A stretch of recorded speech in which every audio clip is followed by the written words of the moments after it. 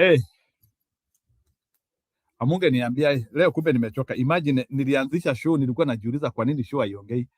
Kumbe ni mimi siongei, and the way I have talked.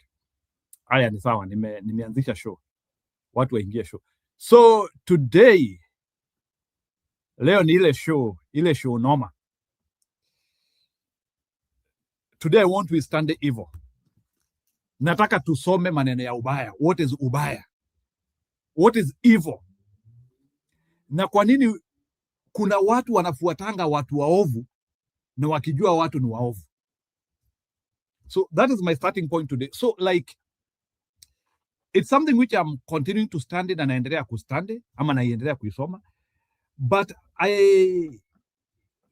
based on many researches which I'm doing, ama ile masomo mingi naendelea kusoma, I have come to realize ya kwamba mtu yeyote ama binadamu yeyote ambaye anafuatanga mtu mbaya deliberately, he is a sick person. It's a disorder. And I want you people to take this one with a lot of humility. Ukiona mtu anafuata Ruto saa hii, huyo mtu ni mgonjwa. I didn't want to say this, but we have reached this level of giving these explanations now. To some extent, we can forgive people who supported Ruto in 2022. We can say that they had no information, things were, they were not aware. Maybe we can take Gachagua statement, walidanganywa, hivyo. But any person in the year 2027, na anasema mimi na support Ruto, that's a sick person.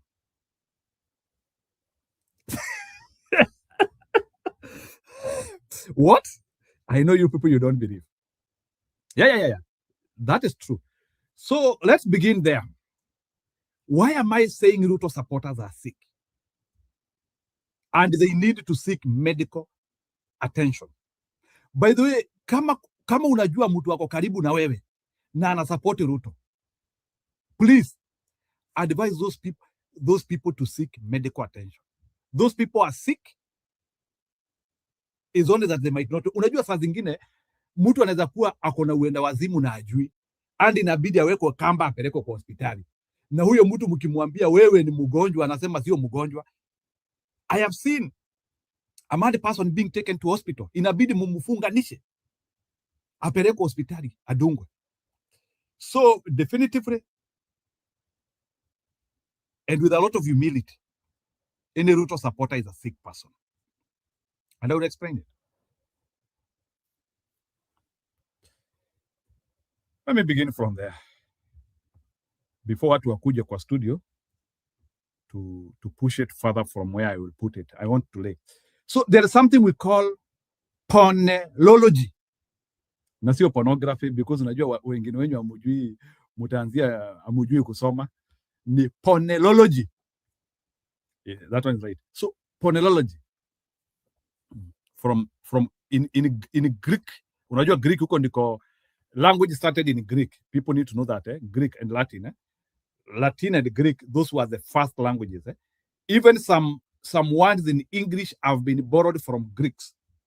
Yeah, the Greeks and Romans. So that's where the language started. So even English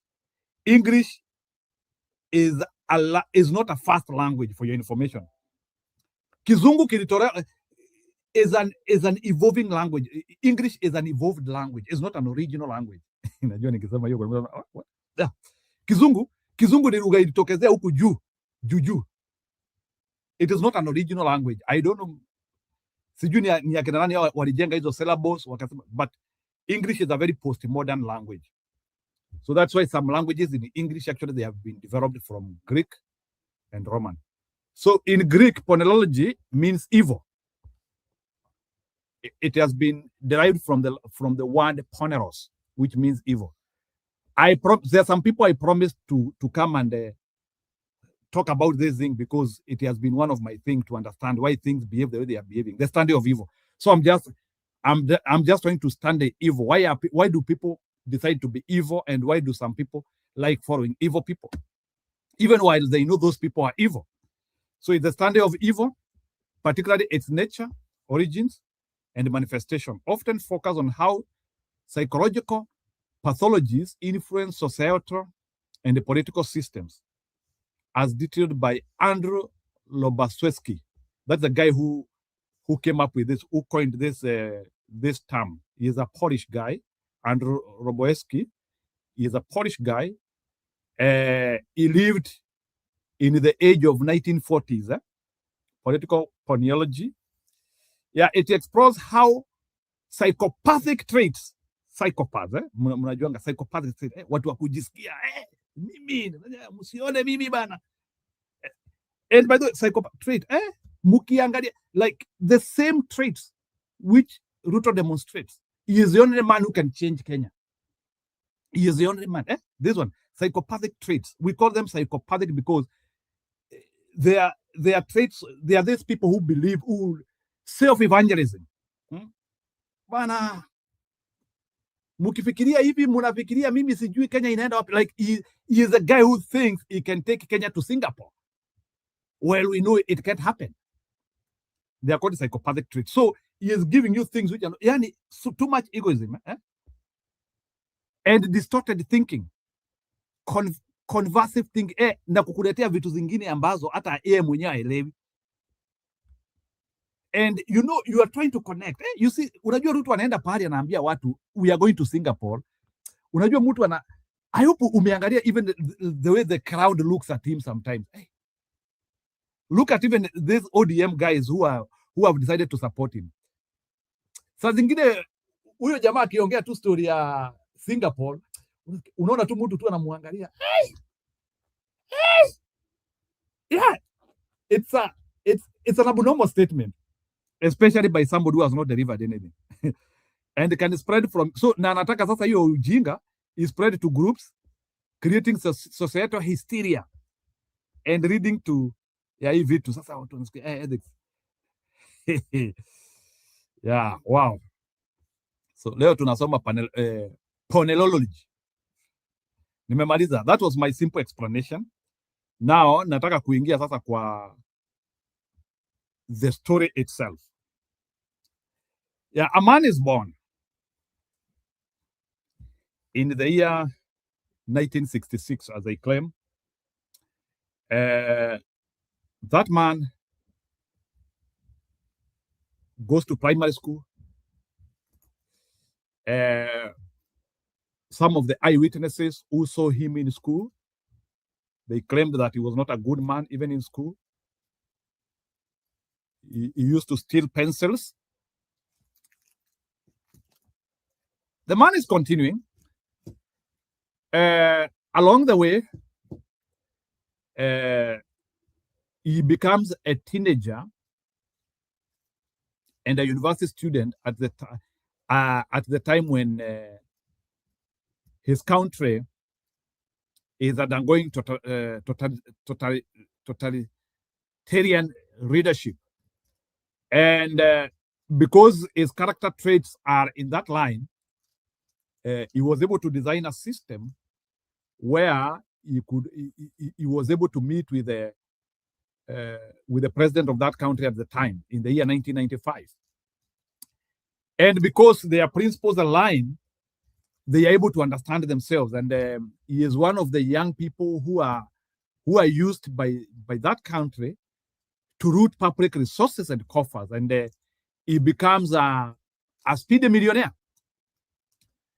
That man progresses in the year 1997 to become a member of parliament. And it is believed as he's becoming a member of parliament, he did it in a bulldozer style, where he had to suppress so many of his opponents. Yeah, the man does not stop there. The man continues in much of the regimes which come later. Yeah, in 2 or 2 years outside the government, he just serves as a member of parliament. Come 2007, when Kenya is having a disputed election, yeah, the man miraculously finds himself in the government as the Minister of Agriculture and later as the Minister of Higher Education, and where he pretends to have done a lot of work. And Along the way, he finds himself in the International Criminal Court, together with the son of the former president. And as fate has it, as the family of the former president is seeking to rescue their child, they decided to do a collaboration so that they can rescue these people together. And in the year 2013, the power brokers of this nation, who do not know how to use their end, they think by catapulting these individuals to become leaders of that country, they will serve them much service. So they decided to destroy a nation by rescuing two people. Unfortunately. And that is the problem of some of the power brokers in the country. It was supposed to be the ultimate reason for those people to be jailed. Because if those people were jailed in the International Criminal Court, we would not be talking of these problems we are talking in Kenya. Sometimes it becomes a natural problem to solve a problem, but at times we say we don't want that problem to be solved. By actually this guy is being sent to ICC, it was God removing an existential problem in Kenya. But because we are like the Jews who were saying they don't want to be ruled by God and they want a man to be ruling them, and they requested for Saul. And Saul came with all the evil. And so Kenyans said, wanataka hawa wanafungwa.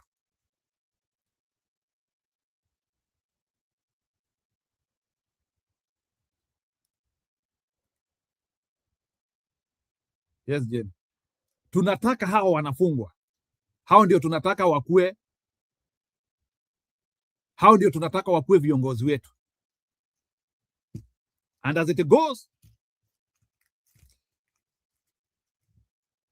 we have a very problematic 10 years of disputed elections, where we have some temporary resolves along the way, where the opposition and the government is able to agree on some working temperament. And 2022, we have the leader of all the evil becoming the leader of that country. And since then, the nation has never been the same again. I needed to give that small history so that people can understand where Kenyan problems emanated from or they started from.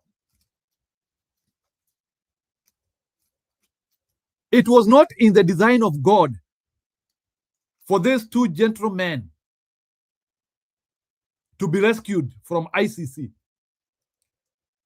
I wish Kenyans allowed these guys to be arrested and jailed and prosecuted without using our power and even claiming that the only way in which we are going to rescue these people is making them not get jailed. If Kenyans are given the same option now, can they say the same? If Kenyans are given the same option, can you imagine somebody who was rescued by Kenyans? He is now committing evil against the same people who rescued you. That's what I'm trying to say. I'm trying to describe evil here. And that is why I'm saying here, as human beings, don't follow evil men deliberately. Evil men will always cause harm to you. Once you truncate and you realize that this person is not good, it's just like I can ask for a lady. I ask so many people, will you follow a serial killer? You know, there is an Onyancha.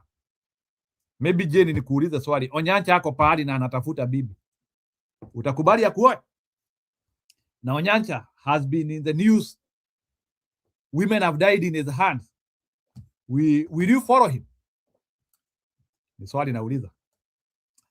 Now, there's a big ask here. Kenyans know what has happened. We are now hearing some legislatures We are now hearing people saying now we want to return back to where we have been from. We are even hearing some politicians saying that we are now returning to that guy.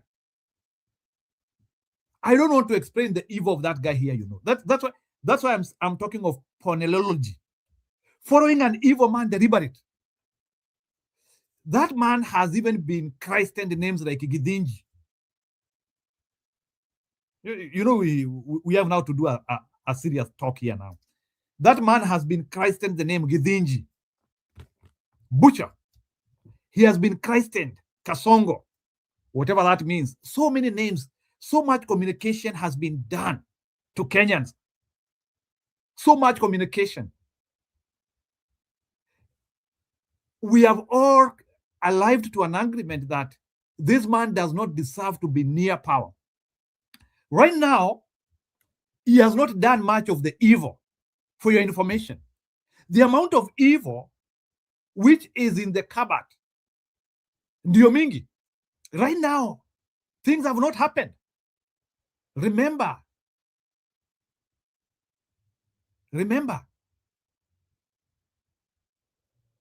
we are dealing with a first time here.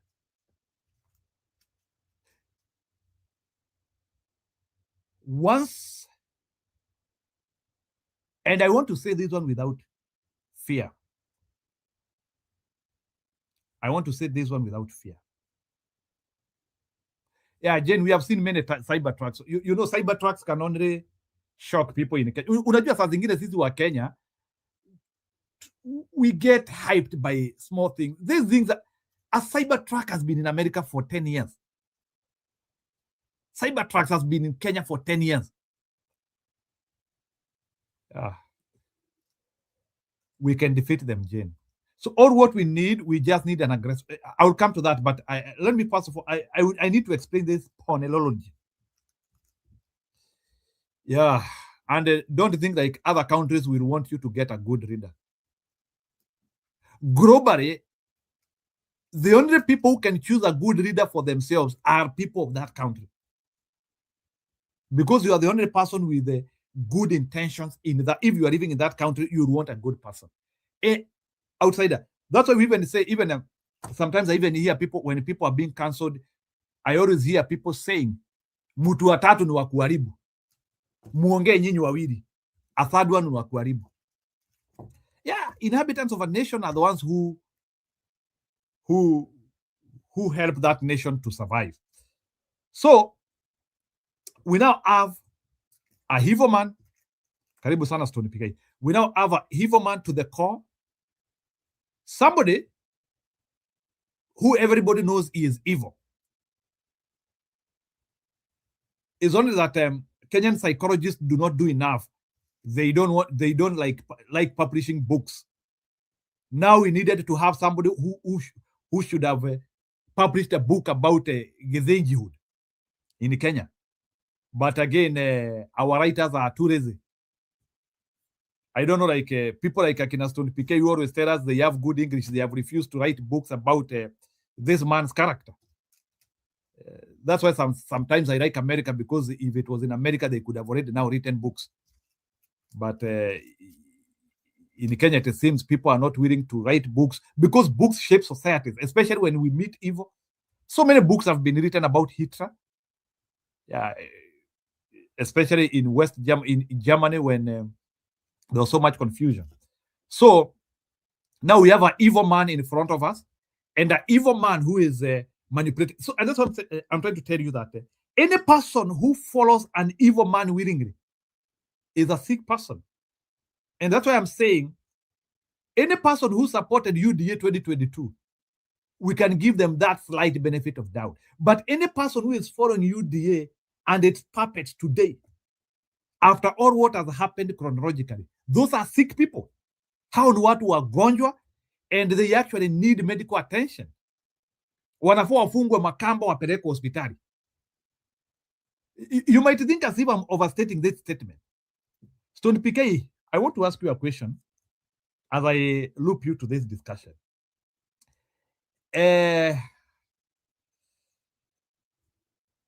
some places in our communities tunakuanga na zile manyoka tunaziitanga etara. Yeah, etara is a python. And sometimes by the way in our communities ile pali etara linakaa kunajulikananga. Like in my place, like pali ikiwa na etara, if there is a place where python lives, tunajuanga. And you always want, hata saa zingine we even put marks. Be aware, there is a python here. So we communicate, we say. Then, Stone PK, I want to ask you a question. Today is a very real discussion.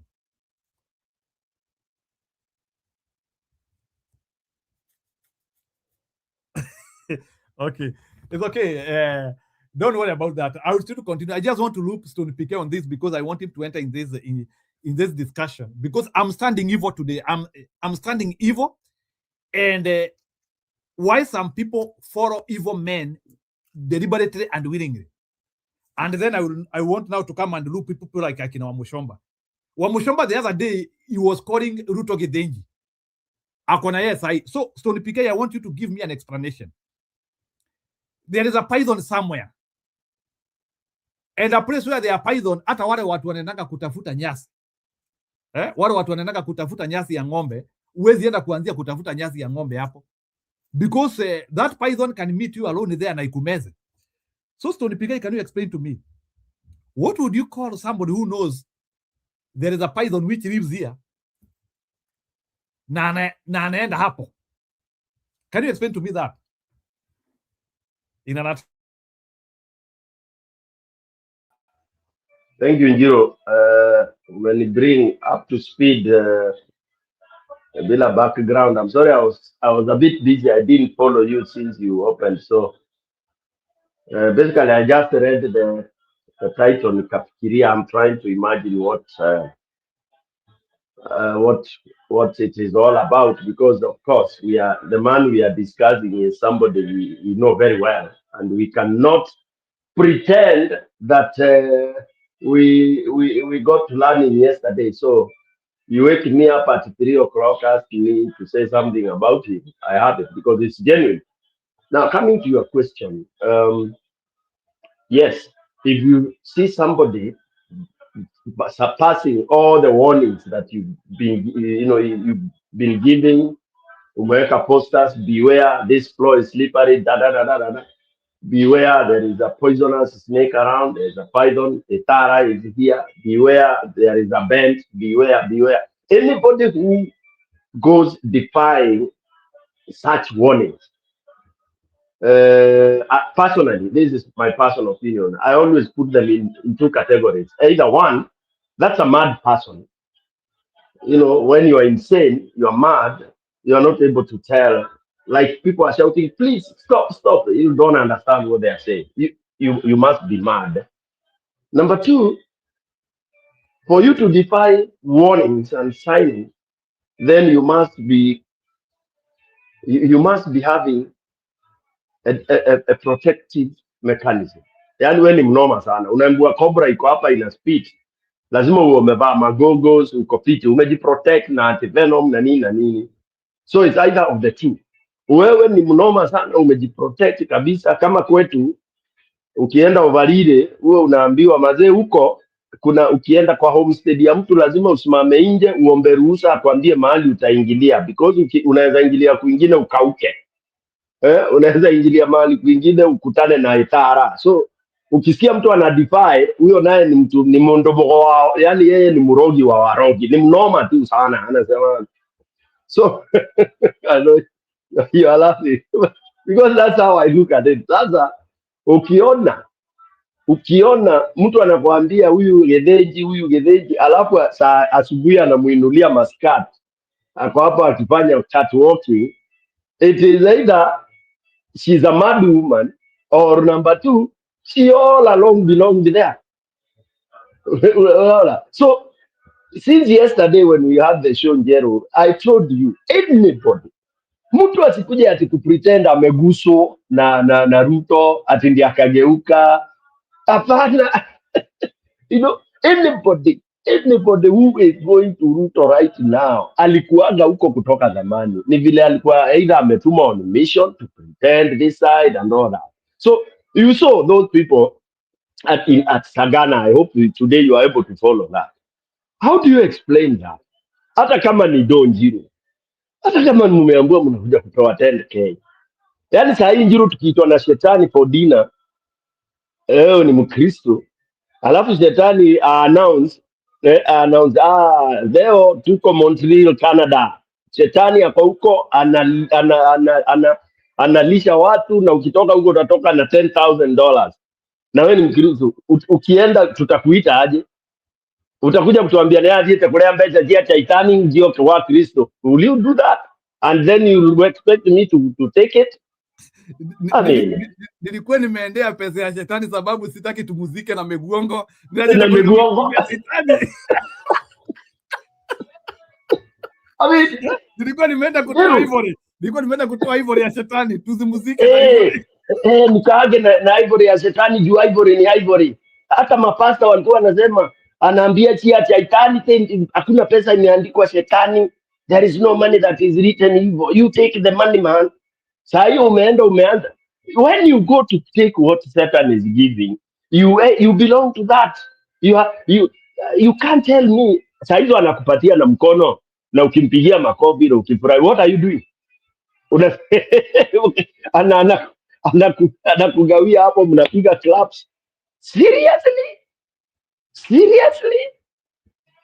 Nilikuambia hii mlima itatuonyesha maneno, ndugu yangu. Look at that crowd, bro. Hata kama utasema paid crowd sijui nini, why do you accept to be paid to create that optic? Stony Piken, and thank you for assisting me in that. Let me tell you the reason why I have decided to stand evil. Because Stony Piken, and I want to use your word, we pretend a lot. There is no any Kenyan now who cannot say that he is not aware of the character of this man. And this man has destroyed all the spheres of our nation. And don't be worried of people who are following Ruto. Na musishturiwe na wale wanaenda kukula pesa yake. I'm just saying now, hapa sasa kama wa Kenya sasa, itabidi tukue na kategori mbili. Wenda wazimu na watu wagonjwa, and the other side of serious people. We have now to categorize Kenyans in these two groups. And let me tell you, me, I've already even labeled, whether you are my relative ama nini, ukinipigia na nisikie ulikuwa kwa Ruto, mimi hata, I cannot do anything with you. Because I know, wewe ni mtu hatari sana. You can do worse to me. Let me tell you, because you are following an evil man deliberately. I don't even think, hata nikikuja kwako unipe chakula kama naweza kukula. Because your character speaks. And this is not about, because as zingine unajua watu wa mlima wako na hiyo notion ya Mungu ati unajua ati hata Yesu ananjesu nu aleza nile na evia. Hata Yesu alikulania na watu wabaya. So Jiro, that sorry, is the card they're using. It doesn't matter. Jiro, yeah. Jiro, I don't want to cut you short. Ndio nisisahau hiyo. Unajua pia Bible tunadanganywa sana. Hebu nipatie mahali Yesu alienda akadaini na mashetani. Where did God dine with Satan? Maybe he dined with the human beings that had been following evil ways. Ni wapi alikaa wakakula wakashare sahani na shetani? Endelea. No. He did not share with the devil, but that's how they place it. Like it was with Zacchaeus, a bad man, who, let me say, a man who was evil possessed. So what I'm trying to say is that Stony Piken, moving forward, I think any man who has no capacity to differentiate, and I don't think it is. Okay, let me take it hypothetically. Any man who has no capacity to differentiate Ruto is a bad man. I think that person is a danger to himself and to the society. Huyo ni mtu, by the way, Stony PK, I don't think huyo ni mtu hata mnaweza simama mupange naye kitu. Let me Stony PK nikuuliza swali kama sahi. Mtu sahi akuje akwambie I'm supporting Ruto. Then after kukuambia I'm supporting Ruto, that's what I'm telling you, by the way, political decisions are very key in some of the things you are doing. And let me tell you, Stony PK, when you are doing things with some people, don't shy away to ask them who they support. Because who you support can give me half of your story. Who you support. Like, for example, Stony PK, if today you tell me you support Ruto, I can track it very quickly. Wewe ni mchawi, wewe ni mwizi, wewe ni madra. Like, there are some things I can quickly position on you now. Hata kama sikujui, quickly. Yani, I can position. Alafu sasa immediately umeniambia, hey, by the bro, mimi niko kwa Ruto sahi. Then alafu sasa kuja uniambia, hey bro, nisaidie kamia. Nitakusort April. No, I'm just saying ni mtu amekuja by the way tu, he is a Ruto supporter, alafu anakuja anakuambia bro, ile bro yako sasa tunapika, hey bro, nisaidie 100k, nitakusort April. Mtoto amenikimbiza mbio hapa. React.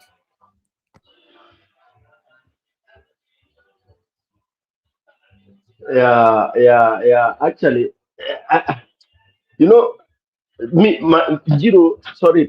me approach it this way. My biggest worry, and I think I am justified to worry about anything that is going on right now. As of now, I'm so worried that Ruto will not lead Kenya as he will be the president. That it's worrying me deep. And it worries me deep, especially when I see how Central is behaving. I know people think times are hard. By the way, those people you saw there, and the Ruto knows. Remember, the most bitter thing is that Ruto anajua watu wanasota na ni yeye anawasotesha. Anataka wasote zaidi such that akiannounce mtu ukuje Sagana una transport ya free na kuna 10k kwa brown envelope Njiru, that uko Kagio na umeambiwa Sagana, ukienda Sagana leo unarudi home na 10k kwa envelope, 5k kwa envelope. Njiru, that temptation is too much kwa mtu ananja. I can assure you that, because even that woman who is selling tomatoes pale Kagio, ile ananunua anapanga za vipango, most probably hata make your profit ya 5,000. Let me finish kwanza. Let me land kidogo ndio unini. So my bitterness, Njiru, is that this devil is taking up. Unajua ni kama mtu ambaye hajakula chakula for 10 days, 11 days. Alafu unakuja unamwambia sasa lazima unanginyombe moromo wako ndio nikupatie, ana unamuonyesha a dish hivi. This person is dying, is collapsing, ama maji. Alafu unamwambia lazima useme Njiru juu ndio ukunywe hii maji. That person will say Njiru juu na ukunywe. So my bitterness right now, such that if I could get Ruto, I would strangle him. It is the way he is using that, which we know is subduing people, making people poor, impoverishing people so that he can dangle the 5,000. Man, look at that crowd in Njiru. That was a crowd of paupers, broke people. And because he has stolen money from them, because they are so broke, because it's the money he has refused to release there, and using the same to kill them. And then nobody, and you really don't know what you can do about it. I'm desperate. Even if I was in the opposition forefront, I don't know how I would handle that situation. For me, I would go the other way, which you know, because this is serious. Umeona mtu hii kinyoka kinakuja kinauma mtu, alafu inauma ndio urudi sasa, akianguka chini uanze kuja unajidai unamuokoa tu kidogo tu, then it is terrible. It is a very bad situation we are in Kenya. Back to you. Sorry, you wanted to say something. Yeah, I wanted to react to something because what we need to do, and because now we have to understand that we are dealing with, and that's why our topic today is very straightforward, Stone PK. I understand the poverty in Kenya is poverty by design. For the first time in the history of Kenya, even farmers, wakulima wa kahawa, wakulima wa majani chai, hawana chochote. I get that. But it doesn't mean we have to collaborate with evil. It doesn't mean we have to collaborate with evil. I think dignity surpasses cooperating with evil. And there is something I want to ask. Now, Ruto has given you food today. What is the assurity which you have that Ruto will keep on giving you food all the time? They don't give you money which can even last you for a week. But are you going to use that as a way of setting your country forever? Or saying now this one is an enough justification that this man needs a second term, even though hata kama analeta hii pesa, and then at the same time uko on the other platform unasema watu wa upinzani hakuna kitu wanatupea. Watu wa upinzani hakuna kitu wanakupea sababu they have no money which they have stolen to come and dishing it the way this guy is dishing it. This guy for the last 3 years, let me tell you, Stony PK, what Ruto regime did. Ruto regime knew that the easiest way to get to power again, to get a second term, impoverish people, take all the money, hold it. Then, wakati wa uchaguzi, and you heard Ruto said it very well some time back. You don't need to be popular all the time. Unakumbuka ile wakati when he was told sometime immediately after he got into power, when some politicians walienda wakamwambia bwana, hey, manze Muzaini kama uko popular. Which one did he use? He said popularity is timely. You don't need to be popular all the time. You look for the time to be popular, alafu hiyo popularity ukuje uitumie, alafu uende. So now what Ruto want to do is he want to have an artificial popularity, a pretense of popularity. So Ruto wants to pretend to be popular. I use your word. A very artificial popularity, hata kama ni popularity ya huu musimu. So between now and 2027, because in the government, hakuna pesa itakuwa inaenda treasury. If there is a year, I can tell you Stone PK, usikuwe na hope ni hii. Kama wewe ni mkulima wa kahawa, don't have hope. Pesa yote ya kahawa itaibiwa. Pesa yote ya majani chai itaibiwa. Pesa yote ya sukari itaibiwa. They will hold it. And then watakuja nayo na mangunia, pretending that they are rewarding us. Wanatupea. Na sisi sababu ya njaa yetu, we will now say that hawa watu ni kama wanatusaidia sana. Ruto anachota, our famous word. Ruto anachota, anatoanga. He will start moving to churches again, hoodwinking, atuweka rufu ya milioni 2 hapa, rufu ya milioni 3 hapa. But he is using the same taxpayers' money which could have been used in other critical facilities. So this is what needs to be done. And that's why I'm saying today we need to talk real politics. Because we have to diagnose these problems and we give them. We have already understood the work of evil men. And this is how evil men do. Or what they want is to lie to you and cheat to you. They present themselves like the devil in the mountain with Jesus there. He understands that, and I don't know why our people do not read the Bible. And I want to use the Bible here as a case study to reinforce our belief and our hope in what we believe in. Jesus is there, very tired and very hungry. 40 days he has nothing. The quickest thing which Jesus was supposed to do was to take the offer which the devil is giving. Jesus is there, is a poor man. He doesn't own anything. He has committed all his life to love God and evangelize. So he doesn't own buildings. He doesn't own anything. So the quickest thing which Jesus was supposed to do was to tell devil, na plani yako ni mzuri. But all that did not matter. Jesus and only one response. you cannot try your God. And mwishoe Yesu akaambia shetani niondoke. It is biblical, and it was at a moment where that man deserved what the devil is giving.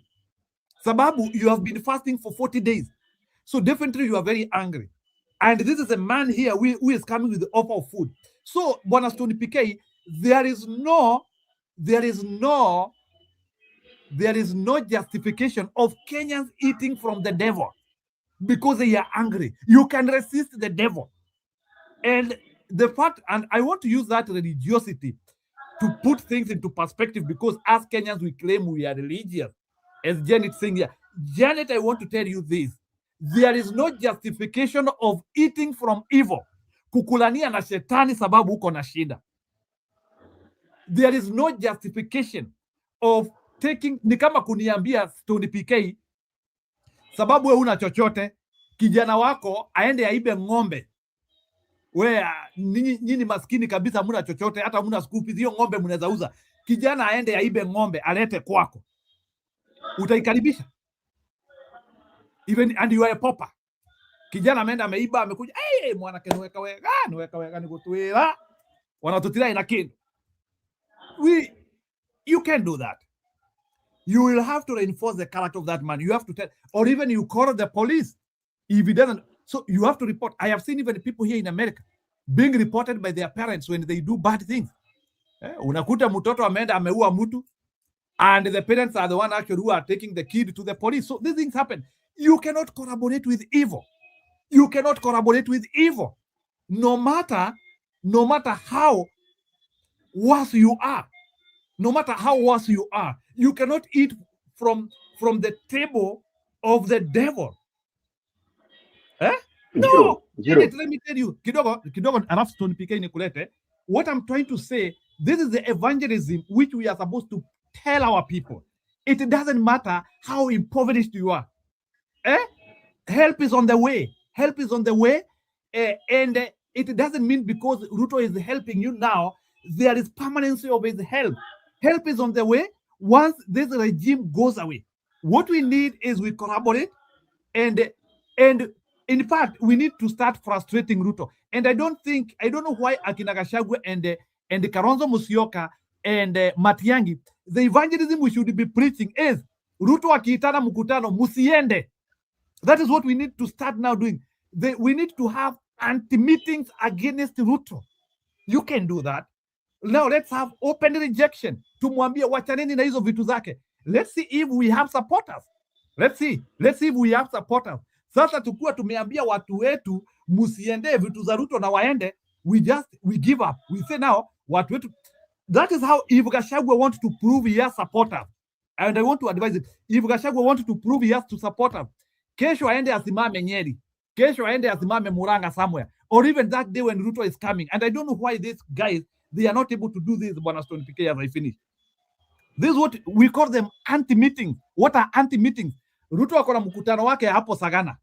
Wewe unaenda unakuwa na mkutano yako 5 kilometers away, where you are telling people our meeting is an anti-meeting of what is happening. So Gachagua has to come out. Whether people in poverty or not, Kalonzo Musyoka, you have to come out, whether people in poverty or not. And you have to tell people, hata Ruto akiitana hapa, musiende, don't go. If Kalonzo Musyoka tells people wasiende na watu waende, then we can give up.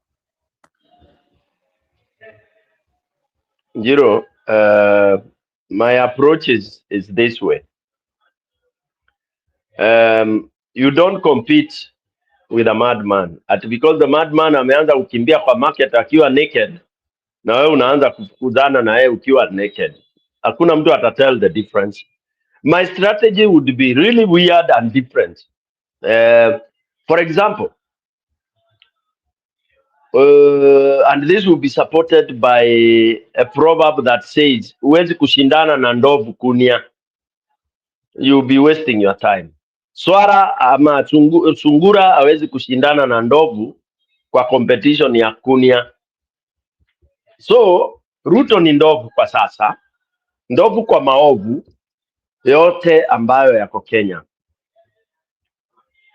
na kama ni maovu, yeye ndio the mother, the father and the king and the prince of all evil in Kenya today. That is known. Sasa, how do you deal with such a person?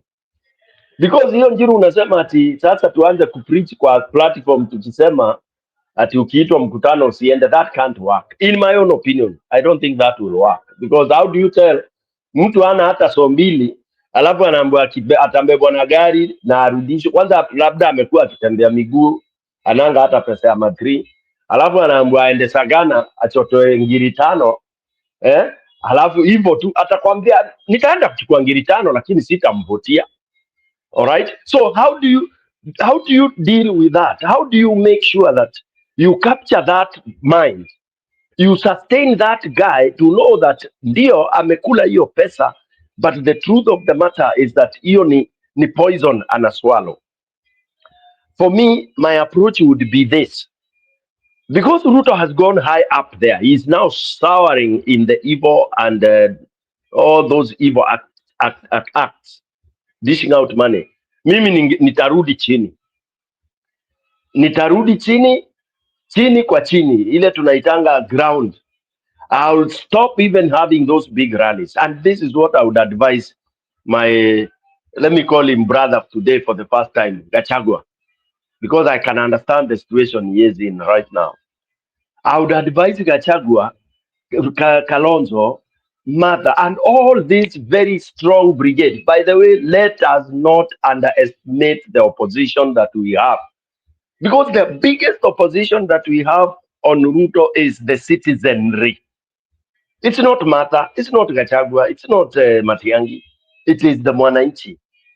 Hiyo ndio the biggest opposition. So for us, is now to try and keep on charging these people. Unaona? Tuwacharge vizuri and we hold them nicely so that they don't scatter if we want to keep scoring high.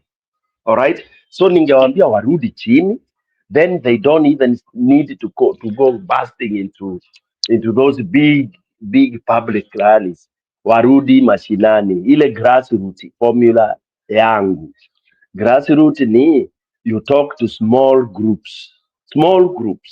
You tell them what we are saying on this platform, please. And it is now going to plead with them and making that mama huyo ako chini to understand hiyo 5,000 ulipewa jana itakupeleka mpaka wapi, na hii 5,000 ulipewa jana si ati ni ya huyo mtu, si ya Ruto, imeibiwa ndio ukienda hospitali saa hii huwezi pata dawa. For me, I would want us to shook a ground immediately, and we make that ground movement very strong. I'm using another term for civic. I mean, we really do that civic. Tuachane na hizi big rallies. Can we all voluntarily dispatch? We go into those small groups from the village level and try to explain to this mama, hiyo 5,000 ulipewa, uliibiwa on the other side.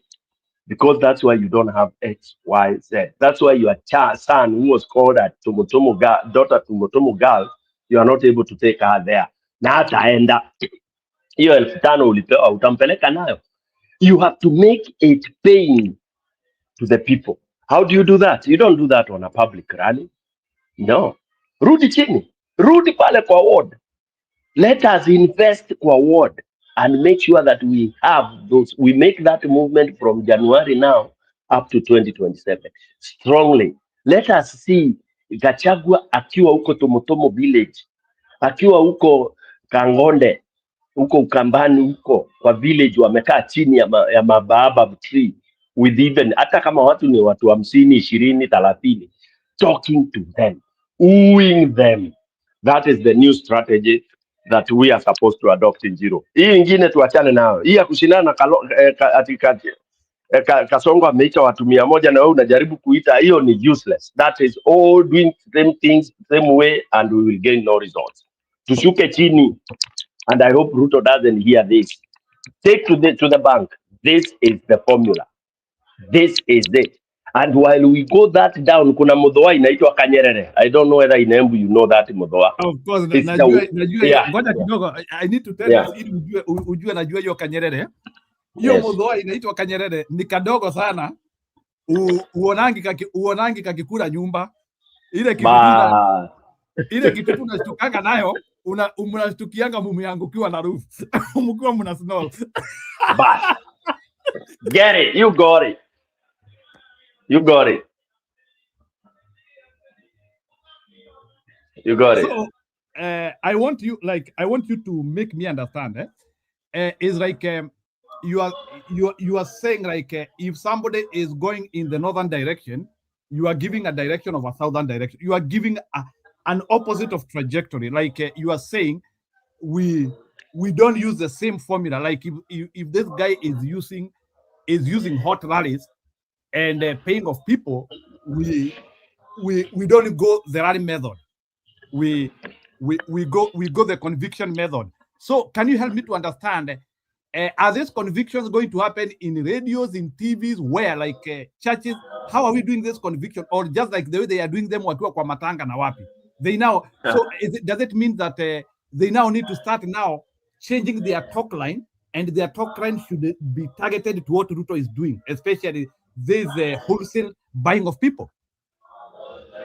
You are right. Yeah, to some extent, but it's a holistic approach. Grassroots. What happens at grassroots level? We have weddings, we have burials, we have kuwata mwana, those watoto wamezaliwa. We have dowry sessions. We have bars where people are drinking. We have discos. We have village meetings, where villagers. We have women groups and men groups. We have social networks that function. By the way, today I was just reading another document. I was proofreading for somebody. I helped another nephew of mine trying to write a thesis. So I was proofreading something, and he raised a very good point. He says we have in Kenya today, and I'm happy he has done that research in one area. In Kenya today, a village utaenda ukute they have more than, there's a village alienda akakuta they have more than 120 chamas. You know what chamas are in Kenya? And as of today, Kenya has now overtaken Bangladesh in terms of what we call chama, the zinaitwa social safety nets, modernized social safety nets, where you have those now hizo chama ya watu 20, 30 nini, which means now there is no one in the community. When I say no one, it's not 100%, but it's only very few people you find that they don't belong to a group, to a chama, to a network of some sort. So those are very, very, and they meet. Like you go to a village, he was telling me on a Saturday. Hawezi ukiambia mtu ati Saturday niko na party, wanakuambia ya Saturday niko kwa chama. Wewe unakuta watu wako kwa vyama tatu. Oh, okay, let me come and help you. Unaelewa bana? Ngoja nikuje. So let me continue with the ponerology. Unajua leo nataka, I want to withstand the evil. Leo sitaki tutoke kwa hiyo bracket ya evil, because hii evil ndio inaharibu jamii. Sitaki tutoke kwa ubaya. Why are people following bad people willingly?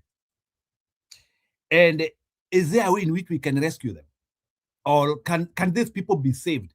Can we put it ideologically that ni pesa wanakula tu watarudi? Can we say that? Is that a statement right? Na wauliza, hawa watu ni pesa tu wanakula, hawako huko. Is that a statement right? Janet, sababu where I know you are a big campaigner ya wacha watu wakula wako na shida. Hawa watu wanakula na akili yao haiko huko. Do you want to tell me that is Kasongo this comfortable that anapeana pesa na pesa yake haitaji reward? Pesa yake haitaji reward. Now, even some of the people we were seeing that, and I think now akina Gachagua and Kalonzo Musyoka, they have now to start understanding some of the people they keep as friends. Mutahi Kahiga ametembea na Gachagua for so long. Leo nilimuona na yellow everywhere. So many people have been working with the Gachagua, and leo tukawaona na Kasongo. I understand. I cannot blame Gachagua. at times opposition is very cold, especially if you are a harlot, somebody who mtu ambaye anataka mambo mingi, somebody who loves corruption. Opposition can be very solitary. I understand. So I have no blame. Hata wale wengine, those fake reasons ambazo zinapeanwa, hata watu wanasema unajua Gachagua sijui anaongea vibaya, they are just fake reasons. You can only be in opposition if you want. In opposition, they are no goodies. Opposition is very cold. Opposition is for strong people mentally. For your information. Hata nyinyi najua kukua kwa upinzani sio rahisi. You fight a lot to be here. There are some favors, maybe there are some favors you might want to get from the government, but you don't want. There are some of these people who are in the government. Kidogo story pekee nakupea. There are some of these people who are in the government. They might wish they want to collaborate with us, but we're on the other side. We cannot do things with them. So that is what at times when you are playing as an opposition, kuna vitu wewe mwenyewe unajifungia. Kalonzo Musyoka, he could be benefiting a lot in the government if he was to join them. But the fact that he is in the opposition, there are so many things he can't get. But it is not for long. It's just for a reprieve. Matiang'i mwenyewe kuna vitu anaruhusu, and I hope all these people, they mean to be in opposition, because mimi sitaki ati we have this presidential candidate, they are in opposition, and then suddenly tusikie kuna wengine wamehama. I hope now we can say that these people, they are stone fixed. They cannot change. So, evil men, I hope there is no one of us here who follow our show here atawahi kuja hapa siku moja kutuambia ati I have now listened to Ruto and I think Ruto is a voice of reason. I don't think Ruto might ever reach a level where he becomes a voice of reason in Kenya. And I think his rejection should actually continue increasing. If there was a time when people should have reasons to reject Ruto, is now. And I will explain why. Number one, right now, open poverty, hata yu maskini, it cannot be squared to him. Kenyans have not been this poor. During Kibaki watu walikuwa wanaona pesa, mkulima ako na pesa, hoka alikuanga na pesa. For the first time in the history of Kenya, this is the first time when Kenyans do not have money in their pocket. And it is courtesy of Ruto. This is the first time Kenyans do not have money in their pocket. And these are the things now which we have to keep on ironing out and telling Kenyans that we cannot support evil men who are destroying our nation. We don't need to safeguard this nation for us, but we need to safeguard this nation for the future generations. And that is the reason why some of us, we burn this midnight oil here. Si ati tunakuja hapa because we don't have things which we need to do. I'm just from somewhere. I was doing a lot of things. Even without resting, I need to show you these things ili mujue some of the things which we do. I have not even rested ama kufanya chochote. Even without resting. Nimekuja tu hapa, acha tu niwaoneshe unajua. Na nguo yangu hapa, nikaekelea hapa kwa kiti with my reflector jacket. Na mfuko hapa. This one. And with my bag here. Without even taking water or anything. Na nikaingia kwa show mara moja. Na sio kwa kujitesa, because I know what we are doing here. That is what we are doing here. Like, we have to be here, whether we are busy or not, because we have to be crusaders of good acts, with the hope that one day Kenyans will agree with what we are saying here.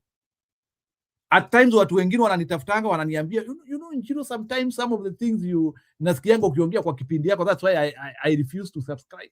Sometimes I hear you saying things, I think you are not talking about Kenya.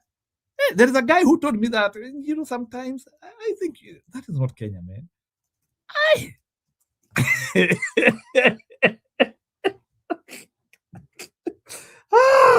My God. Anyway, guys, you know, maybe I'm talking about Uganda. I'm talking about Rwanda. Somebody, a friend of mine told me, hey, I listened to your show, man. Is that Kenya you describe, really? Hey, no, man. Anyway, he's no longer my friend. He's no longer my friend.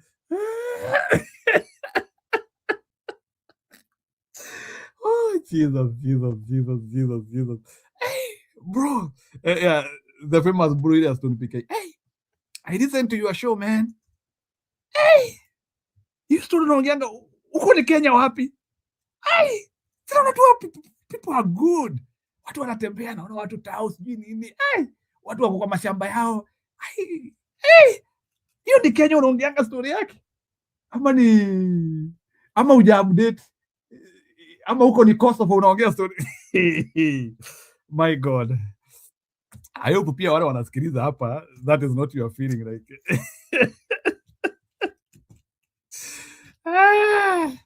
Jesus Christ.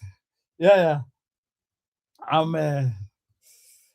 So Janet, I'm also turning to be a sociologist on the other line. So I'll be doing more of sociology than engineering. So I've interfaced that. So I'm now hooking much more towards kuna watu wananionyesha hapa tu wanashtuka sana, they didn't think like at mimi naongeleshanga chuma na mchanga na mawe. That's what I do for my day-to-day's work. I talk to metal.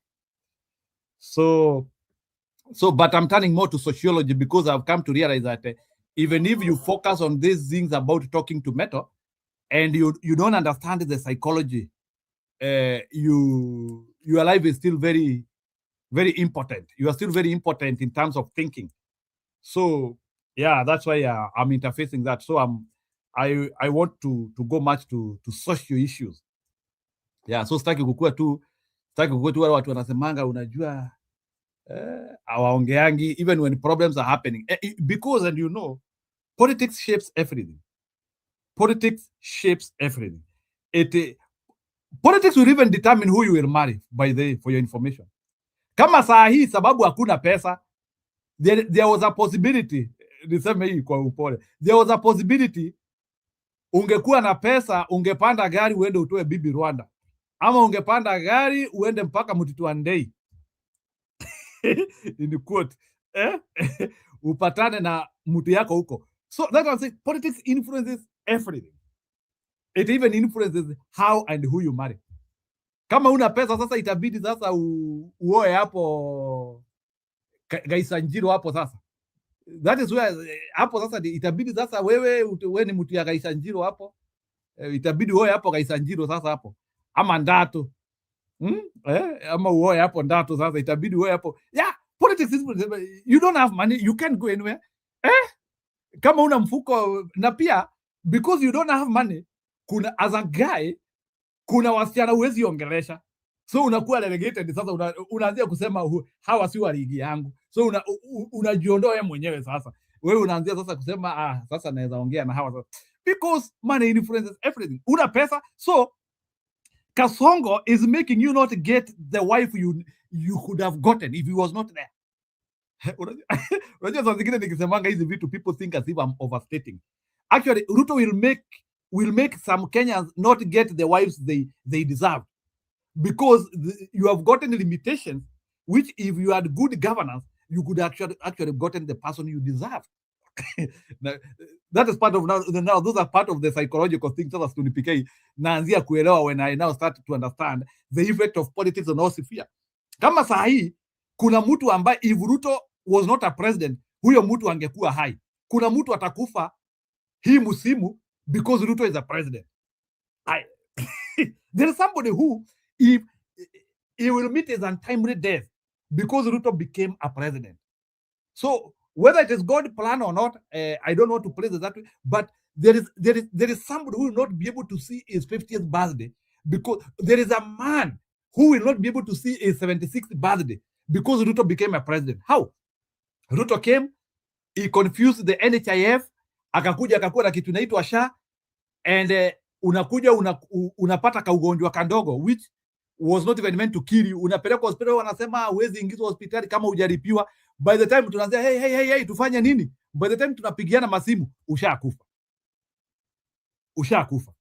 So Jane Muringe and all the other people, poleni sana. Kasongo will even affect your life, including who will marry you or who married you, unfortunately. So wale ambao wanaoa between 2022 and 2027, naweza waambia mungoje. Naweza waambia mungoje. Wale wanaoa 2022 na hii musimu hii, it's a very unreal time. this is very unreal time. Kwa nini Gachagua hatumiangi no, we will reach there. That's why you know, Jane, we are trying to shape this. And I didn't know that, by the way, watu wanafuata issue yetu sana, but the unfortunate part ni many people who are following our show, they are telling me that our show is very complex. I don't know why. Atuongei siasa ya Kenya. I don't know, maybe watu wanataka siasa ya that is the feedback which I'm getting from people. Watu wananiambia like we are a bit complex, like zile vitu tunaongea hapa ni kama hawaelewi. Ukasema really? Yani tumeshindwa na kucommunicate, we have no capacity ya kuongea na raia. So I think Stony PK maybe itabidi muanzie kupunguza lugha, because those are some of the complaints I'm getting from people, that our show is complex. Ati atueleweki. I don't know, maybe I need I get feedbacks from people, so I've gotten that feedback from people. Watu wananiambia hatueleweki, ati like we are, I don't know, but Stony PK, I got that feedback, ati watu wanasema ati show zetu ni ngumu sana, ati people cannot understand. Hata sasa nikashindwa sasa. Anyway, I don't know.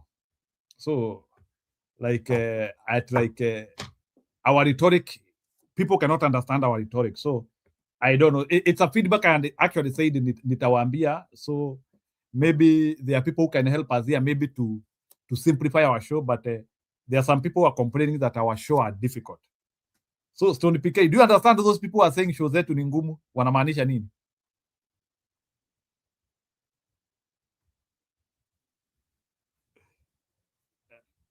Stone, are you there? Ama niendelee?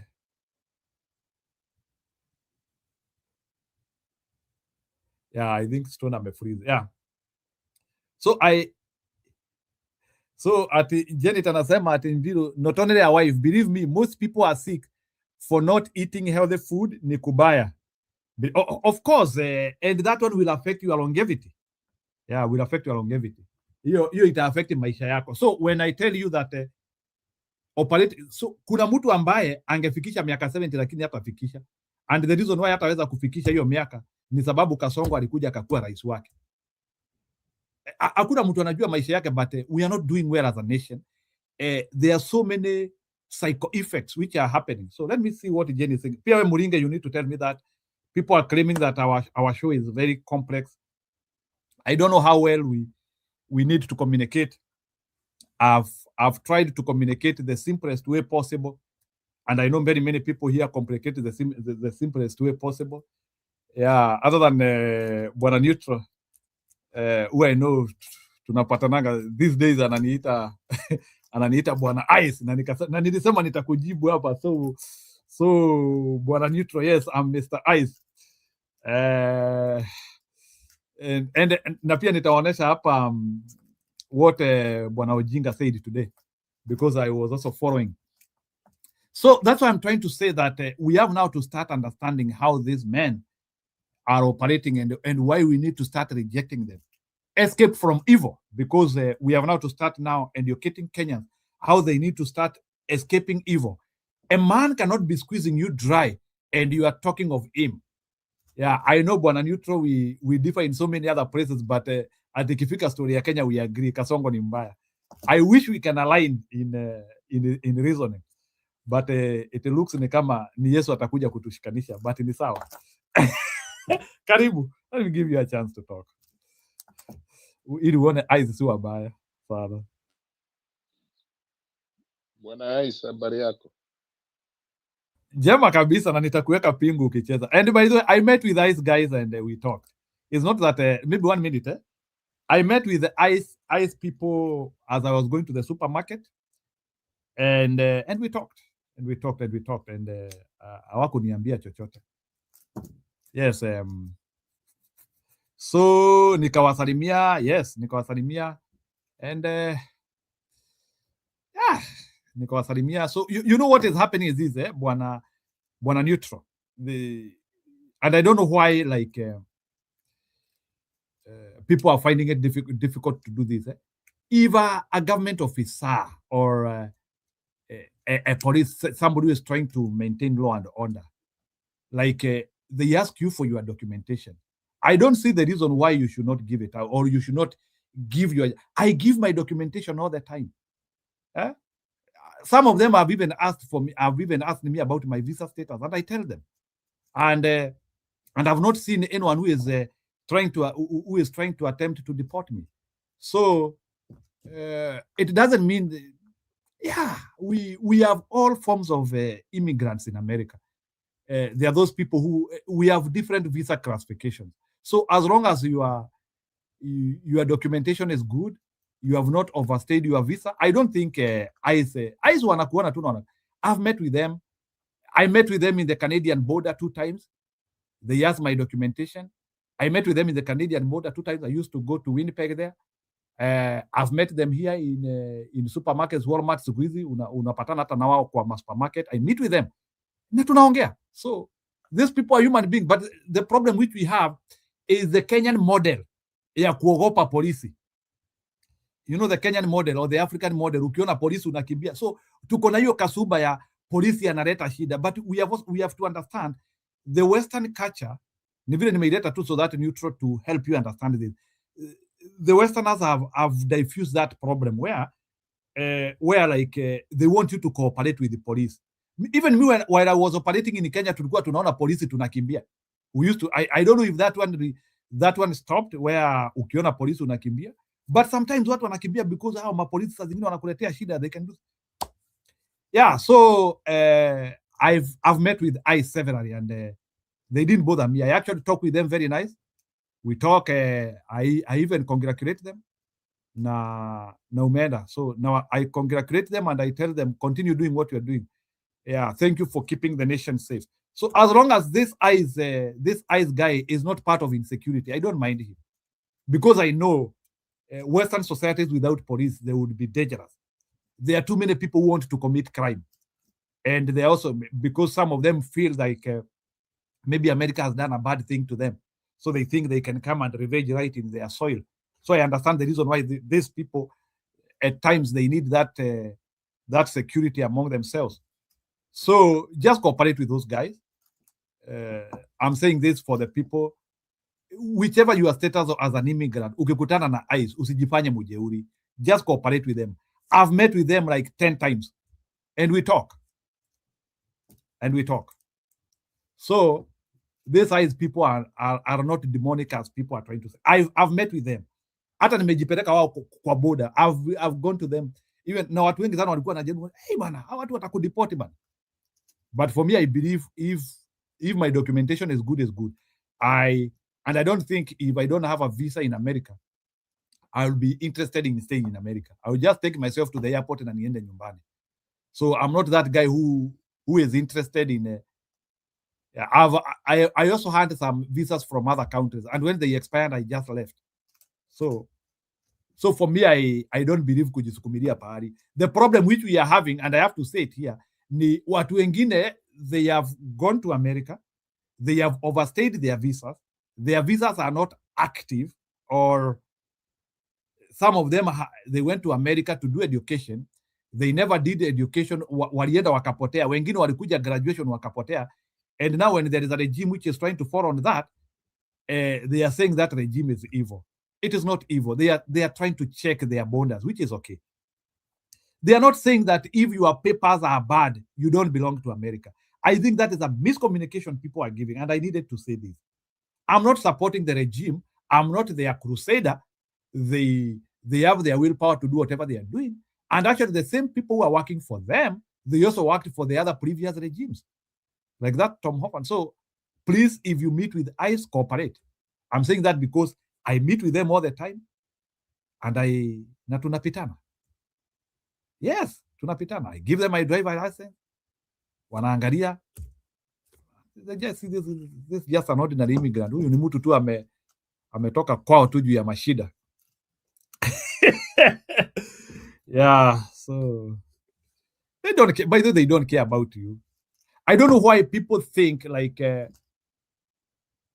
the only thing mzungu anatafutana nayo ni anakutafuta. Yes, I don't deny it. There are those idiot anaweza kuwa anakutafuta, but I don't think You are too small. One man ati sasa ati ni mimi wanatafuta. I don't know, unajua saa zingine tunajifanyanga wakubwa, it's like we are doing, I don't think like ati, I don't think like ati wananitafuta. So hata kama wananitafuta, so what? So in any case, I love my country, by the way. Even if they decided to deport me one day, I will not care. I will not care. I love my country. I will not care. Even if they say like, huyu mtu lazima tumudeport. You go with grace. You go with grace and say, okay, ni sawa. I got an opportunity. I have been with them for this number of few years. They don't need me. Anyway, unajua saa zingine kuna mtu anasema, huyu jamaa anaongea anasema nini? Yeah, Janet, they are everywhere. I meet with them. That's what I'm saying. I meet with them. There's a day when I did a drive of around 700 miles. I did a drive of around 700 miles. So I meet with them like let me tell you, in this life, as long as you can explain yourself, and some of us unajua tunajulikana mpaka na accent. Ukiongea tu hivi tu wewe ushajulikana. No, Belfast, I have to tell you the straight thing. You know, kama makaratasi yako haiko sawa, let's stop pretending. I'm also hearing Kenyans are also saying wale wa Somalia wanatoka Somalia wako na makaratasi. We have now started the same language.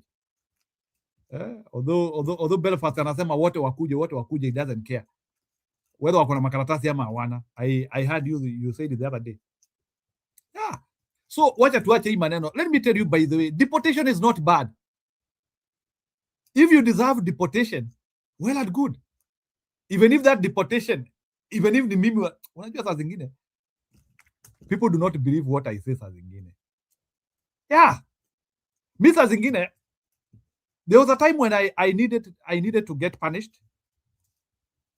This is who I am. There was a day when I needed to get punished. Na nikaambiwa sababu umefanya hivi, this one needs to happen to them. To happen to you. Nikamwambia ni sawa. I think I've done a mistake. I deserve the punishment. Aliyo mtu akaniangalia hivi. If I deserve the punishment, I deserve the punishment. So if I've done something evil and I need punishment, I'm ready to get that punishment. I'm ready. I've done evil. So why mbona najitetea? So you have done this thing, and according to this thing, you are supposed to do this. Yeah. I will not even look for a lawyer. I will not. Na sitasema nawekelewa. So I'm one of those people who I don't challenge something which has happened to me. I don't challenge. If especially I've committed that. And I will give the example of that. I will give an example. You know, I like giving personal examples. Yeah, this is what I did. I'm not supposed to talk in the car when I'm driving. Especially kama na drive gari ya kazi. So usifai kuongea na simu. I'm saying. Then so all the AI attributes in that car recorded me. And actually I picked that call for around hiyo simu nilipick for 3 seconds. Nitakupigia. That's all what I told that person. I will call you. I'll call you. I think the call, I was being criminalized for a call of 4 seconds. I have to tell you this because I like talking about this because so na kuna rules and regulation. If you do this, 1 day suspension, no pay. I'm saying this because it happened to me. But you can appeal. You can say you can appeal. So okay. So mimi nikakuja sasa the system ikatoa hiyo violation. So system kutoa hiyo violation, so nikaambua hiyo violation ni. Then huyo mzungu akaniambia unataka kujitetea? Nikamwambia no.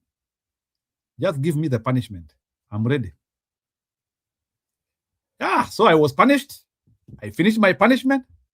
Na nikarudi. So and it became a learning example for everybody. So I don't understand the reason why people are not ready to suffer from their own mistakes what they have done. We are not ready to suffer from what we have done. I don't understand. But anyway, it might be my mentality, but that is my mentality. That is how I've been captured, and that's how I am capturing myself. I'm ready to suffer if I do something wrong. Yes, Belfast, endelea.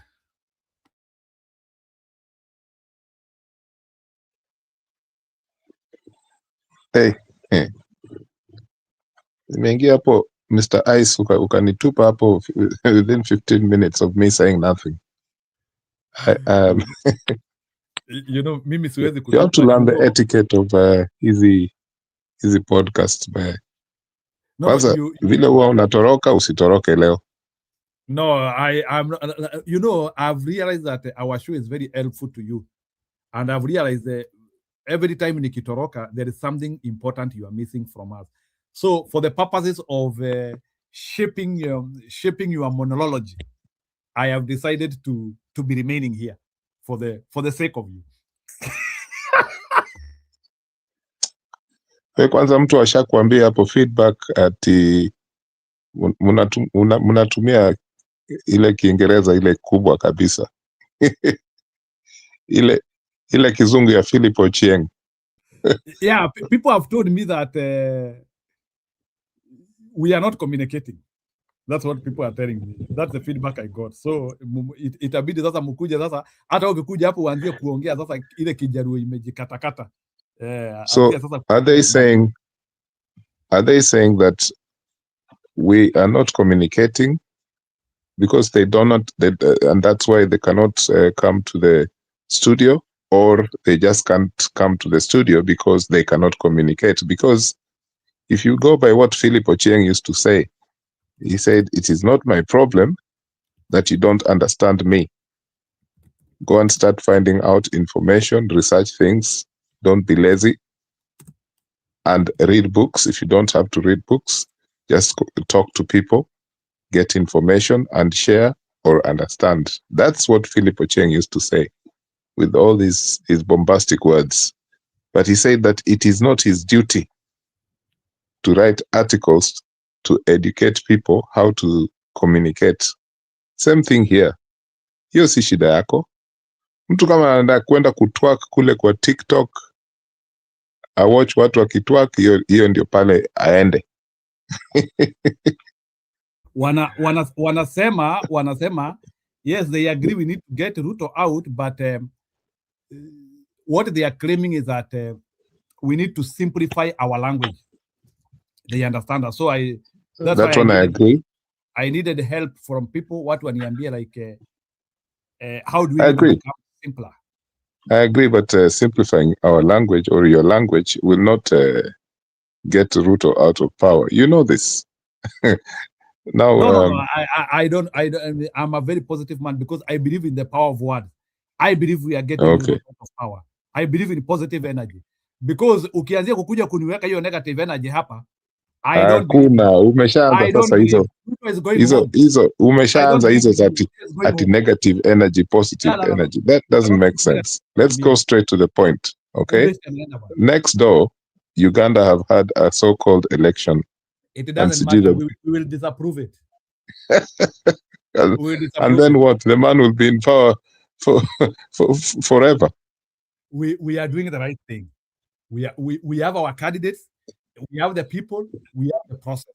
The process has to define. Uganda walikata mpaka internet. So tunataka Ruto akianzia na kukata internet. Question number 1 hapo. We need a verifiable election. The Ugandan one is not verifiable, but no one is bothered. And we cannot get bothered for them. Washakubali na ni sawa. So wacha ya Kenya ipike, wa attempt hiyo sasa, we start doing our things. Yeah, so okay, let me give you some comparisons. First of all, can you confirm to me that Ruto is going? You cannot come and tell us ati najua jamaa. Si mimi sijui. Officially, people would have managed to remove him through the ballot. Officially, they are going to rig. So you know this, and I know this. When you have an election which is conducted by ballot papers that are being imported every 5 years or 4 years, you know that is a disaster. You start with that. Only that is enough to inform you that the elections will be rigged, because it is the statecraft that will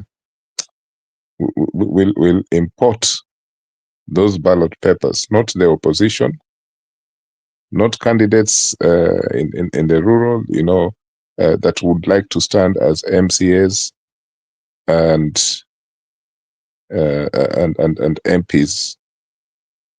This is the first major problem.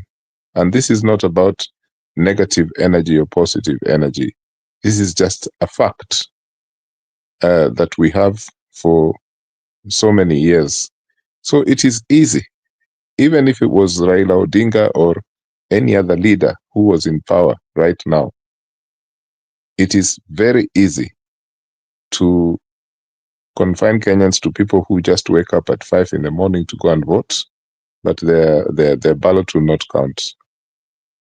We have sat here for a long, long time, even in the previous Mutembei show, and we were trying to find out what is the best way. So I don't think it is possible to remove Ruto from power if we still have a system that is weak.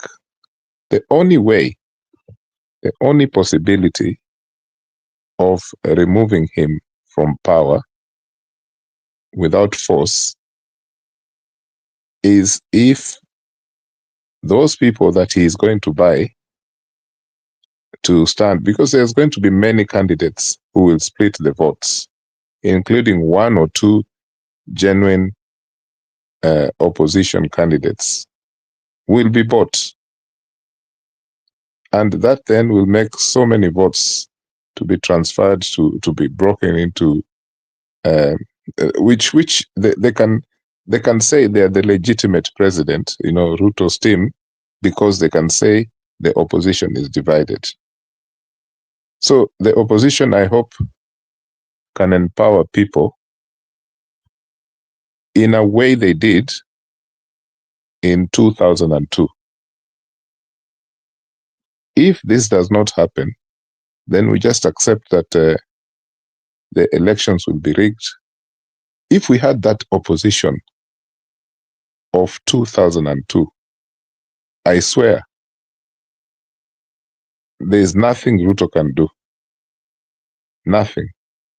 Because you hear people now like Matiang'i, the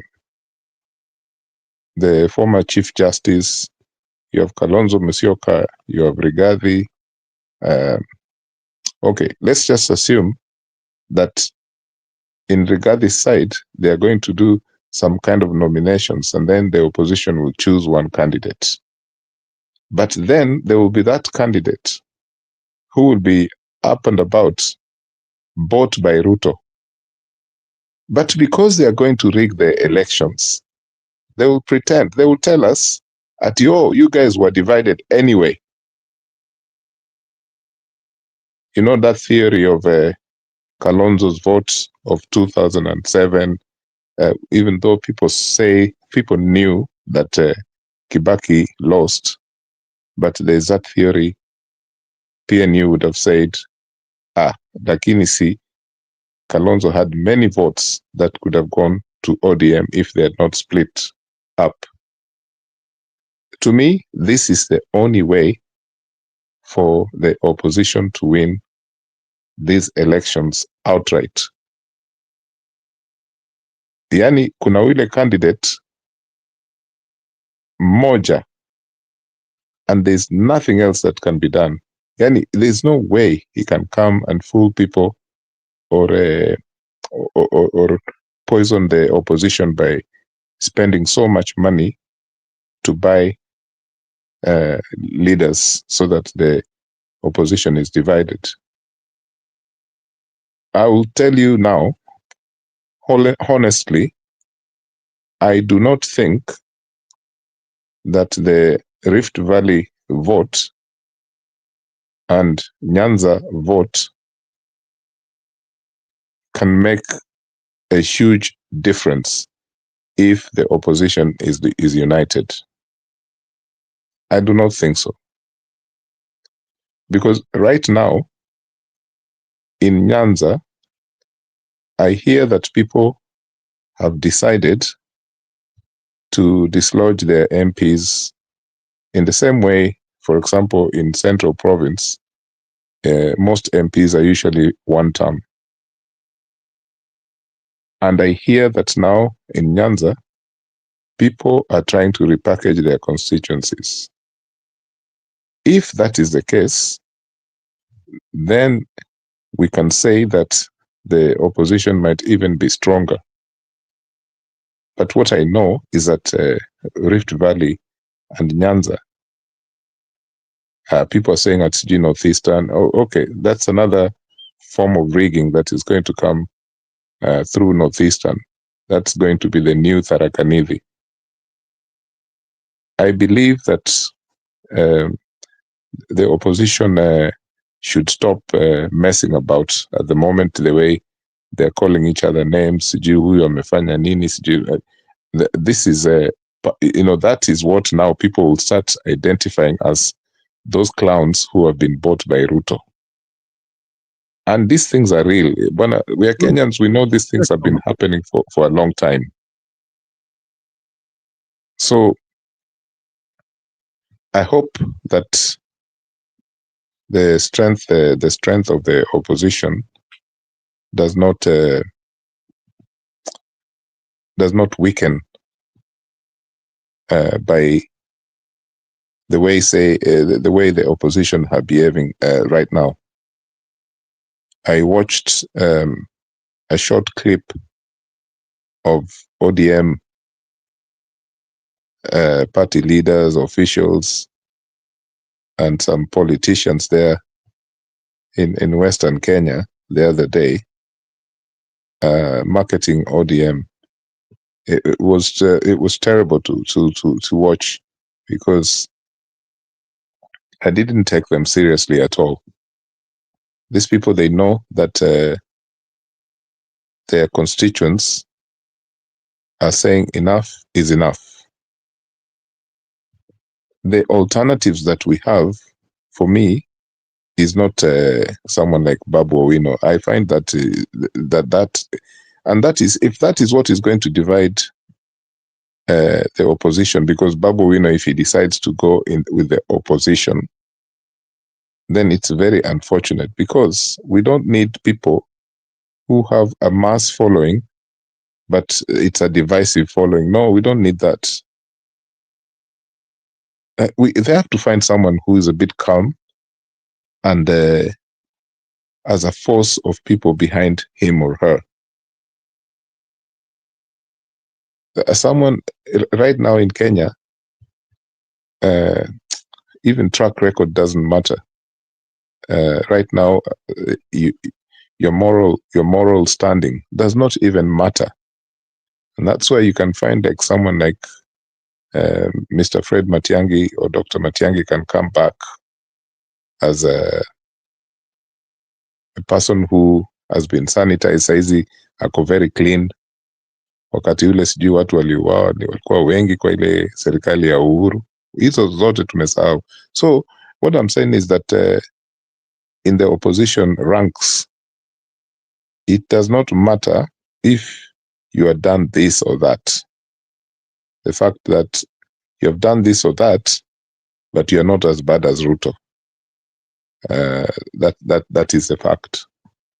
So if they can work with that trend in their mind and somehow manage to sell it to the public, they will win these elections outright. Over to you, Stony. Thank you ndugu Eli. Again, huyu engineer, wewe mtu wa kamjeshi ni aje? You are not monitoring your discussions. Wewe ndio moderator. You are not monitoring bana. takuja hapa kutuuliza maswali ingine na tusha deliberate. Have you monitored Eli? Na ameongea vitu zingine za nguvu sana, because why ninaingilia my engineer here, mtu wangu wa mkono is, you know, I don't want to spend time here like we've spent before without ule jamaa wetu pande ile alikuwa anaita msururu. Msururu is a continuous something, yani unaweza ifuata upate kichwa, unafuata nyuma unapata tail. Now what we are trying to do here, it's not lamentations. We are suggesting to these people, because Jiru was laughing one day, sijui ilikuwa ni podcast gani tulikuwa tunafanya.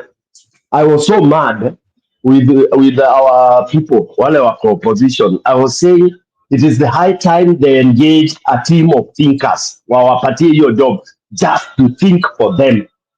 Jiru akaniambia, elaborate, what do you mean bwana? These people have brains. Nikamwambia, not everyone who has brain uses it to think. Thinking is ni kazi. And for those of us who are fairly exposed, we know that even organizations have a team whose work, I'm using simplest language. There are other technical languages they use, different organizations call it differently, but me naitumia in the simplistic manner to communicate as you had indicated earlier. Ati watu wa kufikiria kwa kikwetu kimbere and magu ishiria. Yani wewe unaamka asubuhi 8 o'clock, unakunywa chai, you begin to think about a project that you have. It's different from somebody telling you I'm a doctor so and I know what I'm doing. That is very different. Huyu mubaba ambaye anaenda kukamua hiyo ng'ombe, saa zile anakamua hivi churu. What is running in his mind? A thinker will not even be realizing hiyo ndoo ikijaa maziwa, because a thinker has a subject, something serious is thinking about.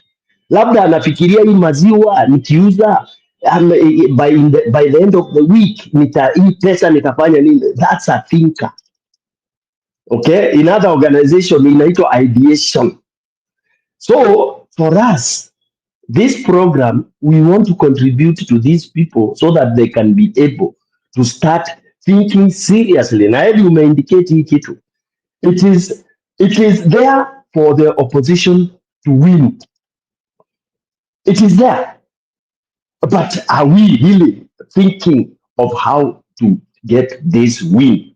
Bearing in mind all what we have listed, the rigging, the what, you've seen what has happened in Uganda and all that. That's why I'm saying thinking is key. Because in thinking, you do what if kama zote. Na unazipatia solution. Ikifanyika hivi, tutadu hivi. Ikifanyika hivi, tutadu hivi. Unazicheki zote toto hapo, if you really want to win. And there is no way in thinking people leave it to God. Sorry, I'd have to put this very clearly. Because it is not God that will come to stop Ruto from rigging. Hapana. So, whenever you are saying this, usipatie position hiyo, useme sasa basi hapo tutaachia Mungu. Mungu haachiagwi. Mungu anaulizagwa. Mungu huyu mtu anakuja na amekuja amebeba sword. God, mimi nataka kubeba bunduki. Nipe nguvu. Then you are talking. But you don't just say, huyu mtu sasa nimesikia atakuja amebeba sini, atakuja amebeba nyundo, sasa mimi Mungu, mimi utanipa tu nguvu, sina la kufanya. You will be killed. You will perish. And that will be the end of you. Now, let me come back to what you have expressed very serious issues here, Ellie. You know, you've told us about a candidate being bought and all that, which is obvious. It will happen. Okay? Now, Akina Babu, we know. They will come here thinking that they're gonna win, meaning I'm popular. I was watching one of the interviews here, wakiwa na JKL. The confidence in that young man is overwhelming. He has forgotten who Ruto is. He's saying, oh, the opinion poll is showing that 90 sijui ngapi percent he should go for presidency sijui nini nini. Nikaona hii ni utoto tupu. Sorry to use those terms. Of course, I respect Babu. Did you hear? I think it was the Jeff Koinange interview. Yeah, Him and Didi. JKL. I even sent my comments there. You know, they read two of them. Yeah, you know, Okay. I found two nursery school kids playing in front of A-level boys. I mean, that's how I would equate. Well, hapo You know, kwanza nilisikia Babu akisema ati you know, sometimes these journalists, even them, they are funny. They allowed Babu Owino to say that he has received over 8 million emails and texts from at the inbox. Yeah, inbox. Yeah, surely. And Jeff was there saying, yes. Jeff Atayamed, I think he's expired as well. How do you maintain such kind of nonsense in a very serious, highly watched nini? I expected Jeff to guide, but he was overwhelmed, overjoyed, saying, "Yeah, you are the people, you are young, you are the best." They could be mediocre. These two people, give them president of this country. You will see the worst you've ever seen. Mutaanza ku regret, because I know what inexperience means. I know personally.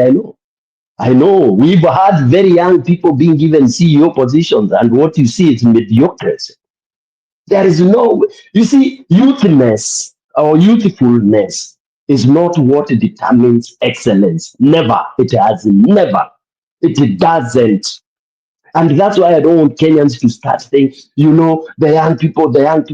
No, it is the brains and then exposure and experience. Those three Kenyans, please, tushike hiyo. We have youth, we have old people that are mediocre. And we have old people that are superb.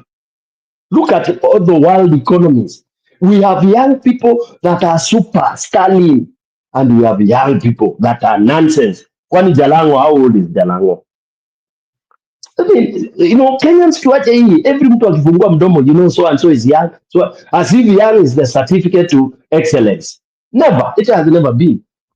I have a team of young people in my whatever I do, and some of them are mediocre. Some can't even write a 2-paragraph to explain or to even make a day's report of what they have done. Then you tell me such kind of what is it? You see, I don't want us to sink into that, thinking that we need young people to do X, Y, Z.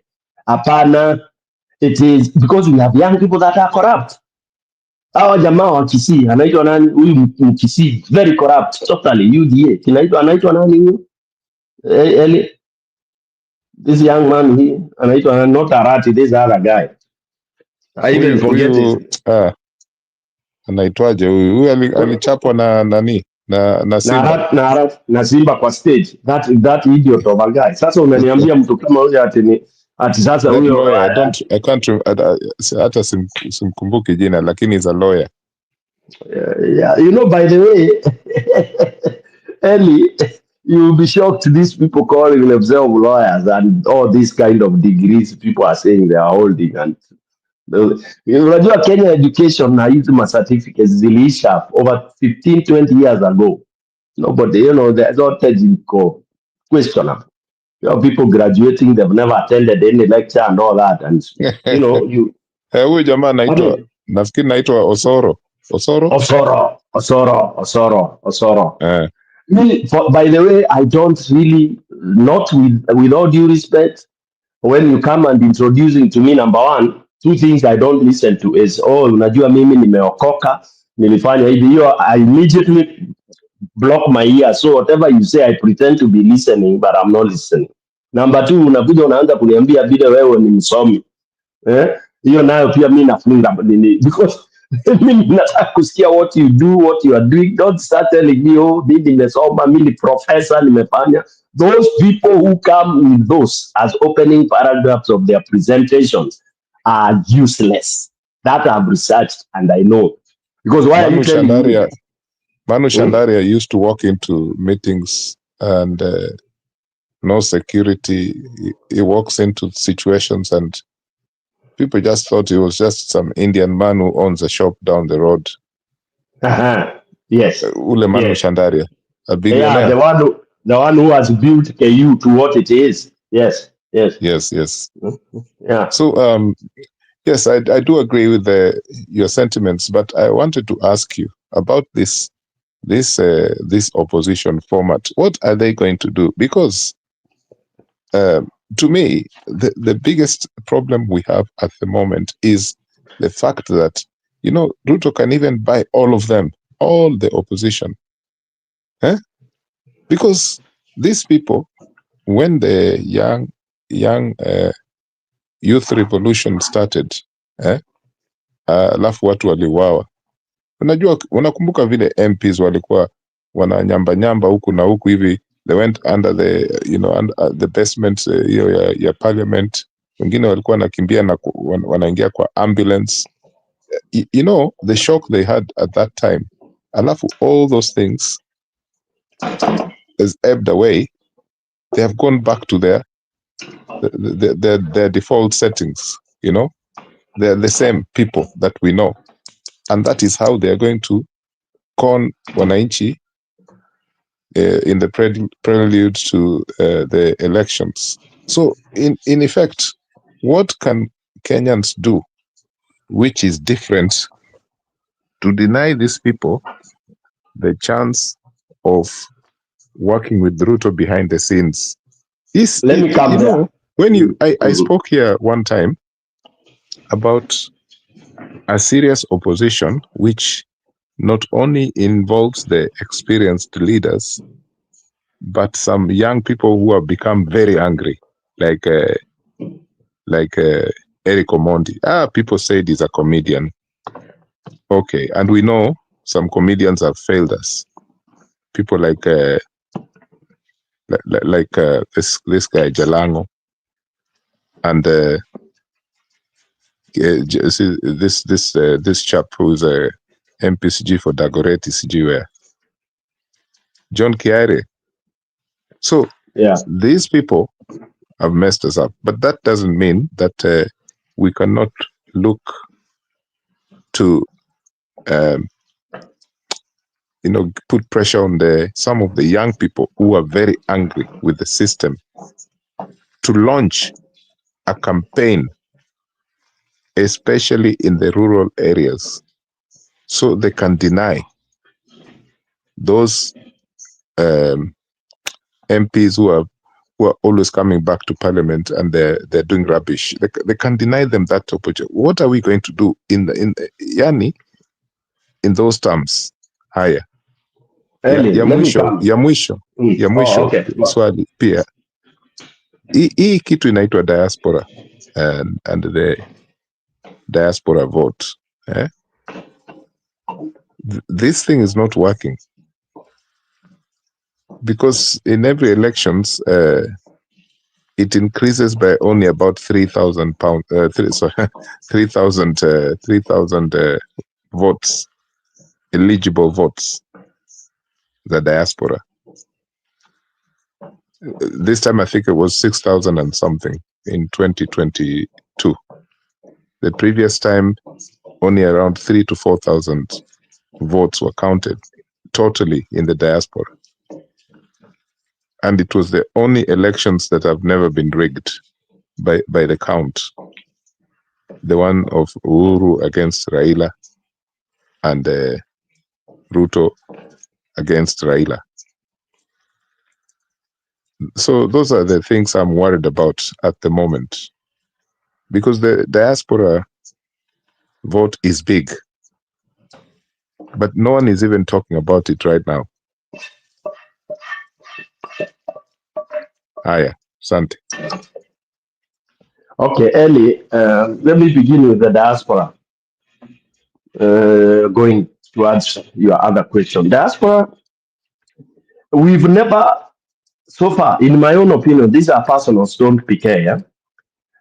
When I studied the support and everything about diaspora, I have come to a conclusion that diaspora is such a power that can make things change. Like I have colleagues from other countries who have formed whatever diaspora, whatever, and they have really influenced things in their country. Kenya's diaspora has not influenced anything politically. Yet the potential is huge. I always give the example of the hand grenade when I want to describe about Kenyan diaspora. The hand grenade is nothing until you pull off that pin. Ikiwa pin bado iko on, hata ukitupa hapo mnaweza icheza kama tennis ball. In quotes. So diaspora is so heavy, potent, but pulling and plucking that pin is the formula we don't have. Hatuna, because ask diaspora, what is it that they have ever influenced in that country other than hii kusifiwa, oh, tunatuma pesa nini nini nini, but one single direct influence that people can feel, wow, hapa ni noma. I'm challenging diaspora this time around. We have to focus. We have to focus where our effort is going. Because I realize in some things you find diaspora, they can quickly support maneno kabisa kabisa, and it happens, but very scattered. And you know, when the energy is spread all over, then it doesn't even have an impact. So for me, I always suggest as to PK, diaspora has to decide, do we want to have even, for example, support candidates from all wherever? Do we want to support a candidate from whatever, at whatever position or level? Do we pick one of the candidates that is very probable, and we shed off some of those comments that we have? Because as I keep on saying, and earlier you have indicated, hakuna candidate utapata 100%. Bobo Wino is getting all those accolades. Yes, he attempted to kill a very innocent person out of garbage. And the temperamental situation. Is that the kind of a leader you really would want? Of course, I know he has matured, he has regretted, he has done that and that and that. But there are some activities you do in life that will linger with you all along. You'll have to do a lot of work to really show that you can never do that kind of a thing anymore. And I'm happy the way he reacted when they met with this other Mukora, when they were arguing in the bar hapo anafanya hiyo. So for me, any leaders who confront themselves at that level is an X for me. I put you on the side. Because knowing at the position you are at, you should now start to know how to manage yourself. Because that is what you are supposed to do. When you give you presidency, you will be provoked to the highest order. The provocative level will be just too much. Hey, Fiti. Oh, nilala bana. Nilikuja nikakuita sikukuona. Ulikataa ulikuwa umelala kabisa. Ngoja na kama oh, sorry Eli. Acha nikwambie. Yes. Unaona, I cannot remember which country tried this. It was some African country. So I think it's a country in West Africa where majority, the diaspora people were putting pressure on local voters back home. And they were saying radical things like, musipofanya hivi kwa hii election, sisi tumekataa, atutumi pesa. You know, it might sound like a joke, but in economic terms, money that comes from abroad from Kenyans is big money, which actually, unless it's I don't know, I'm not talking about the laundered money, but I'm talking money that comes from Kenyans. Hii tuseme, hakuna kitu inakuja huko. We can say that even maybe the last 2 months before the elections. And we can say that many months before the elections in terms of voter registration. But the last 2 months or the last month before the election, tuseme wewe, sisi tunawambia, and this thing goes to the press. It's like a press release as well, where a team of Kenyans in the diaspora, they will release that. statement and say, you vote for Ruto, or you do this, Yani, we can even say, if Ruto comes back to power, and now we are saying whether he rigs it or not, kwendeni huko kabisa kabisa. Hakuna pesa inatumwa nyumbani. We freeze. Just the way IMF, World Bank, they freeze the loans. As we freeze the money that goes to Kenya. Watu wamekataa kabisa kulipa.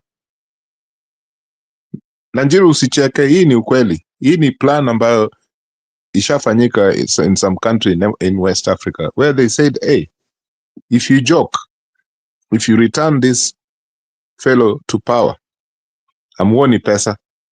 Watu wa diaspora wakisema hivyo.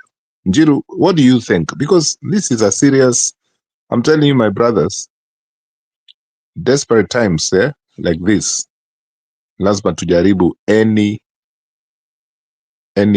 possible avenue that can help our people. Na unajua vile watu wa nyumbani huwa ukiwaambia situmi pesa yani mwili inatetemeka huko, unasikia mtu anajikojolea ati tafadhali tutumieni. Hata wale wafanya kazi ambao uko nao huko pia watasikia vibaya sana. Tuseme hata ni wale watu ambao wanakufanyia kazi huko kwa project yako ama project zenu, unawaambia tu kinagaubaga, nyinyi mkifanya hivi sahau kabisa, hakuna pesa. Shauri yenu. What do you think? Yeah, let me finish my. I was trying to follow some of the comments you made there, and I'll also go there. So I was trying to say that the potential of diaspora, which you have now, you have addressed, the potential of Kenyan diaspora is huge, but it has to be well organized, and then there has to be visibility. Visibility is like this. We can pick the candidate we feel is getting more traction on the ground. What would be wrong to even have a special funding to support that candidate, whether it is in terms of your visibility, in terms of these rallies, you have that Kenyan diaspora support for XYZ. Like when we were doing for Azimio, watu walikuwa wanafanya chini ya maji, which I was so mad about. Why do you want to go chini ya maji and you are surely you know who you are supporting? If you are supporting Stone PK, why are you shy from saying diaspora for Stone PK, diaspora for so and so? Such that when you have that big rally, you have that big track there.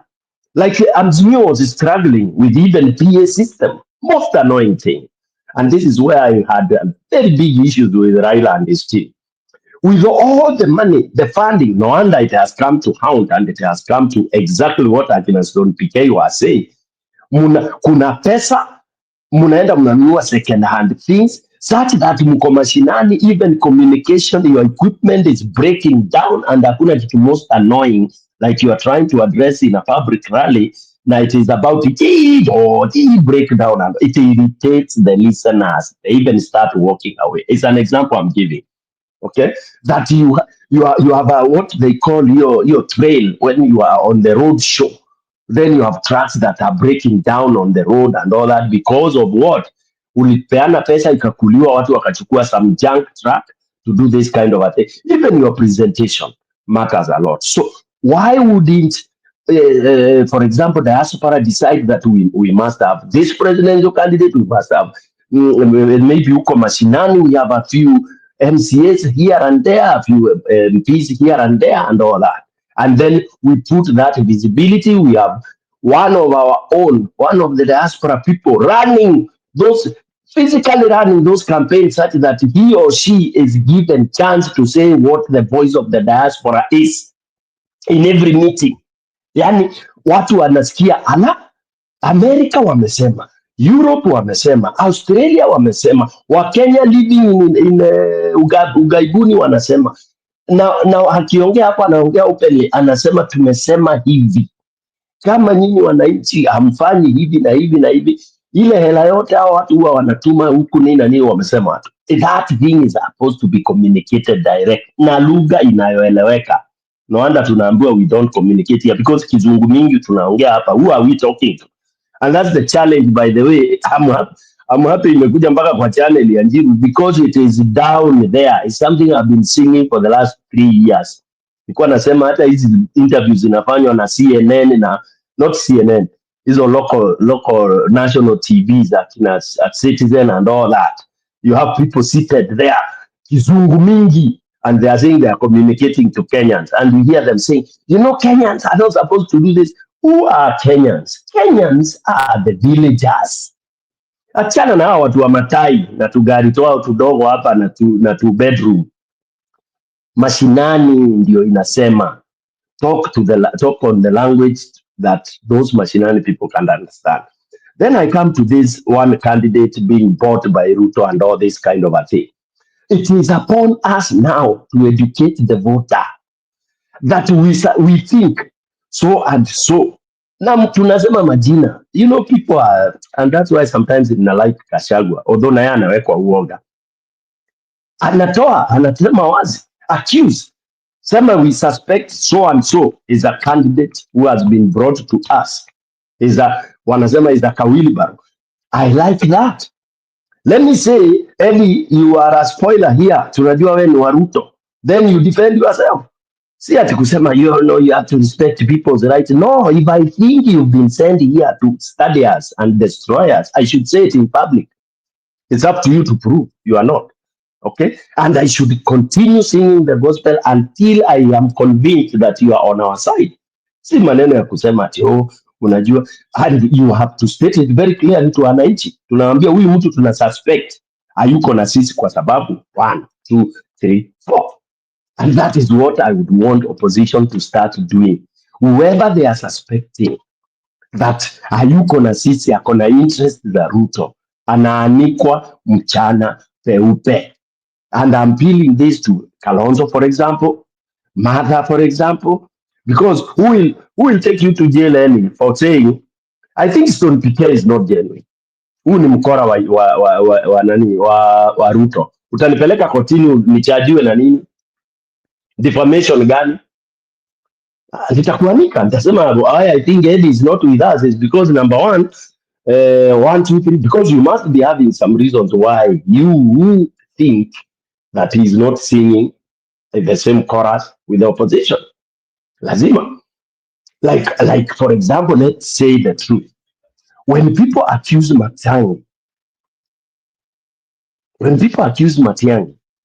number 1, for me, I don't really care about what people say that it happened when he was in the government, sijui ati watu walikufa, because nobody has come to prove about those deaths and all that, because even Ruto, the government itself right now, if those things were really serious, Ruto should have put an inquiry to incriminate Matiang'i and the rest, if it's really genuine that people died and watu waliuliwa na serikali wakawekwa Rivayala. Okay? I mean, we saw hii ingine ilikuwa huku ya religious thing. Why Rivayala has never come out? Which families are these that lost people at Rivayala? Why have they not come up?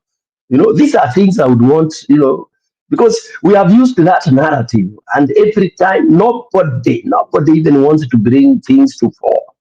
Okay, so sometimes in Mezita hogwash, and sorry for any families that may have lost those people, but I don't think it is anything. It is neither here nor there, personally, because for me, if I had lost somebody at Rivayala, I would be able to say that.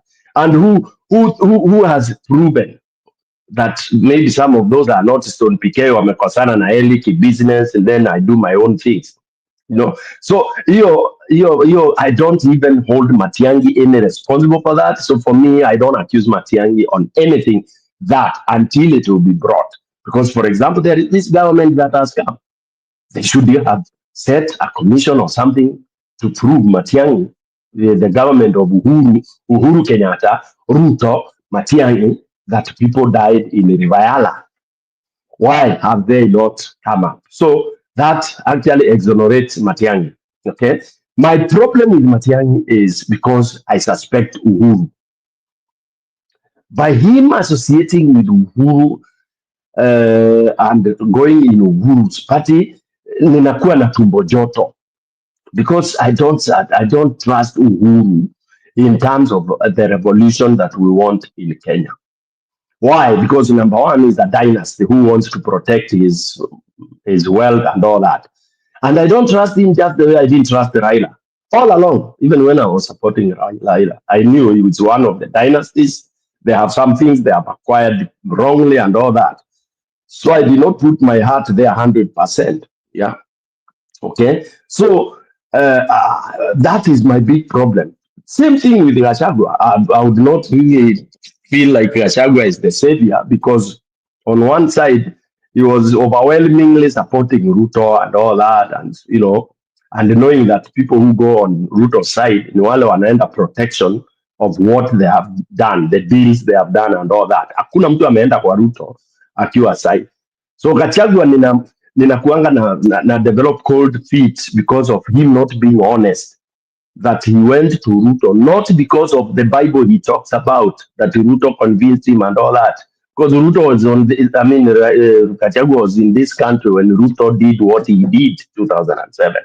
So there I don't find genuineness, and it makes me develop cold feet towards. I look at Gachagua with a lot of suspicion, and when Gachagua will turn to Ruto, I'll not be surprised because they have a different interest that Mwananchi doesn't have. Protection of their ill-gotten wealth. Okay.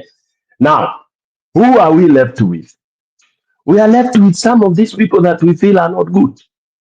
We are left with people like Masa. We are left with people like Kalonzo and all that. Yeah. So we have to really have one of the lesser evils. Otherwise, we will continue saying so and so is not, so and so is not, so and so, and then you end up with some zero. And that is where now Ruto will prevail. Lastly, the black sheep I've said must be pointed. Now, let me correct this. Uganda has not accepted what has happened. That's why they came out in big number. There was big protest, and over, I think 12 people were shot dead. So many people have been arrested. Kwa hivyo tusiongee kwa podcast tusema Uganda wameaccept. They have not accepted. They have resisted heavily and they have really died. May the souls of those who have been killed and those who have been kidnapped rest in peace. Ugandans have resisted heavily, only that the power of subdue equal too much. Okay, so tusiseme Uganda wame accept, they have not accepted, they have resisted heavily. Bob Wine right now he was arrested. Atujui kule yuko. So when we are doing this kind of discussions, we have to be careful. Tunaumiza Waganda because Uganda has spoken in this election. Okay, they spoke, and according to what people are saying, Museveni was not elected. Yes, Museveni was not elected. That's what they are saying. Okay, so tusiwa accuse wameresiti ile mbambo. Na huyo rafiki yake Ruto amemcongratulate. Nimeona hasira pale, watu wako na hasira vile ule mtu wa AU ule alimshinda Raila ameshamcongratulate Museveni. Huyu atafanya hivyo na atarudi kuidraw vile alifanya Tanzania.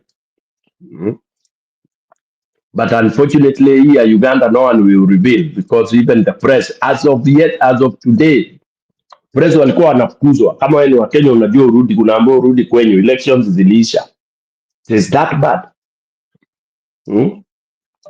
So we are supposed to be mourning that our people those our brothers wanateswa hivyo because that is what is coming to Kenya. It's not fair. Ukiona cha mwenzako kinanyolewa chako kitie maji. That is exactly what is happening. Uganda is a family business. Sasa wewe Njiru. And what is Eli before you come? Eli, before you come, we put a very good statement. Uganda is family business. What different is it from Kenya as we are speaking? Kenya pia ni family business. Of course. No, seriously. Niambie yani, how do you Ruto is all over. Unajua Wakenya tunasahau ati tunasema Uganda iko hivi. We are even maybe worse than Uganda, by the way, as of now. We have not been standing. People have not standing Kenya. People have monopoly of standing the country's neighboring. Unajua, we have that case where Kenya is a postmodern nation. So which no one? Gotten interest to Yes. study our problems. So kazi yetu, we can stand the Uganda problem, we can stand the Southern Sudanese problem. Kenya hakuna shida bana. Nairobi ni kama London. Unasikia like hata watu zetu wakikuja Nairobi wamefika. They don't want to go to, you see the illusion. We are a country of illusion. Go ahead. Illusion of 1970s. Ati when Nyerere aliposema 1970s alipofanya joke, and was just giving a joke. Mbona nyinyi mwasema mwende London bana? Fika Nairobi pia tayari utakuwa umeona London. 1970s. We are here saying that we are ahead. Of course, he was sarcastic. He was sarcastic. Nyerere had very low opinion of Kenya. Kabisa. Very low opinion of Kenya, which I would have been that same. There is nothing that we are so much ahead of Kenya. The civilization, not civilization, we call it socialization in Tanzania. Iwezi fika in Tanzania, ndugu, mtu akikuita ndugu ni ndugu. Hiyo bro ninakwambianga Njiru. Mtanzania akikuita ndugu, it's ndugu from the heart. Si hii bro ya Wakenya, bro nonsense. Endelea. Bro na mtu ni kukuroga na kuroga. Anakuroga, yes. Na anakuita bro na amechukua kauga. Kauga koro. Yes, waga chamuku alafu wanasema ati bro.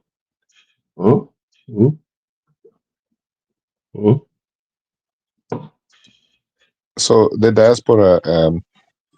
diaspora vote, this is a mystery. I don't know how such a country with such a big population and a voting population, we can only manage to get 6,000 legible votes in the diaspora. Then when people like Dennis Itumbi end up laughing after the elections that they have rigged every few years, they use things like that. They say, nyinyi hamku register, sijui watu wa Nyanza mulikataa kuregister, hata nyinyi mlikuwa mna attend rallies lakini hamwendi kuvote. They will find everything. You know, when the rigging, the people who, if I was rigging, if I was to rig an election, I would find some things like that to justify how to vindicate my victory. And Ellie, not to cut you short. Ebu tell me, how easy is it to register as a voter from diaspora, sincerely? Number one. Number two, how easy is it to vote? I think those are things we are supposed to talk about. How convenient to you if you want to register as a voter, Kenyan voter? Okay, how easy is it for you? Let's start with this. Which countries are there more Kenyans than other countries? And when I say this, I mean people who hold Kenyan citizenship. You know, the political leaders in Kenya should know this. But if they don't know, then I would be really, really, really shocked that they don't even have such information. So if you know, like, for example, that majority of Kenyans abroad are in the United States of America, if that is the case, then you want to know what is the number. And also, there are only 12 polling stations around the world. 12 Kenyan polling stations, embassies, and so on. And the US, I think, has 2, maybe 1 or 2. Yeah. Now, people have their own personal issues, for example, travel, and it could be money, but that's a contested issue because when it comes to the election time, it is between life and death. Well, Are you choosing to vote? Neutral. Yes. Let me tell you, there's something I want to tell you. Unaona the Kenyan embassy in America. Yes. Now that umeleta your story, let me tell you, I don't know kama kuna mtu amejaribu kupiga hiyo namba. Ai bwana, hao watu ni arrogant sana bwana. I called them another day bwana. You cannot even talk with those people. The way hata wanaku address bwana. Nini unataka boss? The embassies, all Kenyan embassies are run by arrogant people. All Kenyan embassies. Nimejaribu kupigia the Kenyan embassy lakini ai bwana. Venye hata unasikia wanaku address by the way. Okay. So what you have said is according to Njiru's question. So one of the first points is we have some wicked, civil servants, running those embassies. So it puts people off. It puts people off. Yeah, it puts people off completely of thinking about the electoral democracy in Kenya. But for example, when I went to register and voted in London, it cost me a lot of money. So to answer that question of Njiru, it is not easy. But when it comes to that issue of life and death, yani you want a better Kenya, you have to do it. That's the only reason why I did it. And it was not a cheap journey, but it was an interesting moment because Kenyans of all walks of life, they came and they shared the moment. There were people there. There were people there of the side of Kinaruto, and there were people on Raila's side, right in the middle.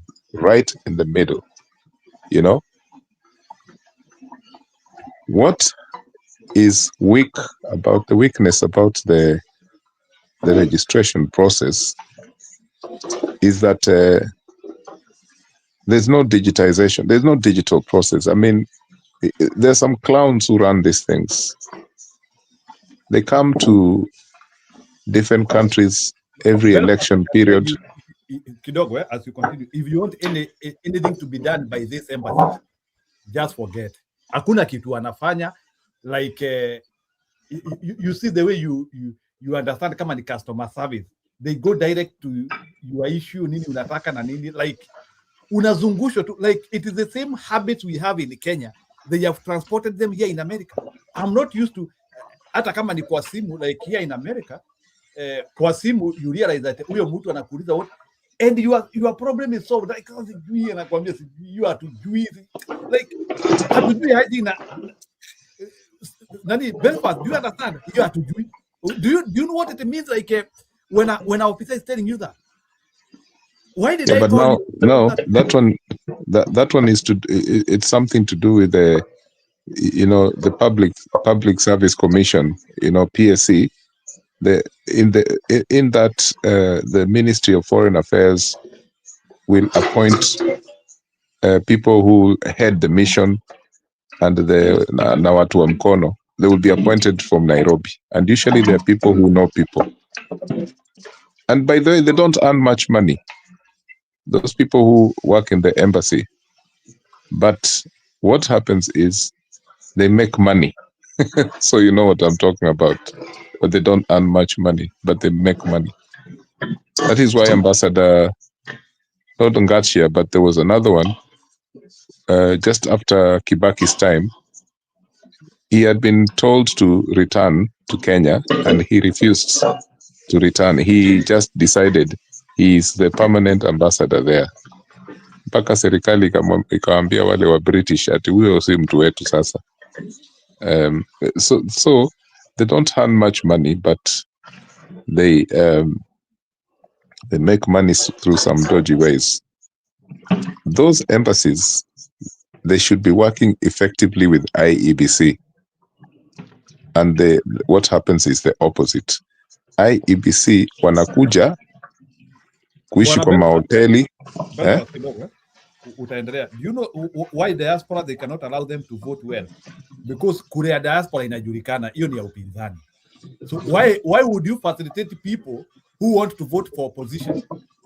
Ni swali tu nauliza. Like Stony PK, maybe you can answer for me that question. Like why would you want to make diaspora things easy and by design unajua hiyo kura yote itaenda kwa upinzani? Ruto knows majority of the diaspora people will not vote for him. Sikatai yako na watu wake huko, lakini I'm double sure in a ratio of all the time we used to see like the Raila Odinga used to win in the diaspora constituency, and I'm double sure hata hiyo upinzani tutashinda sana. So I'm double sure if there are places where Ruto will not want people to vote in hapa. So let's not talk of these people improving voting here. They don't want us to vote. How do you want people? How do you want people to vote, and those people will not vote for you? First of all, you have forgotten that IEBC will travel around the world. At ECG, they're going to all the 12 polling stations. It's a joke. If you see the way the IEBC were staying in London, and in fact, anyway, this time round they went to different towns in the UK to try and meet Kenyans, and the way they were doing their thing, yani, it was really, really amateur. It was Kenyans who were helping them to mobilize. Yeah. I want to give an example today. I want to show you how unresponsive, and I didn't want to give these examples, but I will give them. I needed something from my former university in Kenya. I needed something serious so that I can be able to advance in my career here. I want to explain how bad Kenyans are wherever they are. And I will say this one without, I want to explain how bad Kenyans are. What Kenyan wabaya are. Now, I need a document, and it need to be gotten from the university. Document ni course description of the things I did. So nikatumana university, nikatuma mtu nikamwambia anitore. So I need the transcript and my degree na zikuwe notarized. Zikuwe notarized. You know the meaning of the notarization. Notarization needed legal whatever. So now I also needed another document which can only be given by the university.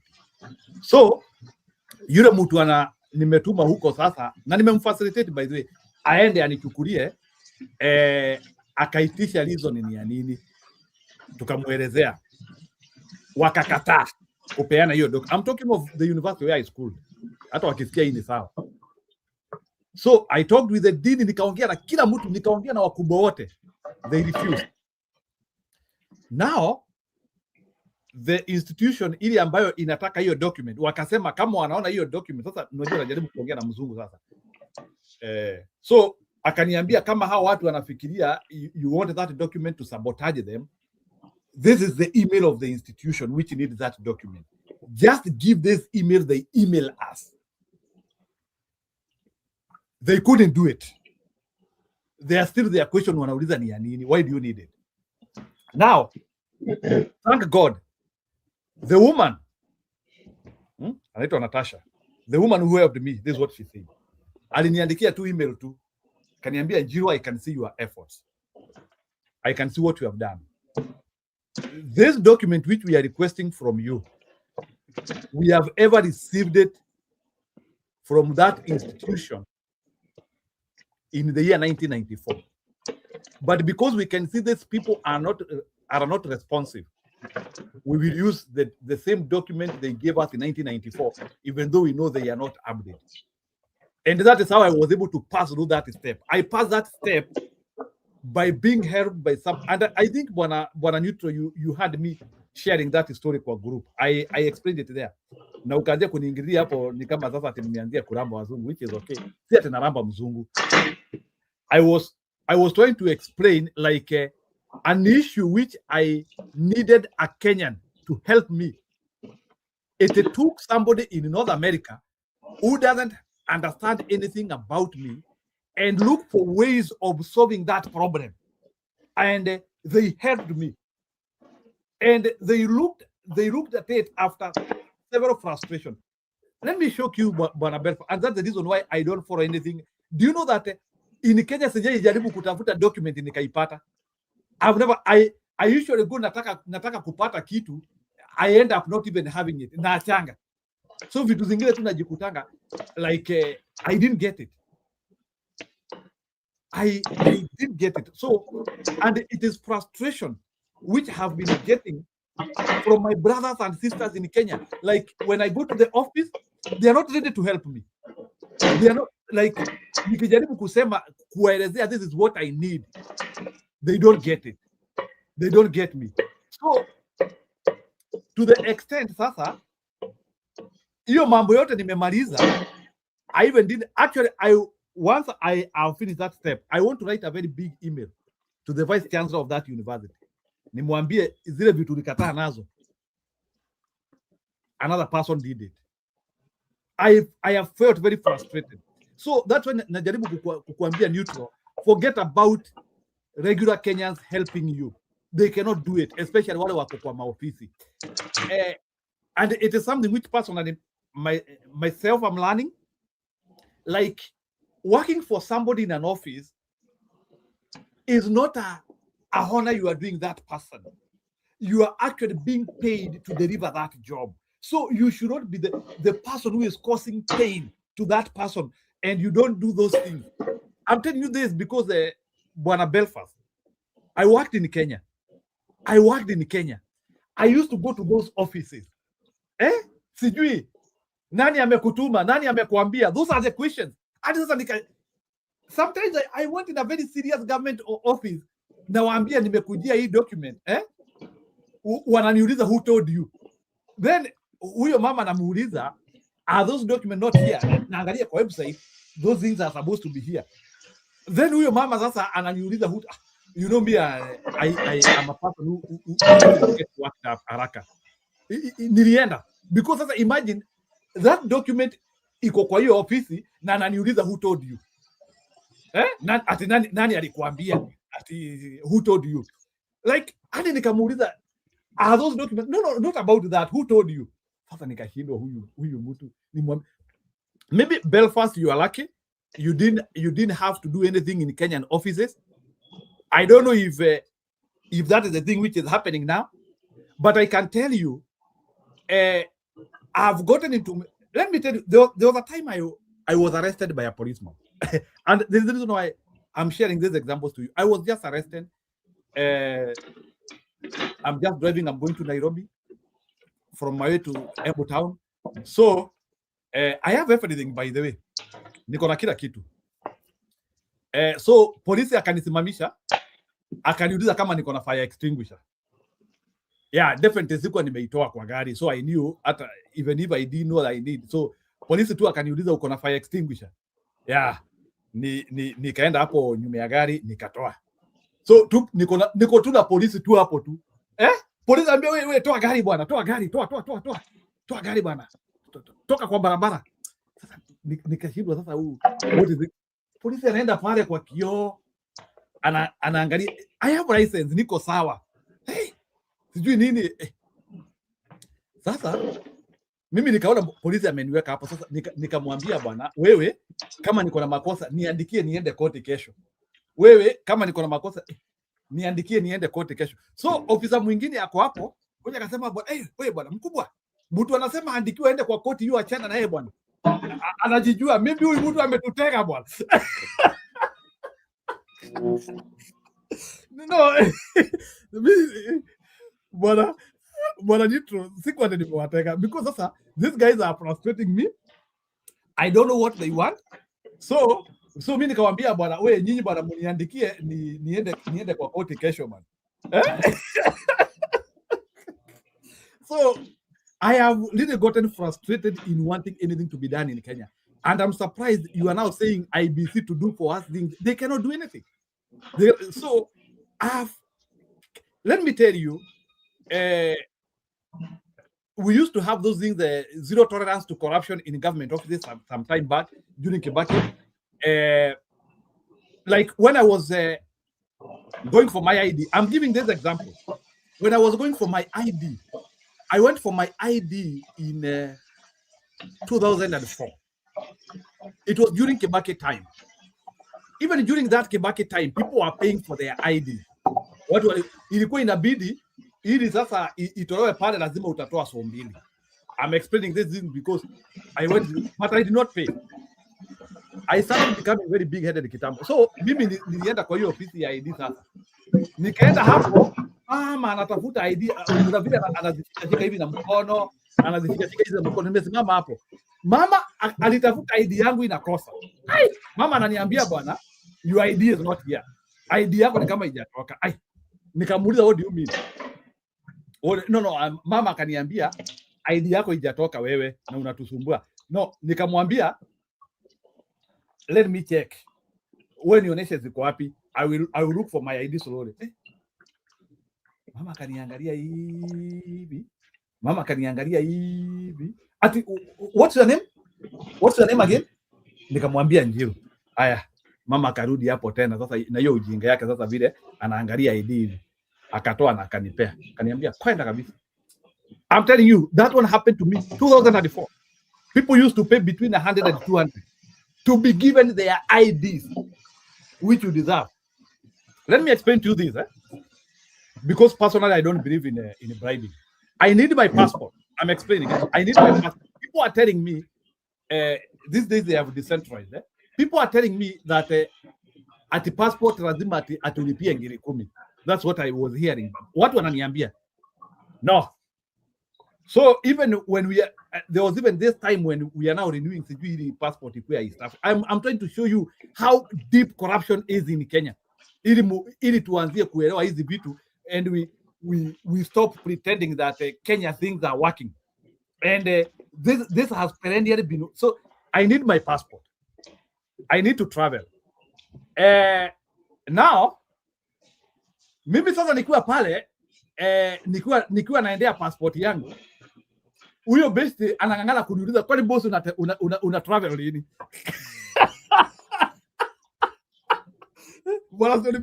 That is the question which that guy is asking me. Boss, kwani una travel lini? Juu unaonekana hii kitu inakusumbua hivi.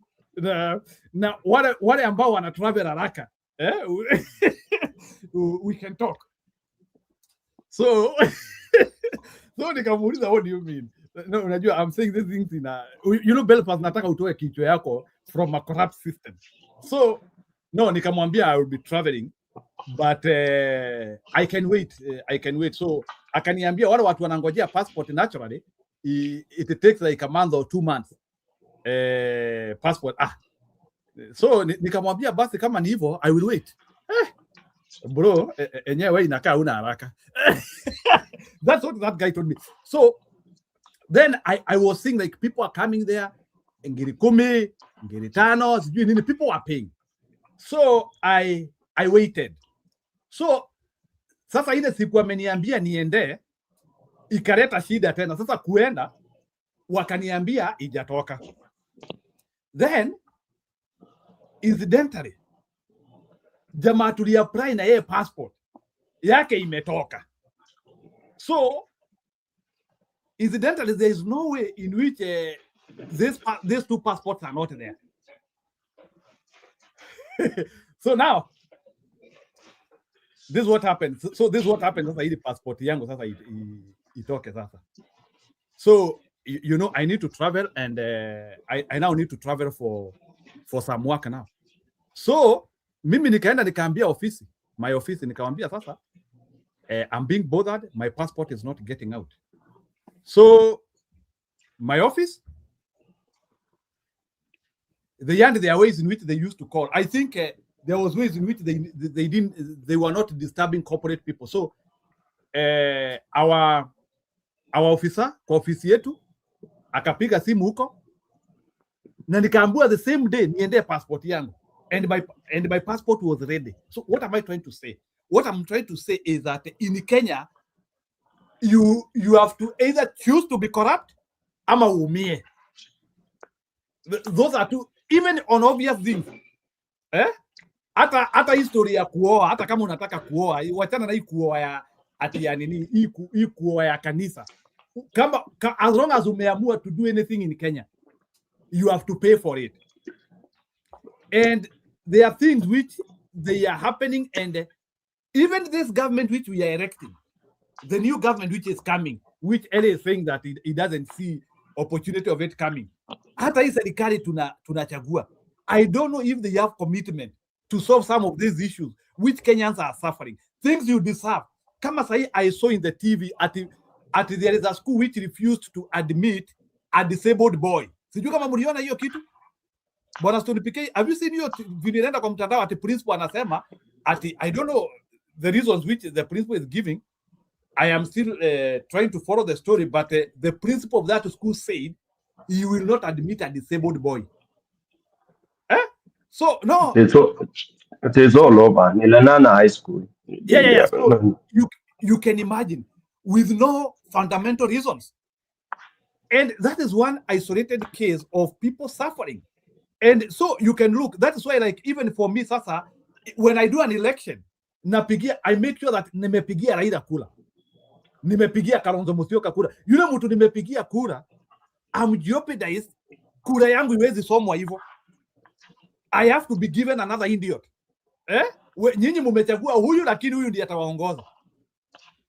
That is a nation, and I want to blame our forefathers for this, because I think our forefathers, I don't know if Stony PK it is because of illiteracy, and I don't want to blame illiteracy because I don't believe that written knowledge can prevent you from understanding the reality of life. So it is the laxity of our forefathers who are not able to foresee that a nation can only be governed if principles are right. And our fathers, year in, year out, they have been funneling these bad characters, which are affecting even their children up to now. Our grandfathers were not worried of corruption. They were not worried of dishing money to people. So, like, they tolerated those behaviors. Our generation, we are tolerating those behaviors. I don't know if our children will tolerate those behaviors until somebody will come and say enough is enough. But I can tell you, Stony PK, people are suffering. Sisi ati tumechipuka hivi tu, we have also been suffering in those things. People cannot get a job. Like, I know of people, watu wananipigianga simu mpaka hapo wananiambia manze, hiyo job wananiitisha so mbili, na kama sina so mbili ati nisahau. People call me hapa. Sasa najiuliza shwari, hii kazi tunalipia. What I know, like guys are paying to get employed. I did a long time ago. Kidogo. Simamia hapo. No, umeongea sana. We've understood the context. I just want to correct you, and no one has ever tolerated corruption. Don't even go out there to blame forefathers. The forefather is you. Hata wewe sasa. What are you doing to fight it? Is what they also did then. There is no one generation that never ever fought oppression and corruption. I know you are not a student of history, but let me bring you there today. Hakuna generation from siku za Nuhu that has never stood against corruption and injustice. What happens is how strong are these powers that are fighting? And as usual, we've had areas that surpassed it. The same here. Kenya is 2026, 2022, 2020, whatever. They are continuing to be given whoever is not the person they have elected. But what happens in other parts of the world? Revolutions are happening. Okay, so it depends on the strength of the revolution. Raila has been cheated all through until some Kenyans come and say they brought the formula of accepting and moving on. So what we should be saying is, how do we strengthen that resolve I said I've repeated so many times here, Mimi, as Don PK, I said Kenyans are so corrupt. But at one time I did a sweeping statement. I said, I think Kenyans are, all of them, wanazaliwa wakiwa the first name is corruption. Then anapewa hiyo jina ya pili. Okay? Because when I listen to Kenyans, you hear them abetting corruption. Unasikia mtu anasema baze huyo kijana wangu kumpeleka jeshi nilitoa 700,000 700,000 for a constable job ama sijui inaitwa private job, atarikupi hiyo pesa lini? Na unasikia anasema sasa ningefanyaje? Wakubwa walikuwa wanaitisha hiyo. Okay? Where will this Kenyan run to? This Kenyan cannot help himself. He can only help himself if he gets Anjiru, a Stone, or an Eli in leadership position. This thing does not come from the bottom. It comes from the top. It is the top that will say this rot has to stop now, today, sahi, and from today, whether people like it or not, ukipatikana hivi in any office from the chief huko chini, ukiitisha hongo ni kunyongwa or ni this. It has to come from the top to the bottom. Because who has the power? Who has the authority? It's not me at the village level when I'm being harassed by the chief, when I'm being harassed by that woman who was telling you your ID is not there and yet it is there. The guy mulifanya na yeye yake amechukua hapo na wewe unaambiwa yako haiko. It is the directive from the top. Lincoln Yu alifanya aje? Alitoka juu akasema this has to happen. Okay? And that's why in Kenya tumesema until you get rid of Ruto in whichever way you want to get it, and then you get somebody among the people we have, you have to choose for who will come with that kind of a resolve or a resolution. Ni wangapi, ni nani? Okay? So Jiru, it can end. By the way, hii maneno ya hizo bribes inaweza end within the first 100 days that whoever will be elected. First 100 days. It will be done. Because he has the power to direct it. Imagine we get a president today who talks like Kagame. Kagame alichukua power hivi akasema hataki kusikia mtu anaita mwingine Mhutu ama Mtusi. Imagine just that declaration. Yani, wazee, things can work. Akasema I want you people to refer to each other as Rwandese. Hakusema waitane brothers. Alisema ukitaka kuita mwenzako brother ni sawa. But remember, you use one unifying factor. We are from Rwanda. We are Rwandese. Na akasema ukisikika tu ole wako. Ukisikika tu ukisema wale Watusi walikuwa pande ile, wale Wahutu walikuwa pande ile. I mean, I'm giving that very simple example because it meant something when you are referring to somebody as yule Mkikuyu, yule Mjaluo. If you are doing it with malice, it is scathing, it is demeaning, it is discriminatory. Nilikuwa kwa ile duka ya ule Mkamba. Alright?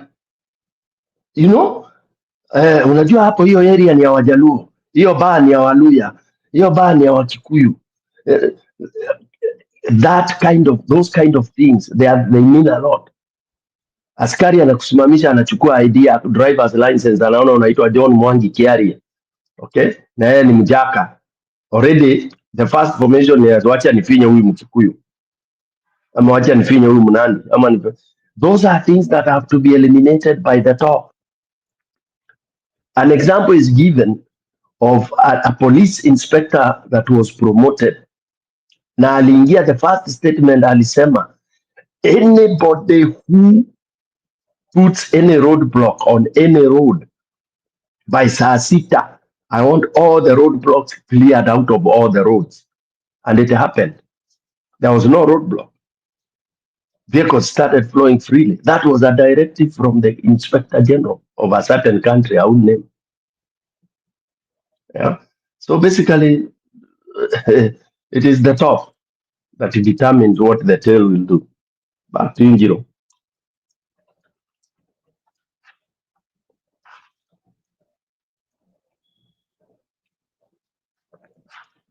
Let me ask you a question.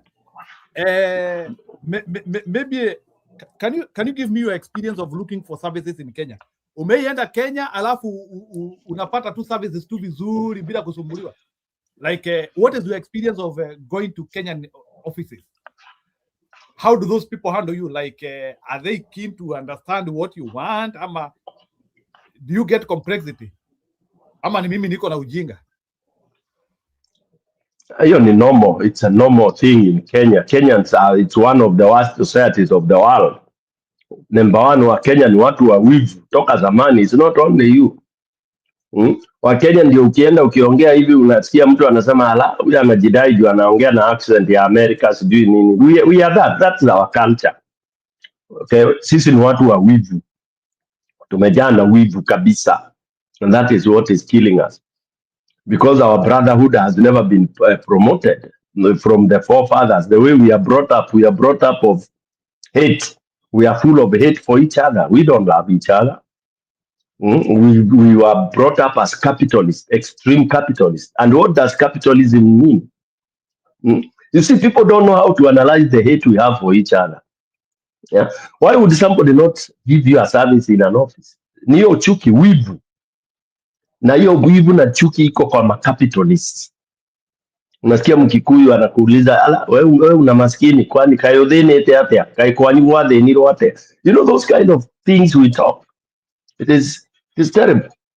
We are not actually humane, and that's why I hate capitalism. Yeah, capitalists want you to suffer. They want you to be my slave.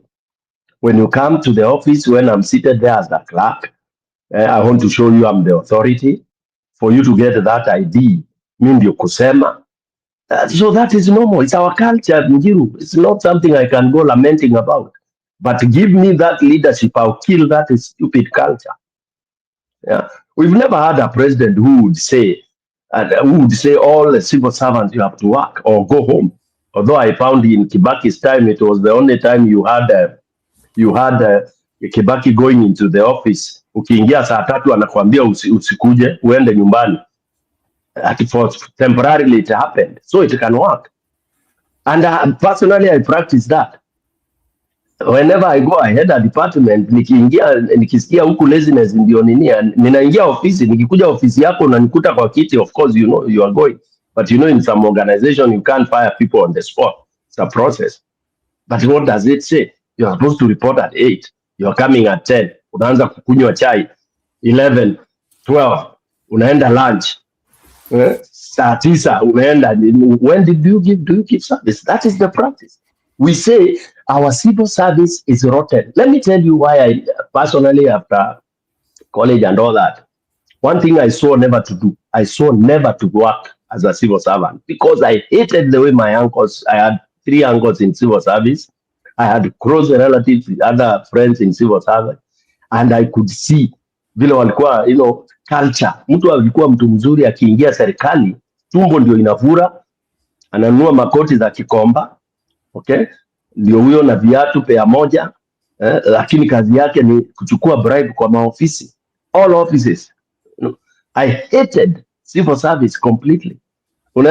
Unaenda kitu imeandikwa ni registry, unasema nimekuja hapa kutafuta, nataka kuapply for XYZ thing. Unauliza okay, uliambiwa ni hapa na imeandikwa hapo registry. Yeah, I mean that is our culture. Unaingia ofisi unakuta watu wanaongea lugha yao. Kama head of department ni Mkisii, everybody else talks in Kisii there. Kama ni Mumbere, everyone there talks in Kimbere. Kama ni Mjaluo, I mean that tells you of a very poor rotten thing. Remember when Kibaki came in, wali introduce ile competence appraisal. There was an uproar. Hatuwezi kuwa appraised. We are very senior. We are experienced. How do you appraise me? Which organization doesn't appraise people? You guys, you've worked outside. We work through, annual appraisal or quarterly or whichever way. If you are not performing the targeted objectives, unaambiwa. Kenya, they refused. There was an uproar. Tulikuwa karibu mgomo ya civil servant. And then we keep on saying, oh, Kenya has the best of this, best of that. But that bullshit. Roba karibu. Yeah, thank you. Thank you. What's going on? Umemaliza kupika chakula bwana. Niliona ukipika chakula hapo kitambo. Nilikuwa napika tamukimo. Yeah. Niko na opportunity leo, nimekuwa nyumbani bwana, nikasema nikule vizuri. Okay. Sasa Njiro. Yeah, kila mtu anapika bwana. Hata mimi sio unaniona. Niko hapa chonjo vibaya sana. Okay. Yeah, go ahead. Yeah, just to answer your question, I know what the question you asked first. The only service you can get in Kenya and buy it maybe you might just say is private service. Like maybe you get a personal lawyer, which means he has to provide because it's personal. But if you are talking about just getting public service, the government offices, unless you have money, bro, unless you have money, that's a corrupt country. It's all corruption. Kenya is all corruption from all level, more especially the passport. Hey, so tell the truth, if I remember, I think service I got, very good service, was when I took my kids to get Kenyan birth certificates. That was very good. I paid a little and it was quick. That was it. But when I went to them to get passports, my friend, hey, I'll never forget. I'll never forget. That was a little bad. Yeah, so, hey guys, nice to see you. We were here until we were here until we crossed out. So I woke up, nikapata watu wote wa mlima Kenya wako huko state what whatever. Nikasema kumbe walikuwa wanapiga Waiwekaje bwana. Hata hatutaki kuicheza hapa. I have refused to play those videos deliberately. I don't want to publish them. Go ahead. I said, is it an old clip? Ama idea leo. Kumbe sasa seriously.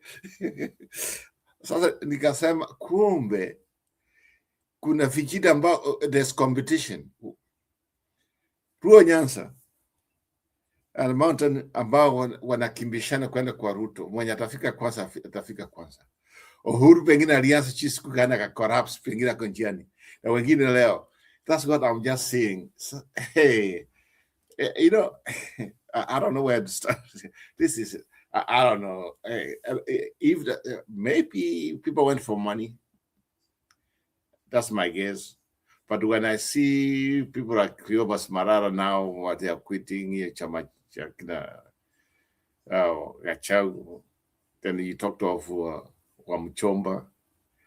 And I never saw her, but someone said from what I heard that she was there. You talked the governor of Nyeri. Unajua nini? I have a feeling, wajali wambia enda kama ni pesa pokea pesa. But I'm very sure ikifika the time ikifika itakuwa ngumu. I don't think they won't be confused. I mean, huyu jamaa amefanya nini sincere speaking to my fellow Kenyans? What has he done?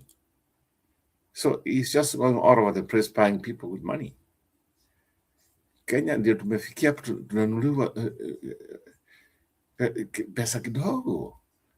Huh? So what I saw from there, I don't know how it's going to go. It's something we need to see. It looks like the arrangement, hakuna bado. We have a wrong way to go. So for me, I just think at the end of the day, it's all corruption is ruling right now. The corruption we were talking about. Because how can one man have all this money he's spending and nobody is asking? So I hope when you walienda huko walienda kuchukua wapate kitu, then from there, but I'm at the lowest. Unajua when unajua matumaini yangu imeanza, it's just like it's gone, it started going. Just like this is the same the same thing I saw 2022. That's how it started. Yeah.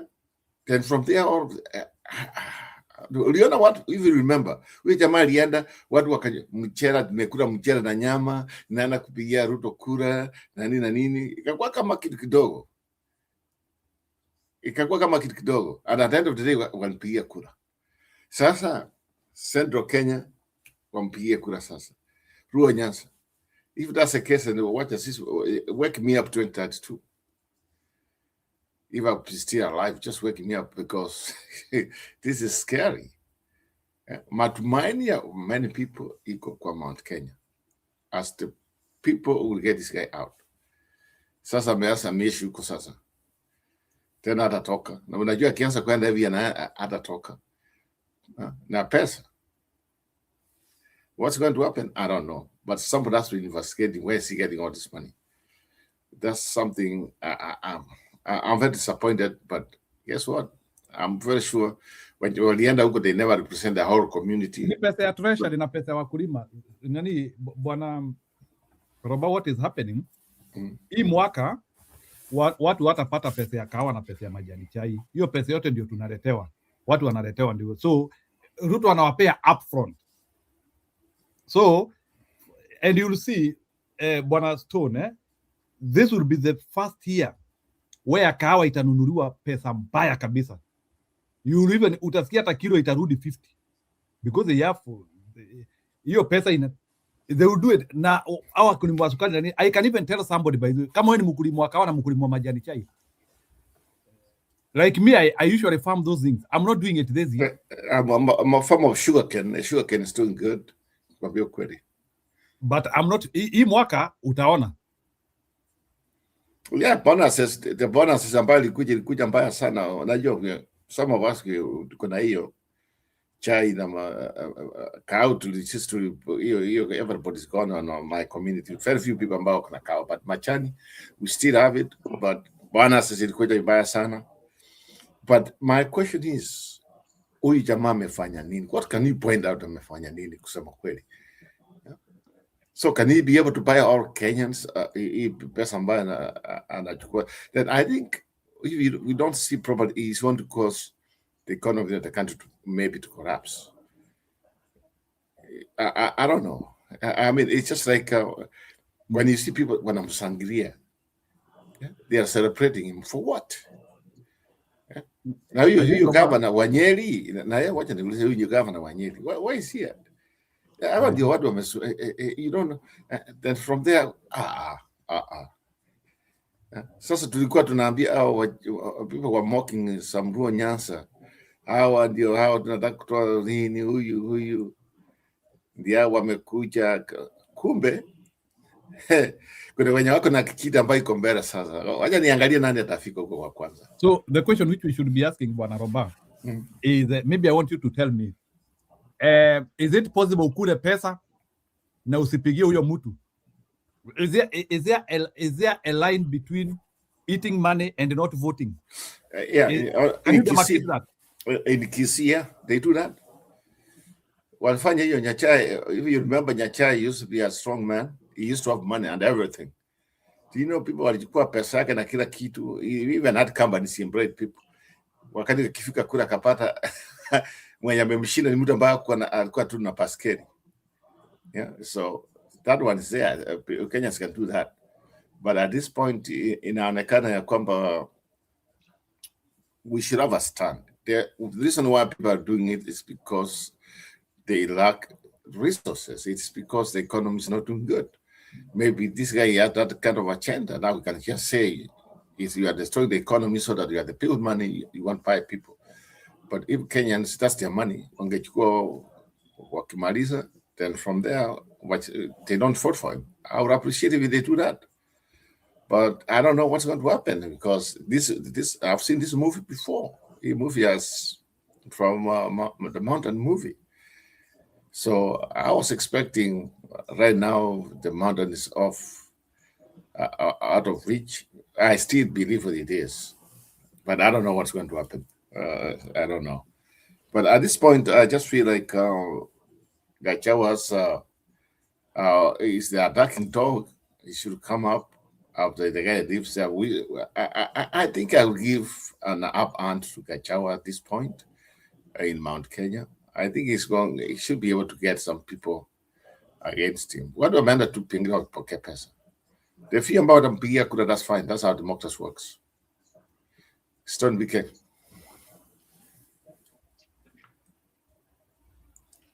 ya Roba. Njiru anasema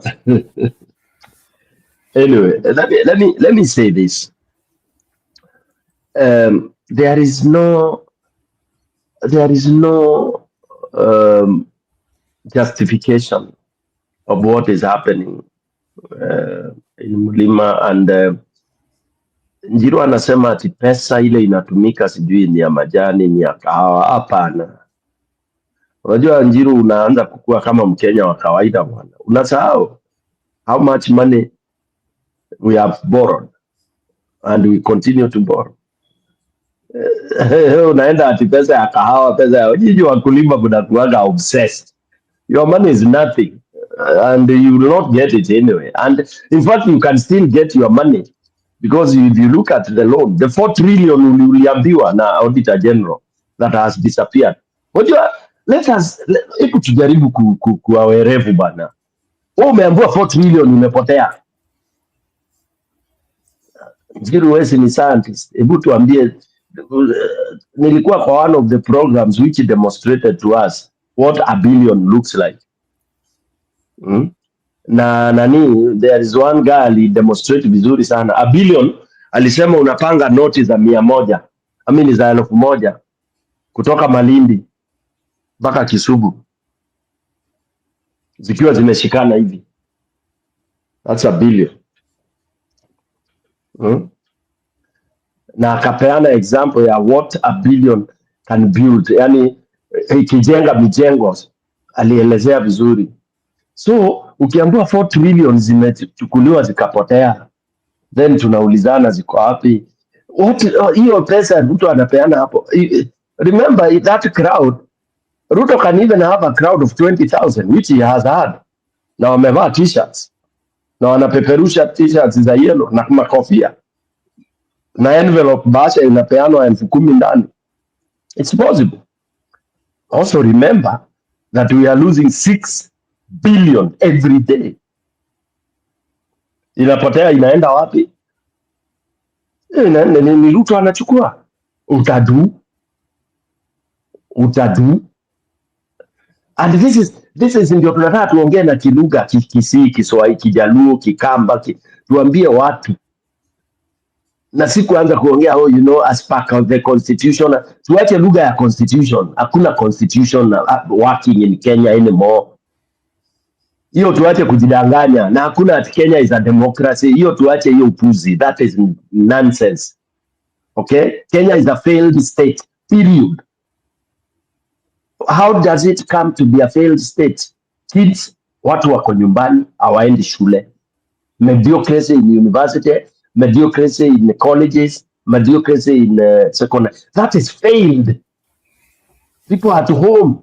Then we are here still laying hope at systems. Hakuna. Hospitali zimecollapse. Madaktari wamegoma. Hospitali hakuna treatment. Mnangoja failed state inakaaje? Ile bunduki ndio zinalia para. People are dying. If you are going to hospital to die, that's a failed state. If you know that today accidentally, bahati mbaya uwe mgonjwa Kenya, na una mtu wako ako nchi za nje atatuma $2 tu pesa upelekwe private hospital, you are dead. You are dying. You dead. Saa hii ukishikwa tu na nini, you are going to die. Saa hii upate accident na una pesa ya kuenda private hospital upelekwe sijui district hapo, ujue tu unaandika nini, barua ya kusema God I'm coming, wait for me. That is what we call a failed state. So, Yeah. Stone BK, they sacrifice so people at the airport. That's Jomo Kenyatta International. Man, I saw a lot of people being exported to Canada, well, to healthcare. That's what Ruto thinks. That's what he thinks is progress. For him, that's progress. So, we don't control who was where, what to do. But you talked of healthcare. I mean, it's just like this is getting out of hand. Yeah. But somebody somewhere has to come up and just say it's not working. The reason behind it is because we have very bad politicians. Because if you look at it, when somebody takes what this money is using, and nobody's questioning, nobody's even investigating what the source of the money is, you can't even ask. Then you call yourself a democracy. Like as you said, it's a failed state. It is a failed state right now. There's a lot of conmanship. They use in the name of democracy to do all these corrupt things. Yeah. So I think for me, like I said yesterday, I think Ruto was the man. By now, he could have been thrown out of office through impeachment if he were a leader democracy. But because of dictatorship, corruption, and a lot of things which some of us we have been talking for a long time, things like and the institutions don't work, and a population where you get that people embrace corruption because that's there. It's there. Heroes are those who steal, and we welcome them. People like the governor of Kirinyaga, even the former vice himself was accused, but I don't know how much it was there. Even if from the beginning, Ruto was not even supposed to be run for president because of his corruption. We say something, we have ideas, we say it, but we don't attend it. Yeah. So the small thing we get from our court, maybe once in a while, a good thing. Then we call it, tunaweza kujipiga kifua. Sasa hii kifua tunajipiga, mean that's something has to mean what we have. We are exporting all these people. We are doing all these things. The more we go, the more we are becoming like a dictatorship. One president determines everything. What's the difference between Uganda and Kenya in terms of Museveni and Ruto? In terms of what they do, there's no difference. It's dictatorship. That's where we are. So someone has to tell me what's the difference, because at the end of the day, the institutions, the so-called institutions we have, they don't work. Instead, they have decided, hey, we work with the government. Instead, they are supposed to be independent from the judiciary all the way to the other institutions. And that's a big, big problem. And we see this one happening. And since this man came out, he wanted everything to be under him. He wanted to control everything. And that's why he's doing. The only thing, oh, so and so is independent. What? But in the sense, in the real time, he is the one who's corrupting everybody. And this one cannot continue. He's messing up the country. And now he is trying up and down to see that 2027 next year is going to maybe steal the election. Who knows? Since I've seen that in the election there, nothing happened. Museveni has stolen, nothing happened. He's going to do the same thing, and nothing's going to happen. And that's the scary part of it. That's very scary. I hope Kenyans will come up and we stop this kind of madness. It's really bad, guys. It's really bad in our region right now. Dictators, they come there, they do fake election. After fake election, they continue. Yeah. It's the same thing in 2027. It will be a fake election in Kenya, and that's it. What else? At this point, I'm just giving. I've given up on these issues, man. It's just like we are doing for nothing. Nothing happens. We have a new constitution. The new constitution inatusaidia nini sasa? Itusaidii kitu. It's even more worse because they are using the name of that constitution to do all these nonsense things they are doing right now. Yeah, Stone BK. Yeah, you know, it is sad. It is sad that it is sad when citizens are pushed to a point of almost giving up. No one loves giving up. But again, saa hii tukianza tu kujiuliza, kwa mfano wa Kenya, what is it that what I do?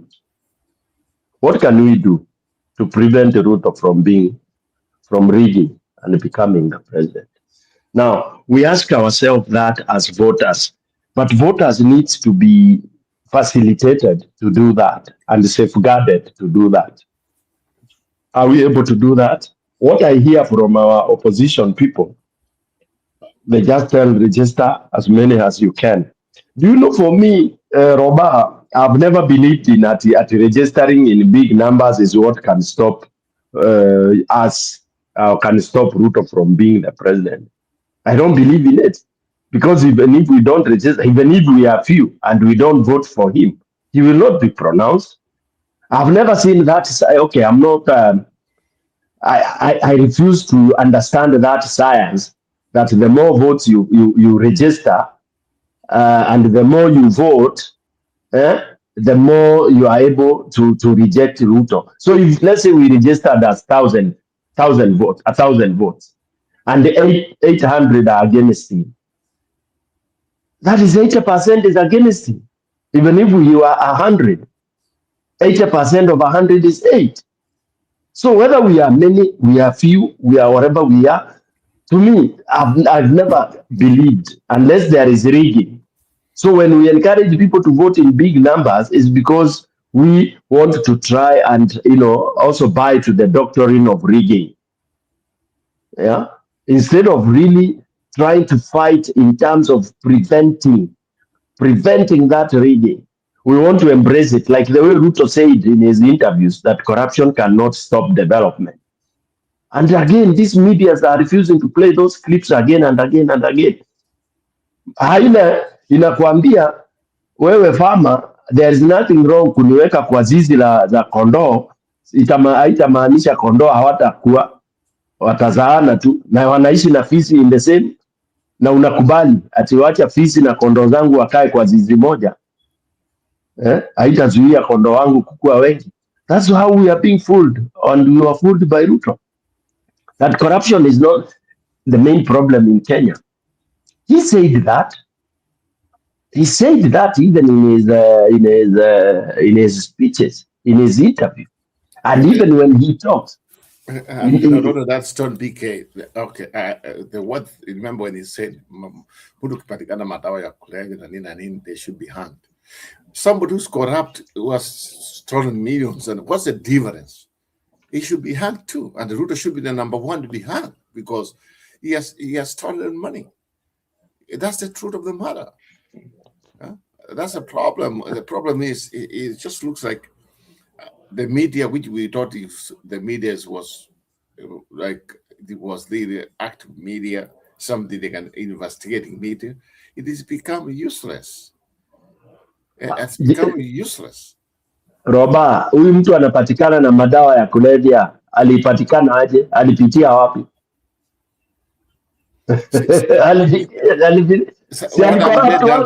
Somebody asked them a couple of months ago.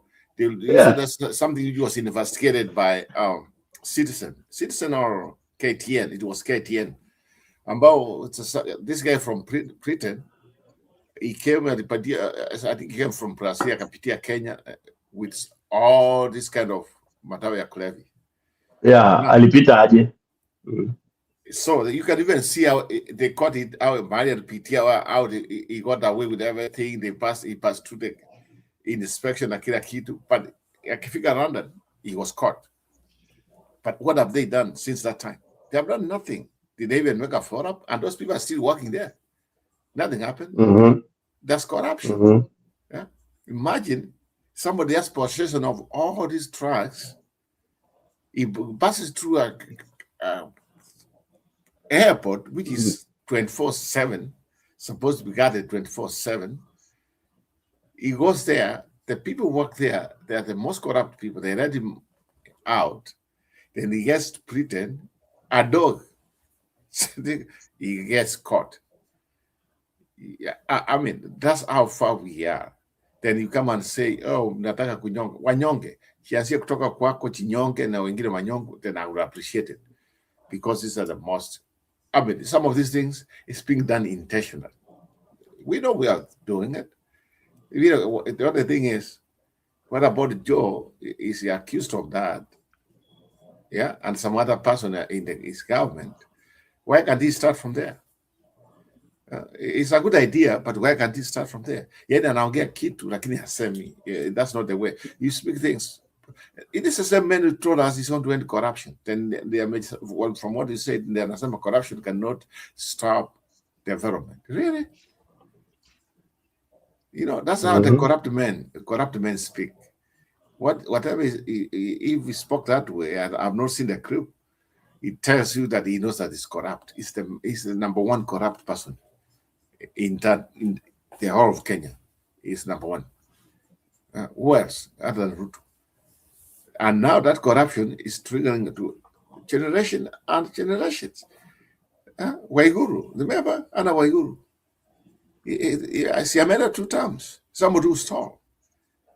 And how many people we know they came and they stole from the government, but still there's no investigation. No people have been arrested. Unajua nini Roba?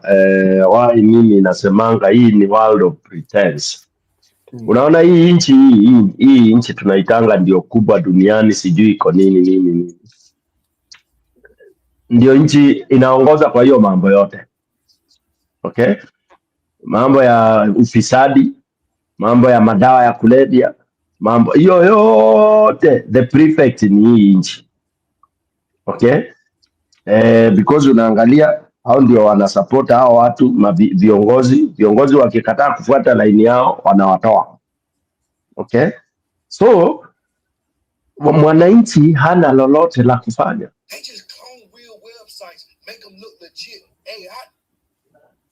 Angalia ule mtu alikuwa juu, sasa ule umepatia minister anavaa saa ya milioni 8. How do you buy a watch of 8 million Kenya shillings? Wewe hata kama umekuwa senator ama ulikuwa whatever, sincerely speaking, unaenda dukani Roba na pesa yako binafsi, unasema nipatie hiyo saa ya shilingi milioni 8. Ningetaka nijue hiyo kitu.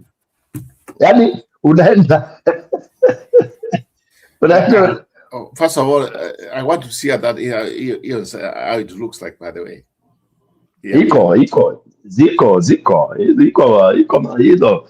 Lakini mimi the thing is, wewe ni Mkenya. Ati Mkenya tu, ati wewe unaenda una shop. Ni pesa ya payslip yako. What you have duly earned from your payslip, part of your salary, unaenda shopping kununua saa ya milioni 8 na kiatu ya milioni sijui ngapi. Pesa, you know, those of you who have payslip, mnajua how painful it is by the time how painful it is to spend that money which you have earned. Yeah, and how juicy it is ikiwa umeenda ukaokota pesa mahali, ama umeenda wale wanachukuanga bribe, you went and you got $4,000 worth of a deal. Unajua hizi vitu zinaitangwa deal tu, ni ukora. Yeah, so pesa ya deal you don't feel it. And nilikuwa naona Kenya, some of my colleagues ambao walikuwa wanapata hizo pesa za chini ya meza, anaenda unamkuta kwa bar, ananunua, you know, ana spend anyhow. I don't think there is anybody who spends hard-earned money lavishly the way corrupt people. You can tell somebody who has gotten money out of bribe and out of shady deals. Wengine wale nimeona ati wakilaunch fight against drugs huko Mombasa. Hata nimeiona kwa comment section. Ni nani? Ati na mnakaa na tunangoja. They are the drug dealers. Alafu ati which is Ruto Prada Pig, the one ambaye anasimamia hiyo part of Mombasa. Yani, do you know, mi hata sijui kwa nini nimerudi kudiscuss hii maneno ya Kenya. I had decided to go silent kabisa, nisahau kabisa and forget completely, because it's painful. Naweza fanya ukufe haraka, can die earlier than your time. the same people about they were a few months ago, they were saying the same thing. This guy has to go in and in. Sasa Leonardo, yeah, no, it's painful to watch it. It's painful. I'm Alafu, discouraged. Alafu Roba, you mentioned Malala. Why are you guys talking about Malala? Of course, I don't know where he is. Sijapata fununu ati kwamba kuna issue. Is he sick? Is he well? Si amequit hiyo chama chao. Officially? Yeah, it's official from from the information I saw. Do we have that clip? It's there. It's there. I just saw it. I saw it now. They are Where is saying it's Njiru? out. Then they said Kachagu reacted to it. So Where is Njiru? Njiru, where are you? I need to see. Is there really? Yeah. Is there a clip that he quit from being Secretary General? Surely. But whenever somebody quits here, he knows where to go. It's people that release information that he's gone. Yeah. Where uliona wapi? Robert? I think I saw like twice online. It's not like only one person reporting it, it's twice. Which I saw even the Bolt. I think the Bolt is reporting that. I think it's gone. Yeah, it's gone. Yeah, so mimi bado, of course he's silent. I don't want to believe it quickly. Because now some of these things, mtu kama huyu akiquit, then then these people now have no meaning being whatever. Exactly. That's why, like, it's good. Remember we were talking about parties last night. Are you sure it's not bloggers? It's not bloggers who are... Yeah, it might be some of these fake things, but I think from where I saw it, there might be a reality on it. There might But be Gachagua, did Gachagua explain anything? It's true. It's gone because this one came from Lee. So it was 7 hours ago. Lee McQueen. Yeah, that's a very good source. No, but there are also Lee McQueen tangu aanze kuingia upande wa ODM and he's supporting broad-based nimemtoka. Yeah, I know, but he Marara Tams TCP. Nimemtoka kabisa. Lee McQueen has really disappointed me. Ooh. And the way we supported him, when we started the channel, we started together, we supported him 100%. So yeah, so he's the one who was reporting that, and I think for me, the way it was, I think that's a truth. It's gone. Yes. Gone to where? To UDA or to where? He has not said, but he has quit TCP. I mean, but he's supposed to have written a letter. Yeah, but sasa unajua Kenya letter gani? Yeah. No, official letter. You have to quit. And even quit in the party kule hiye nini political party organize hapo. And that in fact kwambia kweli, if you see that clip, it was 7 hours ago. He has 20,000. What about me? That's a lot of people. So it means I quit. Yeah, but when you draw information. So that's a lot of information there. That's a lot of people about me. 20,000. I think that's the highest he has for latest 20,000. He can create that to hide because it doesn't mean people viewing that it is the. Umeona clips watu wanaandika title and when they go to discuss it's a totally different. Juzi nimeandikia Kevin nikamwambia he's also falling into that trap. He's writing sensational topics and then when he deliberates, he talks, he goes and nothing. Bold is also falling into that trip, attracting viewers. You go there saying Gachagua has resigned, only to describe and nothing comes as a result of resigning. That's where they are losing it. Yeah. Hata nani juzi amefanya very highly sensational unaandika topic kumbe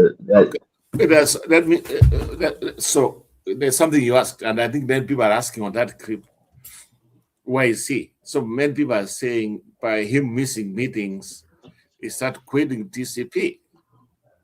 But which meetings? Which meetings? He has not been in those Gachagua meetings.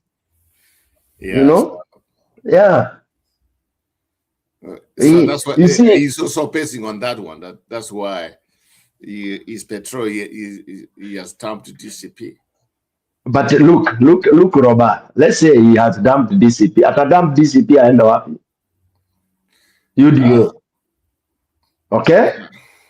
Yeah. Aenda UDA. It's a mall. Aenda UDA. So if he was a mall. So if he goes to UDA, he will go to contest where? Which wapi? Kakamega? He himself, he has not said anything about it. So that's why we can't take it that way. He cannot win anything. The only thing is, it makes Gachago's look very bad. He just yeah, which means he's evil because he can be paid to quit to demoralize Gachagua. Yes. No. Yeah, because of course Ruto has a lot of money. Anaweza kuambia nitakupatia $500 million, 500 million. Just quit. This governor Nyeri Asema, he was given 100 million to betray Gachagua. So when was he given that? Ndiye alikuwa Sagana. He said it himself. You can see that one, but he kind of refused. He never said who did. Then Akwambia, I think he doesn't know what he's doing. It's between, because this is the way I see it. Ruto was in here that week kwa kanisa kamfuata huko, mimi kama gavana lazima nikuje kualika rais na nini, but still msichaona kiongozi. You remember what he said on leo kwa nini unaenda State House? Ndio anamwambia aseme kama is still on your UDA or somewhere else, and he never said nothing there. So it's just like he doesn't know what he's doing. The problem is pesa, money. And you know, the politics of money, that's what we're going to set up Kenya forever backwards. And that's what's going to happen. And money is going to rule 2027. Forget about our generation. You will never see progress. It's when you work on a pesa, when you are meiba pesa, that's the people. Unless someone like Uhuru Kenyatta last minute to come and find last time, even though it was a little bit too late. Yeah, maybe people might listen to him, one party or whatever ticket. But at this point, I just feel like it's 2026, and this man is still breathing, and the people are when I'm Maputo. Instead of, I can't believe it, more especially, hey,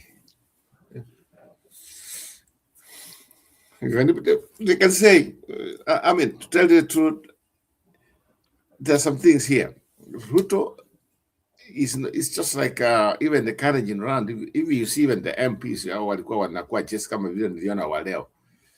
there's some bad MPs from there, the way we have been complaining about them. Even is where he comes from, those people are not, people don't listen to them. But the same people, if the MPs have done nothing, why can't you also tell us that the president has done nothing? Like it was happening in Mutwao, they are rejecting their members of parliament. You can see them. Almost everybody, they are rejecting their members of parliament. Or in the late fall, you can see that even the year they talked a few hours ago.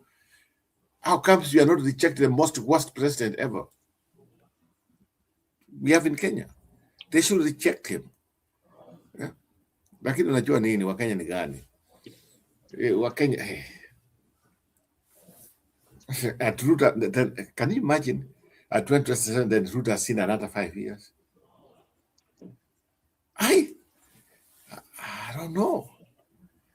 that would be miserable some people, because we don't change. You come 2022, pengine sahi Martha Karua kama baba angekufa bila alikufa, Martha Karua angekuwa sahi president, hiyo ingeendelea. Then from there pengine achukue another 5 years, as long as it's no Ruto. But now Ruto won. Imagine sasa atashinda 2027 again. Kisiangani anauliza why Malala, kwani kulikuwa na retreat Mombasa ya nani? Ya who was in Mombasa? Gachagua? Maybe chama chake. I'm not looked at on that one. Nani anauliza? It's Paulo Kisiangas. I don't know. I didn't know there was a retreat in Mombasa, DCP. Yeah, the guy is the Secretary General, but since the election ilifanyika, excuse me, you can see it's not active the way it was. I mean, you can tell, and I think there's something which is going on. We might not know what's going on, but he's the Secretary General, and it's a new party. It should be feasible. Kwa sababu, the only way you can say this party is through reaching people, but I don't see it happening. They have been quiet. It's been quiet since the election of Mbere and the area Kakamega. They have been very, very quiet. TCP. Unless something changes here. So hiyo najua hii akitoka ile painting ambayo wanamfanyia Gachagua at the end is TCP ni chama cha kutoka Mlima Kenya. Now that picture will start like people believing on it, even though it's not. I hope, like he said, come this year, I don't know when, he's going to go out of the country. Let's see how far he goes to build this party, because even in December, it's not about the party. It's about the people. I want to see how they receive him in the other parts of the country. How he gets received. Yeah. Because he talks the truth. Kama hii kitu ya alisema ya Northeastern Kenya, hii ambao watu wanachukua, what they do, all this money wamechukua, they don't have from the place. That watu wanasema that's the truth. Unaona kitu kama hii nauma, and where the truth is, kwa sababu they cannot tell you, look what we have done. Sasa hii watu wamesahau tena. I mean, there are some things here we have to make a follow up. Yeah. Kama Gachagua wangeenda Northeastern huko aseme nimekuja hapa Northeastern nika hapa. Tuambia jamaa wamefanya nini hapa na UDA. Pesa yenu wamechukua, pesa wamepanda hapa Moyale, whatever, Tana River or Galiza. This is the money. Wamefanya nini? Look, he has to go. He can get traction. People. I think some people are trusting him. Except now the current government, they want to make him look as one of the worst people in the country. But instead, they are the worst people. This government they're the worst. When I say the economy has grown, I don't know why it is that people don't have money in Kenya right now. Kuna pesa. You can feel it on the ground. It is really bad. Very bad. Especially wakifika hii mwezi wa pili when kids wanaenda shule.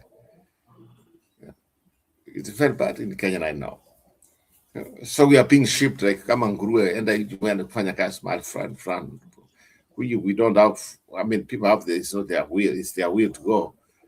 But why can't we have a country also where people can say, you know what, I want to go and kufanya kazi in my own country. Well, to work there.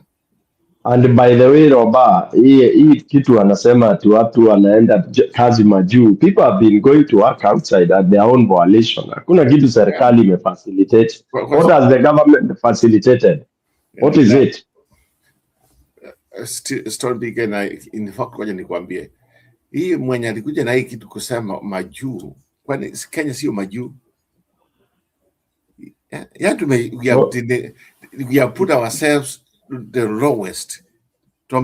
I mean, kila mtu anasema huyu anaenda majuu. No, Maju ni overseas. Kenya is not overseas. Kenya is not overseas.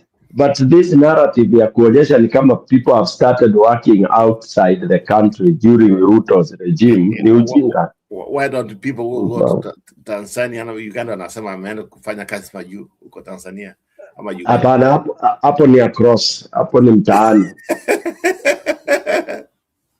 Hapo ni mtaani. Mahali unaenda na basi huwezi ita majuu. Unachukua majuu ni unapanda ndege unaenda majuu. Mawingu ndio basi. Hiyo inaitwa over the seas. But me, I think that's a very bad narrative. Anyway, I think it downgrades us. I mean, you're my Jew at the man of my Jew. So I just feel like my country is your my Jew. Country yetu ni chini bure kabisa ovyo. Hakuna. So naenda kufanya kazi wapi? Even we cannot even employ our own people. DCP nani Paul anasema DCP kwa Mombasa wanaogelea huko. Yeah, wako pengine I think that's ningekuwa DCP ningeenda Mbita. Ningepeleka watu wote retreat Mbita. Yeah, that's very good. Yes, that's where I would have taken, or Rusinga Island. Huko. Tupoe huko wadi unaenda Mombasa. Enda Rusinga Island, alafu unaambia Wajaka lazima tuta-promote nyinyi. I've never been in Mombasa. I hope one time in my lifetime I'll go to Mombasa. Why, Roba? You should land in Mombasa and you want. I've been in Rusinga Island. I've been in Mbita. Those parts, nimeenda back huko kwa Tomboya. Kabisa huko Rusinga. Yeah, Rusinga Island and all that. Tell me next time when you are going to Kenya, takwambia uende kwanza Masai Mara. Have you been there? And it's your neighbor. I've gone in Ngorongoro. Ngorongoro is Tanzania, Serengeti. Yeah, because I got a team of people who are going there to cover a little bit down. Sasa next time uende Masai Mara, I'll give you a very good contemporary rates. Uende ujivinjari in one of the very good lodges, utoke hapo uende Mombasa. To me, a train. I've been watching over there. There's a train very nice. Tatumia train, alafu nikuchukue huko Mombasa. Wewe ni kukaa tu kwa VIP treatment at a very reasonable price. Yeah, that's so. Yeah. It's a part of interest. Yeah, so it's where you have interest. But that now cannot happen when you have Ruto. Unaenda ukifikiria maneno ya Ruto. You will not enjoy. I thought this man next year we will get him out of the picture, but it's not be easy. You know, before you came in, Roba, I was giving a formula that I think opposition should engage. I don't know, maybe you are listening. I gave it as a very simple formula that now opposition warudi chini ifanye grassroots peke yake. Tuzunguke tu kwa villages. Tukionyesha watu they are being cheated. Hao watu wanaenda kukula chakula na michele huko, wawachane nao. Because now mwananchi wa kawaida akiona Ruto na watu 20,000 and they are clapping, they are wearing yellow, it intimidates the show at the ground. Na ina-intimidate hao vijana huko kwa ground. Unaona? But now for us opposition, we should go telling them, by the way, remember, wale walienda kukula mchele na wakapewa 5,000. Mtoto wako ako wapi? Ako nyumbani. Kwa nini? Ulienda hospitali hakuna madawa. Kwa nini? Madaktari wamegoma. Kwa nini? How can you have madaktari wamegoma, hakuna nini, watu wanakufa kwa hospitali na watu wengine wanakula mchele na kupewa 10,000? Unaongelesha wamama hivyo na vijana huko kwa ground. That's what I want Kalonzo and others to do. Instead of these big rallies in the major towns, wafanye rallies in the villages. I want them to adopt that kind of The problem is they can how do they go there as what? Because they are not united themselves, first of all. it doesn't matter, but Kalonzo is a candidate. Let them go as candidates, no problem. So they have to go as one unit. They speak like the They- same thing, same language. They don't have, well, as of now they don't have to. Wacha nani aende Martha aende hiyo Kirinyaga azunguke yote, make sure ameongelesha villagers, not meetings in town. Kalonzo azunguke kwa Wakamba, akuje Kisii, She wants to be a governor of Kirinyaga, yeah? Who? Martha Karua. No. She has not said that. She wants to be president. Well, I think governorship might be good for her. She wants to be president. Governor is not good. Hiyo amepita hiyo. She's overgrown that. She cannot. The best we think she should be akikosa presidency is to be deputy. Kama si deputy prime minister or something like that. So super. We need her at that level because we need somebody. We need somebody who will say this has to stop. Nice stop. Yes. In short, we need a very resolved person. Can you imagine if she was an Attorney General, how she would just file some cases for some of these people? Yeah, she can prosecute. We know even who is the Attorney General right now of Kenya. A Jaluo woman there who they are praising. Wajaluo wanajisifu sana. For the first time in history, we have a Luo Attorney General. Look at how low people have gone.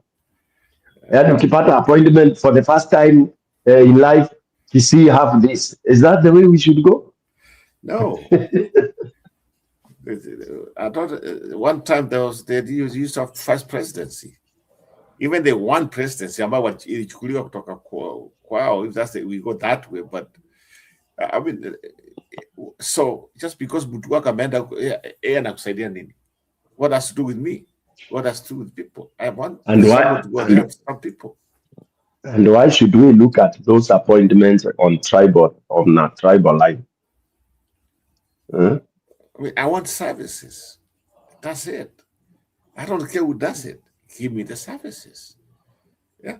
So we got somebody there just by name. Some of them, like Ruto maybe, and I work over so that they can do what fund kabla fund mpigie kula. If that's the intention, then that's wrong. Let's give people jobs who are capable. Because in fact, there's something Matiang said a couple of weeks ago, that some of the people who are there, they are not their jobs, they are not capable of doing what they are doing right now. And I think that's a very true statement. They don't know what they're doing. At this point, I don't know. Some of these secretaries, they're just there, the magari, the needy, pocketing money, and that's it. That's the day. I mean, that's how people see this. Nipatie ambassador, nipatie nini. It's just money. Chukua, that's all. But they are not performing. They are not performing. So the other wakati Ruto alikuwa anasema we will be assessing some of these secretaries, how they have gone, what they are doing, whatever. Those who are incapable, we will dismiss them. How many have been dismissed? Yeah, how many? Until the Gen Zs came out complaining and said these people they are not performing. That's when he had Brock. That's when he came up with he said a new cabinet. I don't see how new it was. He dropped a couple of people, but he brought the same people. I mean, the one thing I brought up yesterday was from Wanasema right now the DCI, see the DCI guy and I think the Goa police, they're about their contract is expired long time ago. They keep on renewing. But you know who's waiting? Both of them is two Canadian men. And one of them is the one who caused the death of this guy from Oma Bay. If you remember, I can't remember his name. The one who was, the guy who was arrested from Oma Bay and Kuja Nairobi. Yeah, this guy was another they call him. Yeah. So, I mean, it doesn't look good on us because our fellow citizens at the beginning wanasema huyu lazima aende, lakini ikifika the time ikifika, then you see them they are backing off kwa sababu amewapatia kitu kidogo. I mean, the other country spying people. I mean, can you imagine if it was a country where people are just that serious? I'll vote for you what you have done, not bribery. I mean, I wish like utafika hiyo time mtu mnunue kama commercial, all these scripts ya Ruto mnanunua, maybe you can convince people. It might be expensive, but some of this is you have to remind people which amali wa watu. They keep the young people there. People that they have forgotten. Hey, I can't just believe some of the people there, man. I can't believe. Huyu Njuri alienda wapi jamani? Still BK, niko na waeni kidogo, mimi nitatoka tena nitarudi. Labda ukirudi hata mimi nitatoka. I might open the other channel if people still want to discuss. Yeah. Yeah. Whatever you are, as long as you are online, me, I'll just come in. Okay, I'll just come in. Yeah, because sasa unajua sasa inataka where you can be able to, like those clips people are demanding, I would have been able to play, people see what is happening. Mm-hmm. There is a lot in relation to what start it. Then from there you have the powers to do that. Then from there you maybe can then utaingia too, because I'm Saturday I'm off until tomorrow. Me, I'm off. I'll see what to do in the next few. Okay. Yeah, thank you so much.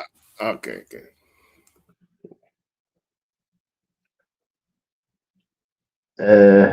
Bwana Njiru, okay, let me thank you guys.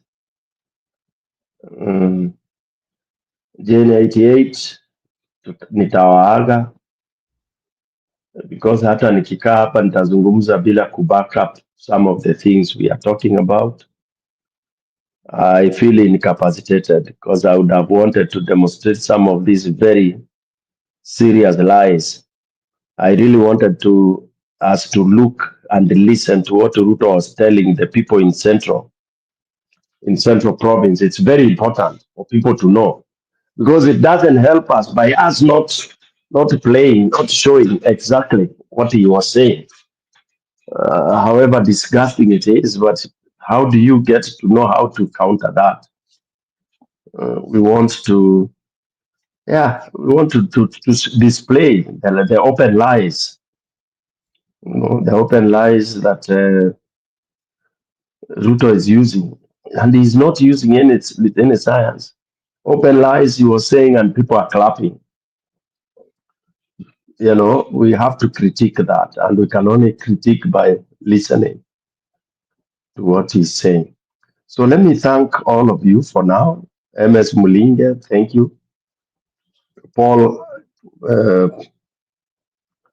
Kisiangas, thank you. Jane 888, asante sana. Jimmy alikuwa kule, kulikuwa akina Janet Jetsen, anybody else that I've not mentioned. Nashukuru sana. I'm trying to see whether I can open my other channel. Then if I do, of course it is Stone PK TV, so just my name TV. When I get live, I'm sure you'll get it. So I'll try to do that. Let me see, maybe in a few, because it's still time. Thank you very much, guys. Check you out later. Bye. Aya, Njiru, mimi nilikuwa naenda bana. We, unaenda wapi bwana? Tuko hapa bwana, hatulali? Hatuko, umelala wewe. Mimi nilikuwa hata nimesema sasa juu hapa siwezi cheza. siwezi cheza clip, siwezi fanya chochote. Unataka tucheze hiyo yellow? Of course. How would you shy out? Why would you shy from that? Let me ask you, Njiro. Let me ask you. How do you critique what you don't want to accept? You don't want to listen. How do you critique? Mimi nilikuwa nimesema maneno ya UDA staki. I didn't want to What do show you- yellow here. What do you mean you didn't want to show? And then why are you critiquing? Hata watu wanajua ni nini una critique. I want to criticize it at far. Sitaki kuguzana nayo. Sasa unakuwa na monopoly. Wewe ndio unajua what happened. Haya, wacha niwaekee. No, listen, Njiru, ngoja, it's good usikue kama hao Kenyan analysts who have become so stupid. Hizi mpaka hao, yani, have you been following them, by the way, in their interviews? No, I don't. You should. Njiru, how will you, oh my God, how will you know how deteriorating we are? Huh? You should know. That is what helps you. Usikie how low people have gone. Unashindwa watu wameenda shule ama wajaenda shule. Yeah. Kama sasa ukisikiza kwanza usikize you are governor wewe Njiro wewe kwanza. As if she is not my governor. That's why I don't want to play those things. Wanamwaki kanizale. Moka hata ukifika kwa kanisa anaambiwa Gwengo anafikisha salamu za Ruto.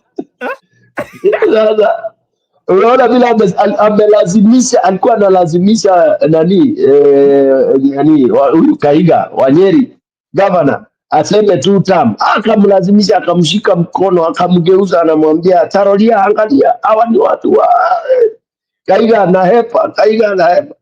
I monitored it throughout 100%. Mimi nakuanga mnoma, nasikiza yote. Mpaka what he was saying. So the best is unasikiza alafu unaidismantle. Mimi leo I think we are from the school side, we are from different side of talks of thoughts. Mimi naona mimi nakuanga ule msee ambaye kama kitu sipendi sitaki kuona. Wewe kama unakumbuka story ile na peananga ya my favorite grandmother. Alikuwa anasema hata kama unajua my grandmother was a serious soloist. Si tunawaitanga ngoi. And composer. Sasa alikuwa amecompose nyimbo. Sasa akisikia Njiru na anakuchukia ati umechukua wimbo yake unakwea. Hata anaidizoni immediately na hata hawezi join ndani yake. Aya auga mundu ndurite angiocia rwimbo rwakwa ndingiro join na ndingiro kwa. So wewe na wewe your grandmother. So I'm a grandmother in you. You remind me of my grandmother, the extremist. And I love being an extremist. Unaona kama sasa mimi nikikukuta tu umefungulia Ruto, you know, like I have like some Kalenjin friends, saa zingine na watembeleanga. Saa zingine si unaumia. Akiweka tu Ruto hiyo, they have even known. Wakisema man, inone kaendelea evuva takweke na die.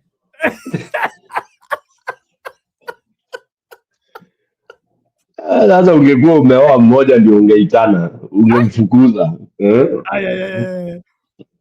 Aki Mungu alisamee bwana. Unajua the problem with me is that I respond politically. Yeah, and the way their ladies are so beautiful, bana. You know me, I lived there for long. Oh yes. Aya. Oh. Aya, wagani hao? Oh. Uangaliaji. Wewe kwanza nilishangaa uliponiambia umesoma huko na ulitoka bila. Wewe ni bure. Yaani angekuwa hapa tungekuingilia sana. Wewe ulikuwa bure. Eldoret ni Wanandi. Kipsigis ndio the most beautiful. So unataka kusema you are just saying I was in the wrong location. Hivyo ndivyo unajaribu. Of course, wewe ulikuwa kwa Ruto katikati huko Nandi, huko wachana na hao. Ulikuwa kwa mapinde John Walker. Ungekuwa the bigger ungekuwa the bigger Kalenjin huku nani huku Kipsigis, Kericho, hiyo area yote huko kwa majani. By the way, wako na mademu yellow huko. Ala basi umeingia box. Na very reasonable, wazuri kabisa, very wako karibu. Nilisikia ati wamama wa Kipsigis hata una confuse na Wakikuyu na Wataita. Exactly. Na ni wakulima very, like they have been, there is somebody who was telling me, like, by the way, those people, they don't have they don't have Kalenjin mentality. Our mama, they don't.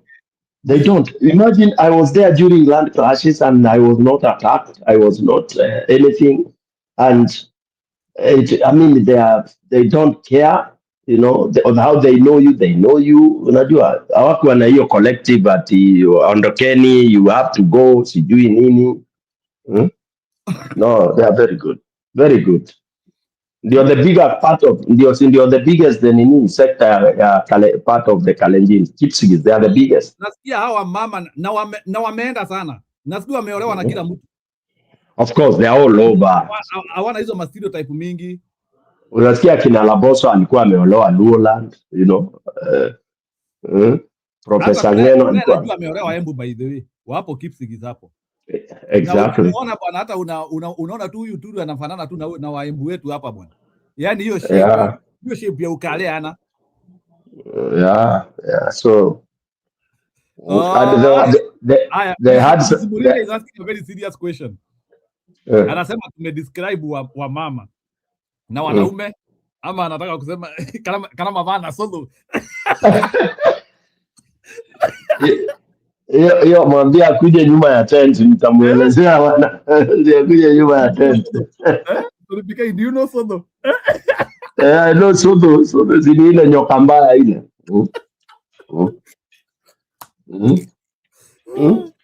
Moringa, I think you have forgotten your answer when you had me talking about it sodo.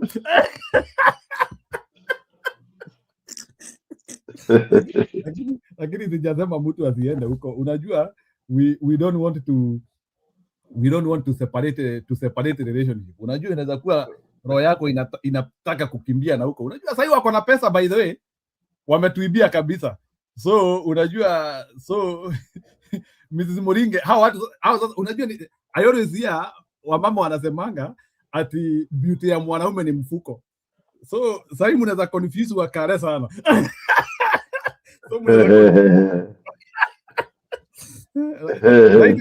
Na mtu alikuwa ananiambia the reason why hata Ruto is very attractive kwa mlimani sasa hii ni sababu ya pesa. Ati atuneve kutuneva anyorokete. Tulipika hivyo ndio mnasemanga ati mwanaume ni pesa. Cash.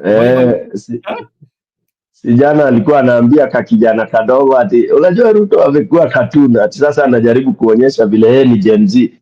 Ati anauliza Gen Z ati niaje unakaa vinoma mpaka umedunga luku. Mpaka unanipa compare. Mpaka siku hizi Ruto anaongea shit. Huyo ni Ruto sasa? Lakini ile kitu alinibo ni ile ati anaingililia Kalonzo Musyoka. Hiyo ni kustuplo. Tumeandikia Kalonzo sana, tumemwambia achane kujibiana na Ruto. Unasikia all the time lazima ati unasikia tu akisema ati mnajua yule wa 40 years yule. Mnajua yule wa 40 years anasema anyway, wacha niwaeke hiyo yellow sababu ndio mnatafuta. Stone PK kuna mtu haya, Moringe kuja upe Stone PK namba yako hapa akupigie. Nimekupea preliminary finding. Sodo. So Stone PK unajua Kikamba, sodo inaitwa aje kwa Kikamba? Sodo koni hizo ndo mameta, sodo ni nani? Ita nzokela idawa noma sana. Nzoketu itawata. Cobra, sodo ni cobra? Ile inasema hapana si cobra. Cobra. Hata Ukambani hakuna cobra by the way. Ukambani ni hizi snakes zingine kama za mbere tu, very poisonous akina sodo. Cobras. Sodo ndio python. Hapana, python ni chatu. Ni python yeta wala. Mbuva. Python ni mbuva? Yes. Python ni mbuva. Na sodo ni gani? Because we always used to say sodo. Can you give sodo? Sodo is this inakuanga na masharu black white, very swift. Inaendanga hiyo sodo, it comes from the name sodo, yani kanatoka kanaenda. So Mrs. Moringe, umesikia sasa, sodo inabeba kubeba mara moja. So I believe Moringe hivi sifikiri umemaliza kule umetoka, so wachana nao angayo ngambo ingine. Concentrate na hiyo ile yenyu. Concentrate na Maneno unamulisa ate mayova maina vikavaibu. You are 2 million people. I guess they are 1 million. They are 1 million. Ai mayovo. Maina vikavaibu. So na kama unataka kuvuka anaweza angalia makazi ni sasa.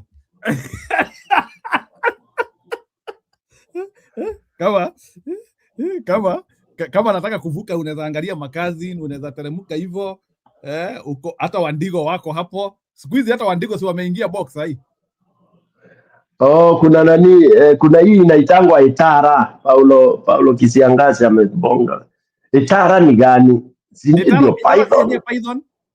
Nafikiri ndio python, yeah, I think so. Kuna mtu cobra ni kembuva. Okay. Na chatu ndio hiyo python kwa lugha ya Kiswahili. Pafanda perhaps. Hapana, pafanda is a different one. Pafanda is a different one. Pafanda. We need to. You can't say pafanda ni python bana. Hawa sasa tunaanza kunini. Pafanda is the English name for pafanda is ni different. Kuna zile snakes ziko in some regions. So anyway, Mrs. Moringa, to cut the long story short, ujue kuna nyoka inamezanga na kunayo inauma.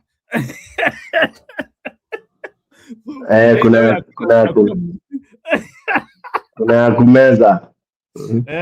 So na I used to hear like nani alipeni example ate okwenda njokongomerie kana njokompeke yate ilikuwa inasemanga waje? Which one? How do they say? Unataka ya kumezwa ama ya kufanywa waje? Kuna vile inasemanga, so either way you are not safe. Bado utakuwa ni chakula, utakuwa muite. So you be eaten. So unataka gani? Unataka ukoenda njokongomerie kana njoko what? Who knows that by the way? Kemeru. So wacha niwaangalilie. Walikuwa wapi? Walikuwa Nyeri? Nyeri of course, Sagana.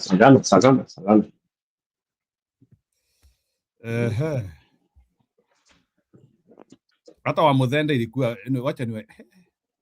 Anyway, but don't take it serious, Don't take it serious, please.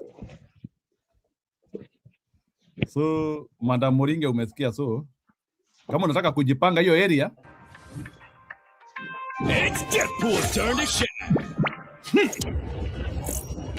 President William Ruto has reaffirmed his commitment to what he calls Kenya's Singapore dream, saying progress made so far, particularly in the housing sector, signals the beginning of national transformation. Speaking while addressing grassroots leaders in Nyeri County, the president dismissed critics who have ridiculed the ambition, insisting that visible changes are already taking shape across the country. He cited the ongoing transformation of informal settlements in parts of Nairobi as evidence that Kenya is on a steady path toward urban renewal and economic growth. President Ruto maintained that he that his government's development agenda is beginning to yield tangible results, adding that the drive for affordable housing and modern infrastructure remains central to his vision of positioning Kenya as a globally competitive nation.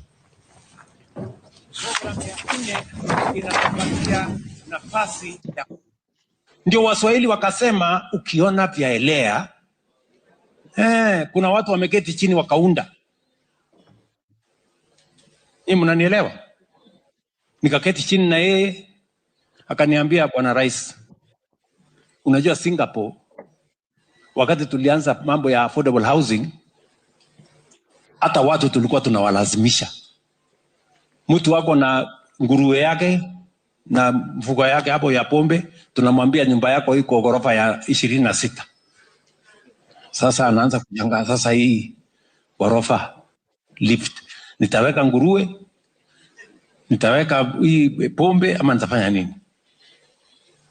Today that country has changed. Na mimi nataka niwaeleze, hii Kenya kwa mapenzi ya Mungu tutabadilisha. Tutabadilisha. Nyinyi mumeona, sio kwa sinema, nyinyi mumeona live. Nairobi hiyo inaanza kubadilika. Pale Mukuru ilikuwa slum. Leo tumejenga ghorofa 19 Mukuru.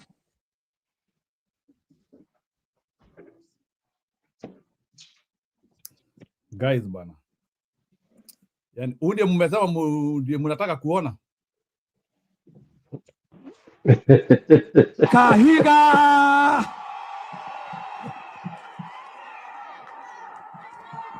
Asante sana Wamombi apigiwe makofi. Piga makofi. Yeah. Your Excellency, our president wa UDA,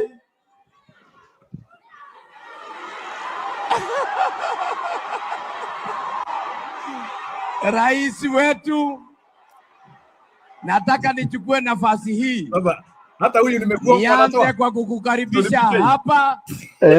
Hapa ni nyumbani. Hapa ni kwako. Na hapa tuko karibu kukaribisha. Yo. Baada ya kusema hayo, you need to answer that. So DPK, hata huyu nimegongo anatoa.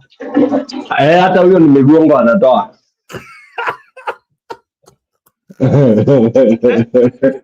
Ziziko na migongo. Ziziko na migongo na inatolewa kwa hivyo.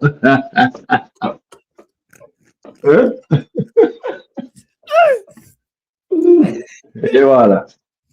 Yani huyu amekuja na huyu amekuja na sasa hata huyu mnataka kusema ni pesa hana, juu mmesema watu wako na shida. Huyu ni pesa hana? Ati. Si mmesema watu wako na shida, hata huyu ni shida ya pesa. He is a current governor, he is part of the steering creek. Hata huyu ni pesa?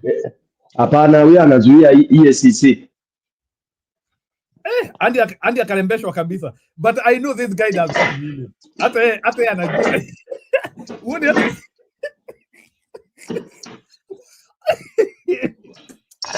Ni maisha bwana. This thing cannot happen.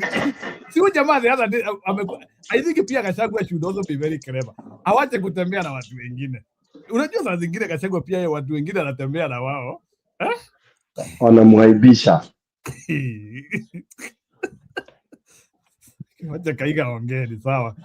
Ni nyinyi mmeitisha. So I will do nothing. Asante Nyeri. Asante. Baada ya kusema hayo na sawa. Mimi niliambia mimi wa Fortam. Haya, tulia. Tuko na wageni mahali hapa na ningetaka kwanza niwajulishe wageni wa kiwango cha magavana na deputy governors ambao wamefika. Tuko pamoja. Kwa hivyo nikimtaja mmoja nitawakaribisha hapa. Na nataka nisikie mgurumo wa watu wa Nyeri wakikaribisha wageni. Haya. tutaanza. Kuna vitu zingine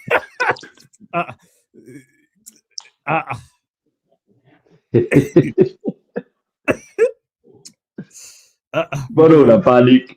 Mbona una panic? Mbona una panic? That's the sound of an American oil. No, unajua I want to be a part of it? Listen up. Si jamaa. Hello. Atupakangwe mauji, si ndiye huyu? Ndio huyo. Ndio huyo bro. Wacha niweke Kalinda wetu. At least nione wacha nione vile naaibishwa. Wacha tuone vile anatuaibisha. Awakalinda, wacha tuone awakalinda. UDA party. Karibu. Thank you very much, Majority Leader. Our party leader, His Excellency President William Samoei Ruto. All the leaders here present, led by the Governor for Nyeri, Governor Kahiga, all the governors and deputy governors, members of parliament, our Secretary General of the UDA party, nanyi viongozi wa UDA mashinani Nyeri County. Hamjambo! Gedia yoguo moyaro! Moriega! Bwana asifiwe. Your Excellency, today is a very big day here in Nyeri. Leo tumekuja hapa ndio upate nafasi.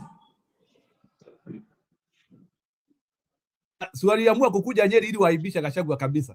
Si waliamua yani kuleta game home ground.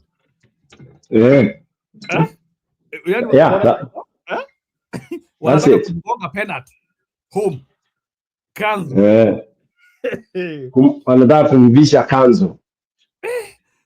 Wacha tusikie huyo Kalinda, my governor, ya kuzindua viongozi wa UDA ambao walichaguliwa last Saturday hapa Nyeri County. Katika kila polling station ya Nyeri tuko na viongozi. Hawa viongozi hawakujichagua, walichaguliwa na wananchi, members wa UDA. Jipigieni makofi jameni. Hawa viongozi symbolic. Tuko na men, women, youth, and we have also taken care of special interests. Tuko na women. And I want to say, throughout the election, we have achieved 35.6% gender representation katika uongozi wa UDA mashinani. Kwa hivyo nyinyi wa mama ambao mmechaguliwa, nataka kuwashukuru. Kwanza kabisa mmejitokeza, mkasema mnataka kuwa viongozi wa UDA mashinani, and I'm very proud of you ladies for coming out and seeking elective positions in the leadership of the UDA party. Mumenipatia nguvu kama mama mwenzenu. Pia tuko na vijana, and we got about 40% of young people elected in different categories katika UDA grassroots elections. Vijana mpo? Hebu nione vijana wale walichaguliwa hapa, mikono juu vijana, asanti sana. Pia tuko na wazee, and then we also have persons living with disability who have also been elected at the grassroots level. Your Excellency, hii ni jeshi yako. These are the people who will hold you at the grassroots level. These people are very important kwa chama yetu, kwa sababu kutoka leo hawa ndio ambassadors wa serikali ya William Samoei Ruto. Ukiwa mahali kutoka leo, once the president launches this leadership and gives you the powers to go and do the things he will tell you should do. Nataka ukiwa kwa mazishi, ukiwa kwa kanisa, ukiwa kwa function yoyote, huwa unasimama unasema, mimi ni kiongozi wa UDA, mimi nikiongea hapa nimetumwa na President William Ruto. Usimame uongee kama William Ruto mwenyewe. Nyinyi ni watu wa nguvu. Kwa mazishi unasimama Huyu hawezi endelea. Ati anaambia watu waongee kama William Ruto. Njiro, hiyo formula inaitwa Stone PK formula. Ni vile sijapata. Huwa unasimama unasema mimi ni kiongozi wa UDA, mimi nikiongea hapa nimetumwa na President William Ruto. Usimame uongee kama William Ruto mwenyewe. Nyinyi ni watu wa nguvu. Kwa mazishi unasimama kwanza unaanza na kupatiana salamu za William Samoei Ruto. The next thing you do ni kusema ile kazi serikali ya William Ruto imefanya katika mahali umetoka. So we will also share with you all the government programs za hii eneo yenu yote, county yenu ya Nyeri. Ndio ukisimama unaongea kama president mwenyewe na utaheshimiwa. And when the president comes to the county, kama amekuja Othaya, the first people to receive the president will be you, the elected leaders of Othaya. Can I make money online with $0? Yes, you can. She's the vice chair. She's the vice chair. Who the ambassador wa Kasongoism? I think yeye ndio upere kabisa. Sindio party vice chair, man. She's very strong. Na wakabalishwa kabisa. Naona hata nani alikuwa anasema, alikuwa anasema naamka asubuhi tu naona tu watu wamevaa. Hata Nyanza wakabalishwa. Hiyo formula ni noma. It's called balishwa taji. Mambo ndio hiyo. Wamebalishwa hapo. Na kwa sababu we are going to go up to the constituency level na kutakuwa na chairman. Na muniambie, these are not sick people, Stony PK. Mtu ako hapa chini to listen to people who have done nothing. These people are sick. Hii ni ugonjwa, hii si campaign. Karinda is sick. She needs medical attention. Huu ni ugonjwa, Stony PK. Huu ni ugonjwa. Stony PK, huu ni ugonjwa. This is something beyond malaria or HIV. This is a psychological disease. Huu ni ugonjwa huu. I've never seen. It's like ujakura na unasema daddy. Wacha aendelee. I can see Stony PK ni kama, anyway, you have lived more years than me. It's like wewe ni kama ushtuliwi na hii mambo. Wacha nikuwekee, hata wewe ndio umeitisha. Continue listening to their life. Chairman mwenyewe, Your Excellency, we are requesting. Ukikuja huko unawapatia nafasi hata wao waongee. Na wewe kama ni mzee unavaa tai ya yellow ya UDA. Kama wewe ni mama unavaa cape ama t-shirt ya UDA. Lazima jameni tuanze kuonyesha watu kwamba tunajivunia hii chama yetu. Na mondo dakamuoni die guoya. Ni moregwa kiembu keu.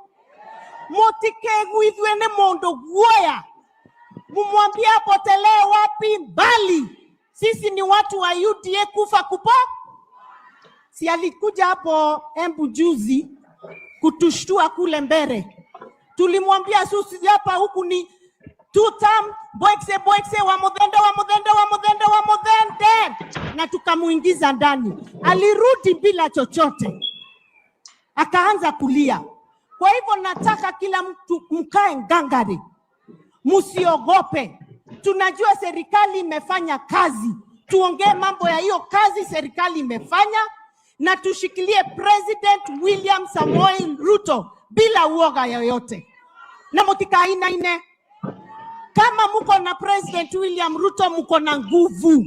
Na ndio maana muko hapa kupatiwa hiyo nguvu, murudi mashinani.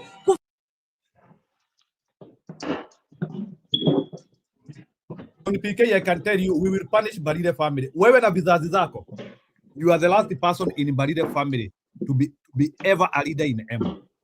And I will tell you categorically. Huyu mama huyu ashamaliza. Hata watoto wenyu hakuna mtu hataki kuwa kiongozi Embu tena. We cannot have people worse than akina Muru Mutesia. I thought we cannot have a person who is worse than Mulu Mutisia. Muringe imebidi niingililie huyo rafiki yetu kidogo. I thought Mulu Mutisia ndiye, I thought these things ended with Mulu Mutisia. So do you remember Mulu Mutisia? Mulu Mutisia ndio nilikuwa nikisikia alikuwa anakoa Nyayo. Alafu nilikuwa nataka usikize Njiro. You have to listen to these people ndio ujue the level of psychopathy.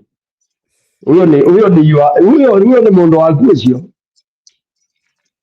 No, you know, I'm getting a headache, Don't get it. Na mwamwendilie Teso, lakini anasema Waembu ni washenzi. Of course, hata Waembu ni washenzi. How do you elect somebody how do you elect a Teso as your governor? That is true. Exactly. Exactly. President William Ruto kazi. Netwe sana ndo wakwa. Tumesikizana. Wangapi hapa wako tayari kufanya hiyo kazi? Your Excellency, they are ready. They are more than ready kufanya kazi ya UDA mashinani. Mshikilia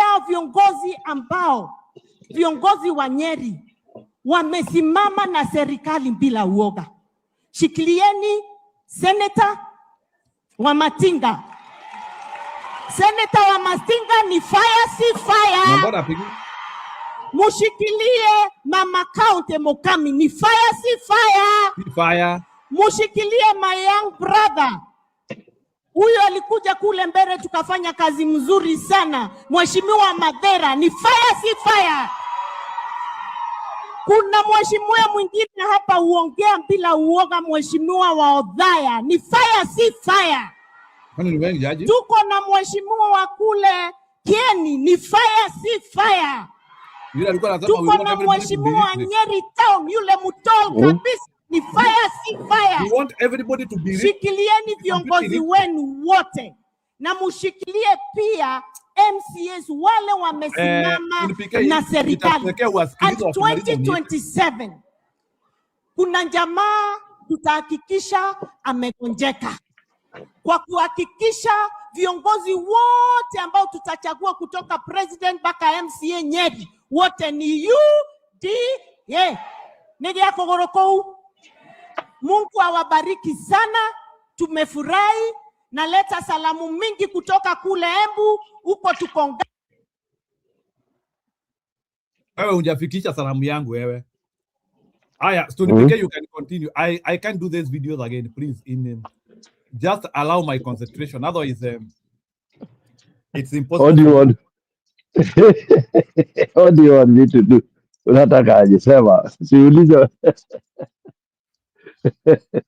Ushajua sodo inaitwa aje kwanza? Or you are looking at the calendar. That's na kweli kuna wanaume kweli. Wanaosino mama akwa mudhuri. Yeah. Mono. Hata huyo ana vango leta tumai na tuidio kana. Unataka kuanzia kuoga ama kukula? Tena mureo tiga. Na no isi mureo ndo egusanagirwo bai.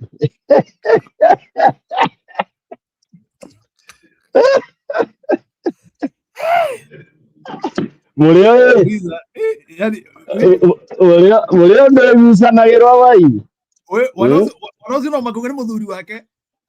Mwingi sana. Ndio ndo pusi usio rambira iraba.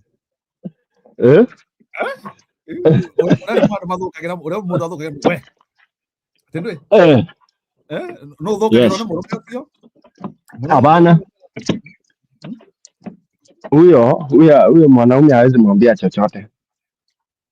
Hiyo ukiamua ni huyo relax Mteso ndiye aliolewa Embu. So iko hivyo? Yeah, obviously. Kwa hivyo ni sisi tulioa.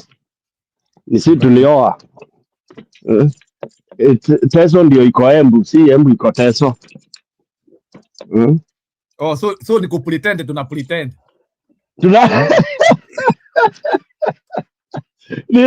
Watu wa pretend tumepeana, kumbe tumepeana msichana. nikote hata vile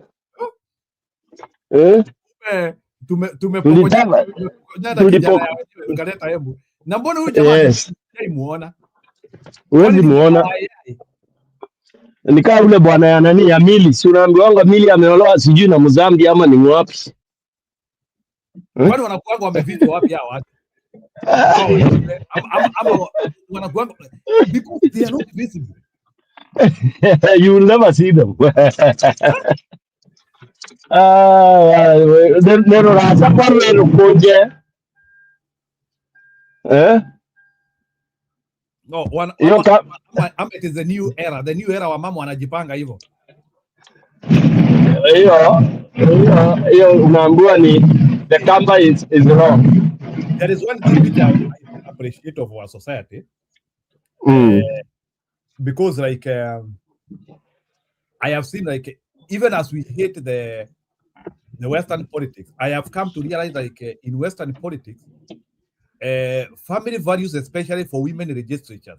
Do you know that if you want to become a politician in the Western countries, there must be a very straightforward family involved with you? Do you know that? Yeah. There must be a confirmable family. Like I have not seen like all the legislatures like in America who I know. Hata hawa akina Crockett akina Crockett, akina MTG, all those women, they are very conventional men. Sio watu wa kufichwa kama njugu karanga. They must appear. Yeah, they are people who are visible. They are even seen operating with their children. They are visible men. Mbona watu wanaume yai? Most likely, most of them were separate. So I predict these people are not married. Wanatuwekea an artificial man. It's just like vile msichana anaweza kuambia I'm taken. Achana na yeye. Anajua if she doesn't fake there is a man. Kura hatumpei. Because you know like that is one of the biggest stereotypes hata Martha Karua amekuwa akipewa. Atuonangi mzee yake. Have you not heard many people, even people claiming that Martha Karua sijui nini atujaona mzee? You have not heard some chauvinistic guys claiming that. Stone PK. Yeah, it's been there. It came ikarudi ikakufa with the time. All those kind of, you know, when you become a public figure, you get all sorts of it's like insight. Watu wanakuchimba, wanataka kujua wewe ni aje, uko aje.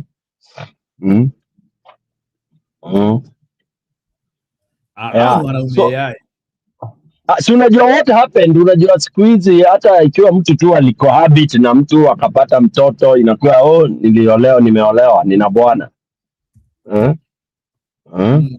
And some of them you cannot confirm. Neither like tunaitanga uimaro, you are just you are following uimaro so that watu waachane na wewe.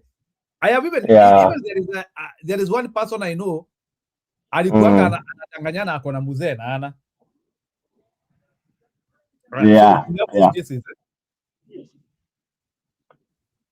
Alafu unajua sasa hizo vitu ni personal, you cannot uwezi ingilia sana. Mtu anakuambia my personal life unaitafutia nini? Unajua hata mpango wa kando ni marriage. Unajua Tanzania mpango wa kando nyumba ndogo. Unajua nyumba ndogo? It's formal.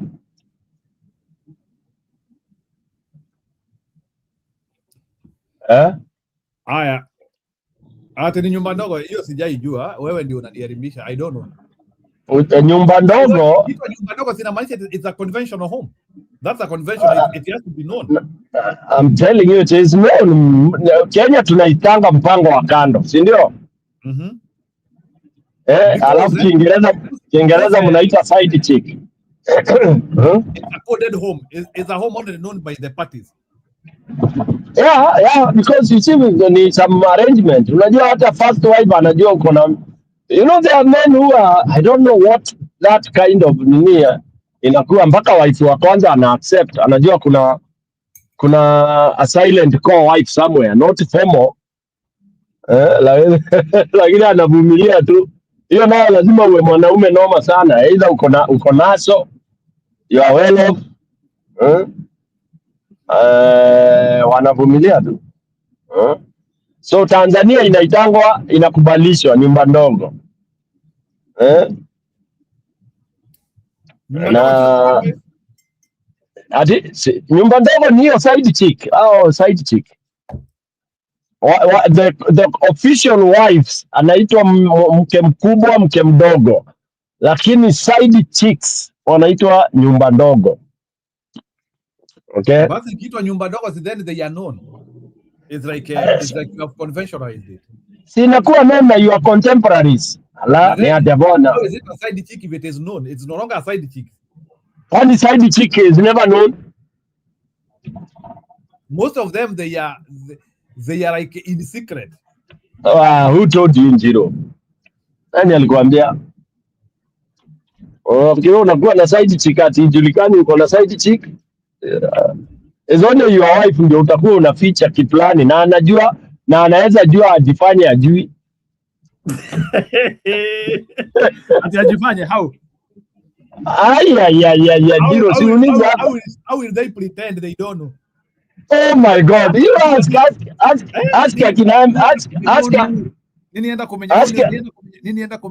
ninienda kumenya wandatu no wewe usivite wandatu because unajua wanazindua wandatu na mechanic. The most intelligent women atajua na hata kwambia. Yes. Oh, nakaa hapo ukijidai vile wewe mwerevu na anakusoma akili. That is very dangerous. Kama Of course. Utajua the day tu utamdisappoint and atakwambia utamwagiwa mambo hapo, wewe ndio una collapse. Kana ama ile wakati ashapanga mfuko anataka kutokezea. Si ndio? Anataka kutiga wale wako.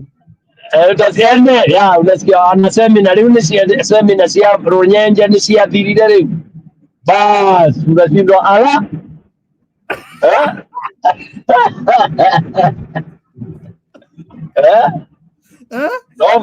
Noma. Ndio za runyenje diko ino. Ona safari sia runyenje ri tusiye lakini ni sawa. Watu wagire ni wega. Wewe? No, hiyo ni missile ya North Korea bwana. Inafurahi through Japan. Hiyo inakupiga kama ulikuwa unataka kwenda job una call off. Una call out. No, so you cannot pretend that women are this strategic. Cheza pinda bali. Cheza wala. Kandi zinajulikana na watu na kwa advise kama ndugu mkubwa, si ulisema mimi nimekaa miaka mingi kidogo kukuliko. Sasa hiyo miaka ulinikuta kile niliona hujawahi ona. So hautaki nifikije hiyo miaka nijue. So unaniambia enzi yangu sasa. Hata ukifikisha utakuwa bado utaona ile niliona. Mbele. Ule aliona saa 2 mbele yako, hata ukiona saa 2 nyingine si sawa na ile. Hata ulituambia ulikuwa unajipanga mapema hata ukiwa high school. I remember. Ati by saa 7 kama ni siku ya games. Tunatuambia by saa 7 tunataka kujua kama huyo msichana utatuma barua ama utatuma. Exactly. Sitaki kutira. I would not want to joke. Ati huyo msichana ni vizuri, ati and already forcing a relationship.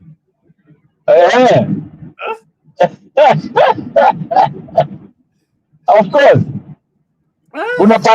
Kuna parameters unaangalia, unajua hapa utatoboa, unaacha kuwaste energy. Kwanza ukiona ni mkorino unaacha.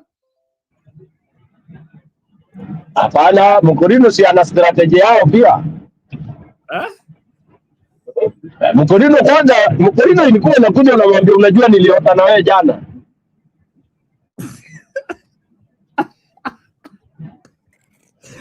Niliota na mtu amevaa kitambaa cheupe. Sijui kama ilikuwa ni wewe, nilikuwa ni Mungu ama ni aje. Kwanza anashtuka. Anasema wacha mchezo. For real? Unamwambia mimi hata sijui. Hata siku anataka kukuambia hivyo because you think unamwambia siku anataka kukuambia nilikuwa naona utaona mimi ni mwenda azimu. Alafu hiyo ndoto ikaishaje? Sasa anataka kuona hiyo ndoto ili. Alafu tukaenda wapi? Sasa si ile inafuata ni vile atakuuliza for real. Unaambia mimi hata nilifikiria I'm getting nimekuwa mwenda azimu. Mwenyewe ndiye anakuambia no really yeah it's a dream. Unamwambia really? It looks so funny, but I'm a guy. Did you confirm?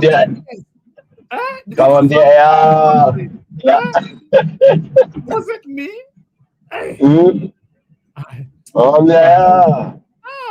Alafu ukinsist unasema ni wewe, sikukosea. Basi kama mimi ni sawa. Basi. Ongea naenda kujifunga kilemba hata mimi. Lakini wewe ndio utanipeleka. Unamwambia wewe you are the one to take me for that kilemba.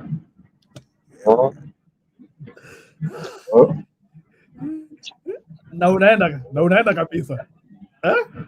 Sasa ukishamwambia ni atakupeleka kwa kilemba, sasa hapo lazima yeye ndiye anachukua hiyo jukumu. So sasa huyo akiingia box sasa hakuna story nyingine. Hiyo nini imeisha. Hakuna kuongea nyingine. Hiyo ni close up, close your business for that time. Sasa unangojea sasa kuandika barua. Barua hiyo sasa barua ukiandika si itajibiwa one touch. Sasa hiyo barua sasa ndio una apply sasa ile nini ile the Greek English before breathing.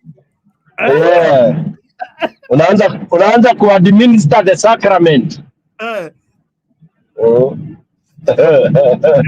Hebu tupe line moja ulikuwa unaandika before I start and as my end is lingering with thoughts within this meticulous period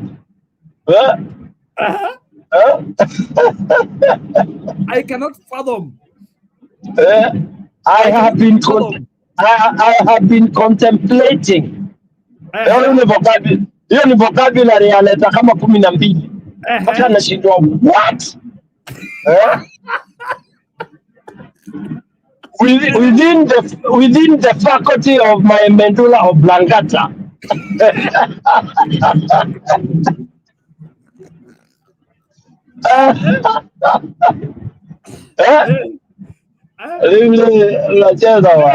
Medulla oblongata and you are not choosing the hypothalamus or the pituitary gland. No, medulla, unajua medulla anakumbuka haya na mwalimu wa biology alimention hii kitu. Sasa hiyo unamwonyesha you are bombs to death. Utaki kumwekea kitu hata haita click. Hata click I had my teacher pronouncing that lakini nikashindwa nikasahau. Anajua yeah. This guy is hot. Unamwekea ma conjunction. No sooner. No sooner. Yeah. No sooner. No sooner had I seen you.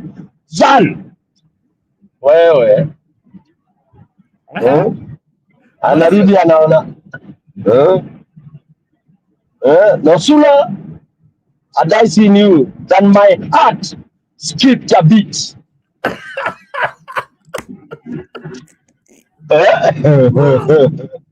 Sasa hiyo ni mistari ya 70s and 80s. Hiyo ni ya 80s huko. Unge team them kama una kizungu bro. Those madem walikuwa noma. Wacha nyinyi. You have to, atuna team them na vernacular. Atuna katia dem na lugha zingine ovyo. Madem walikuwa wanataka watu intelligent bwana. Mtu anatoa mambo. Unajua nini our generation tuna nekevua isiro. Sisi ilikuwa unaambiwa huyo Charlie hata ana stra. Ana stra. Unajua stra ni nini? I don't know.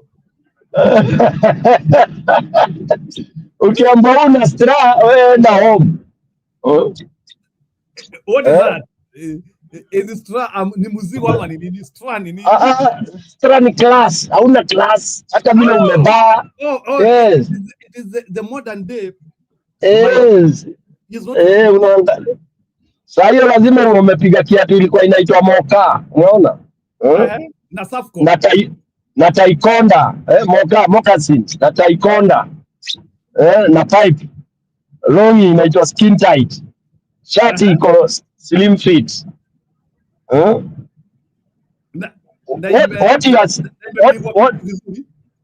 What you are seeing people wearing now, it's just fashion inaenda ikizunguka kirudi. Okay? Viatu, you know, that kind of a thing. Nywele umechana afro. Sasa umeyeka afro. Ala. Afro sasa ungekuwa una afro ni na unaona afro imerudi. Wow. Ilikuwa unaamuka unachukua kama 30 minutes kutengeneza afro ba. Yaani bila hizo vitu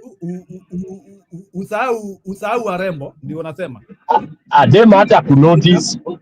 Unajua kwanza lazima unotisiwe. Na hiyo ndio signature. Hiyo ndio signature wangu. Alafu mnaangalia wale kama hapana, wale it was not a big deal. Now that's a good thing. Lakini of course lazima saa hiyo mko music festival hapo utaenda kama kuna ice cream, chukulia ice cream. Ilikuwa poa sana. Was it akukua na story ya kukula fare? Hapana. Loyalty was 100%. Loyalty 100%. Yaani ukiangusha mbuzi umeangusha mbuzi. Mtu alikwambia atakama. Na kuna kupokonywa? Wewe utapokonywa na Stone PK. Sasa Stone PK alikuja achore zaidi. Na kwe na stra, labda nichukue gari yanko, nikuje na gari yanko. Nitakumwagia unga bwana. Unaweza kusema wachana na yule fala hata afikiriangi. Alafu mimi nakuja namwambia sasa kama tuseme tuko kwetu namwambia nitakupeleka out Runyenje. Hiyo umemtoa na huko wapi na huko Keretile. Ndio unampeleka Nengo kutwara town. Pengine umemtoa na huko Keriko. Na huko Ngire ndani bana umemleta na gari alafu one thing unampaza anaona una drive. Nawe ni student. What? Anaenda kuna radio story mwezi mzima. A guy was driving, you know. Because my guy is cool, mazee jamaa mine ana strat ni mnoma ajaja mazee. Alinipeleka Isaac Walton na zetu ni hang hapo what? Hata head wetu alikuja hapo nikajificha kidogo hata ange ni notice. Sasa umemtoa ngovyo girls.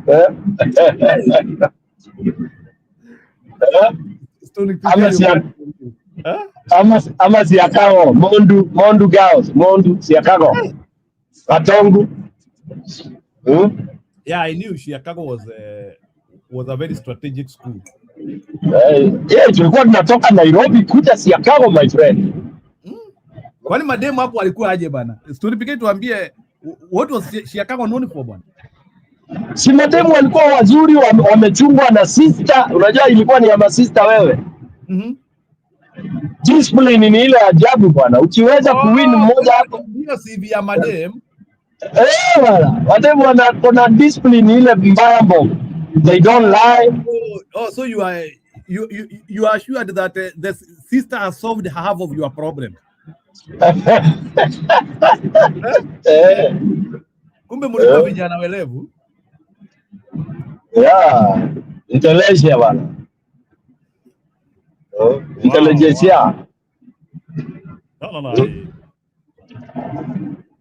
Hiyo inaitangwa when we were we.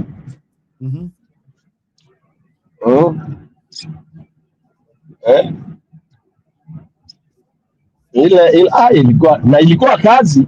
Ilikuwa kazi ngumu. No. Anyway, it is not easy. Ilikuwa ni project.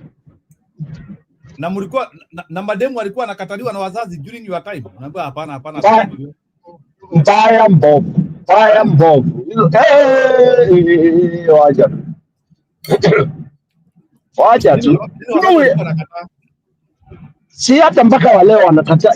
It is, we are talking of juzi, African we are not that liberal,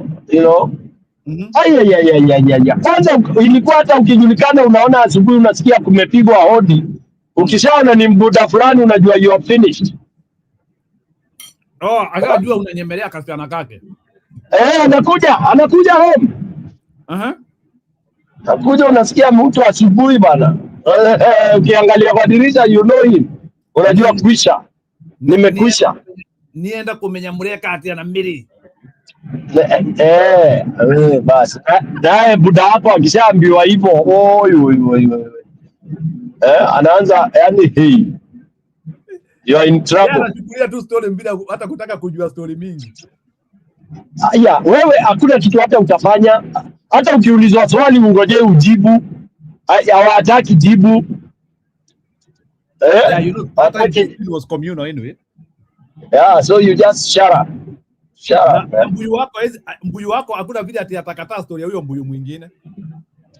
Wewe sasa imagine mbuyu wangu alikuwa ni public figure. Kwa mfano, I'm just giving you an example. This is a respect. Na huyu mtu amekuja kustaki kwake ni one of his supporters. Ni vote yake. Sasa wewe unaona atasaidi na yeye ama wewe?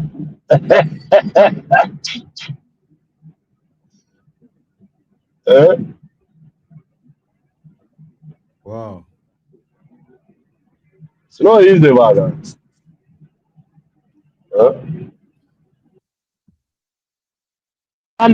Things went on as mambo yanaendelea tu. Now coming back to Cecily, our governor. Tena umeenda Njiru.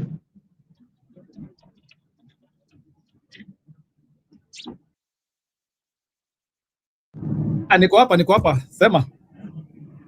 Nakwambia coming back to our governor. Unakumbuka governor alikuwa analia hii kampeni ya Mbere North, alikuwa analia anasema haki ya Mungu nira muvo wa mutikambekelea hivu nikiruzi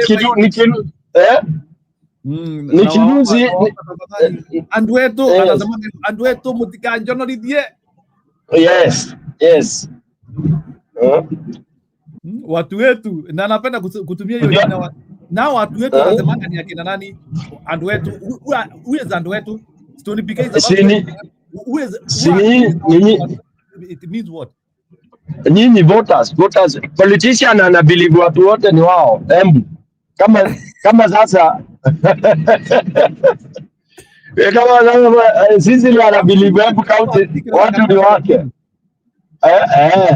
These people are sick. That is sickness. Ati watu wetu wakina nani? My people. An opponent. They don't care about the opponent. Hadi ati anapikisha salamu ya watu wa Embu. Ni watu wa Embu wao walimtuma. Embu no, so we have to start auditing this statement. When Balida is saying pokeeni salamu kutoka Embu, ni Embu gani? Watu gani wa Embu wamemtuma salamu? Akina Njiro, akina Stone, akina na Mwanja, akina Njoroge, all people in Embu.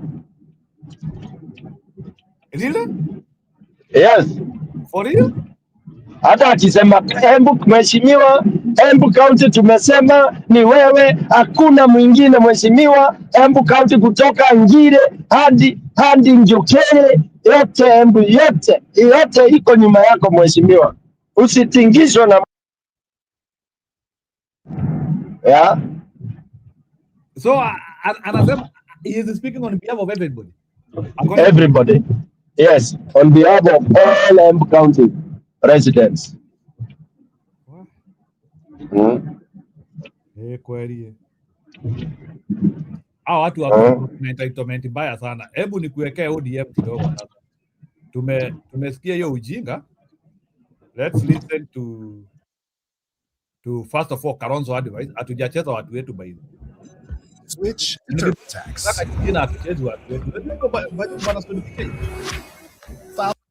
Wiper Democratic Movement and other opposition leaders have asked the Orange Democratic Movement, ODM, to carefully consider its approach while forming pre-election coalitions ahead of the 2027 general election.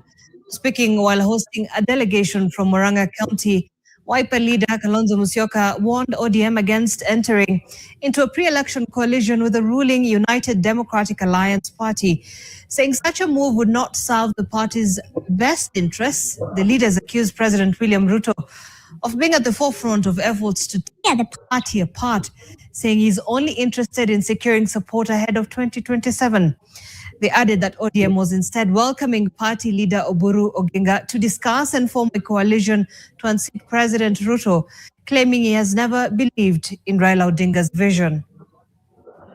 If you are talking about forming a pre-election coalition, na umekubaliana Kilifi, the first bite of the cherry should go to this team ambayo ilitembea na baba, tukaunda Azimio, tukapigania demokrasia na haki kwa Wakenya. Kweli si kweli? If indeed they believe in the vision of Raila Odinga, then the first point of call should be united opposition.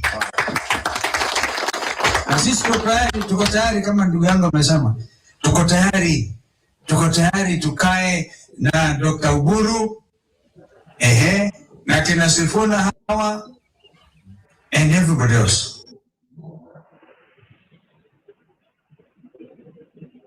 React. Kwani umetoa ilikuwa kabaiti kadogo aje? Anyway, sasa that's good because now they need to thoroughly deconstruct some of those allegations. Alafu waongee kwanza, mimi na insist waongee na lugha ya Kiswahili. Lakini sasa labda what they mean, they are addressing hao jamaa wao. You know, those are their meetings. Alafu najua wanaongeanga ati na Kizungu ndio sijui kwa sababu inaenda inatamba sijui nini. But you see, hizi vitu zinasikizwa na their members. So ni vizuri waongee vizuri na waongee raw. Waiseme ikiwa very raw. Bila kuanalyze hivyo na kusema the way as it is. Ni kweli kwanza ile watu wanatakiwa wa emphasize sana ni kwamba wale ambao saa hii wako ndani ya wanasema juu ya broad base, they should categorically say it's not the community. No, it's not. And then they should depart from that hiyo nini ya kusema ati baba aliwawacha sijui wapi alifanya. No, kila mtu anapeana his or her own interpretation of of baba alisema, baba alituacha hivi, alitupeleka hivi, which is not, it's not anything to really ride home about. Yeah. So basically, yeah, the opposition are supposed to try and deconstruct those narratives because they don't make sense. Your narrative ni ya uongo, ni ya uongo, ni ya uongo, and that would be very good. Very good. Hebu weka ya nani, kuna moja ilikuwa ya kina naweka, hebu kwanza niweke muone vile Bobi Wine ameshinda uchaguzi. Sawa. Wacha niweke Bobi Wine ameshinda. People power everywhere. Congratulations, it has not been an easy task. We wish you well. After declaration of Eugene Nasolo and Abubakar Kawalia as the duly elected members of parliament to represent the people of Rubaga South and Rubaga North respectively at 4 a.m. today morning, the Electoral Commission has declared NRM's Fred Ruhindi the winner of the Nakawa East parliamentary seat. He garnered the highest amount of votes cast with 18,555 against NUP's Alex Waiswa Mufumbiro's 15,186. I declare Ruhindi.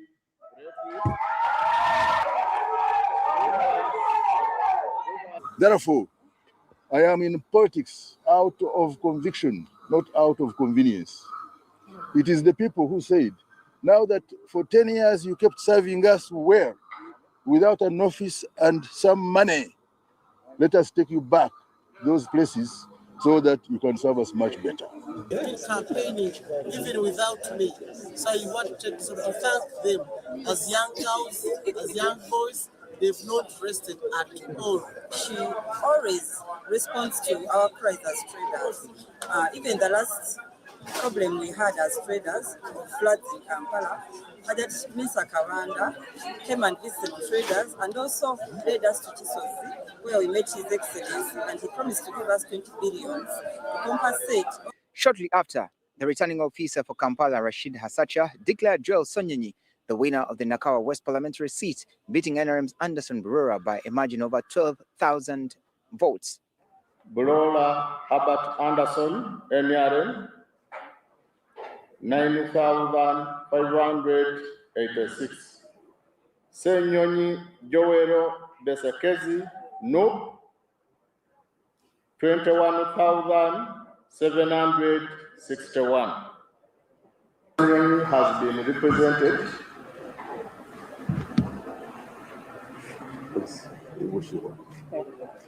Yes, people would expect that I should be jubilating because I have been declared winner. I'm saying it goes beyond just myself. I have colleagues that have been disenfranchised. Alex Waiswa Mufumbiro, Nakawa East, is in jail. He won, but they tinkered with the DR forms right there. We put them aside. Next to be declared were the results for Makinda East and West, where Ali Kasirie and Zahara Luirika from NUP emerged winners.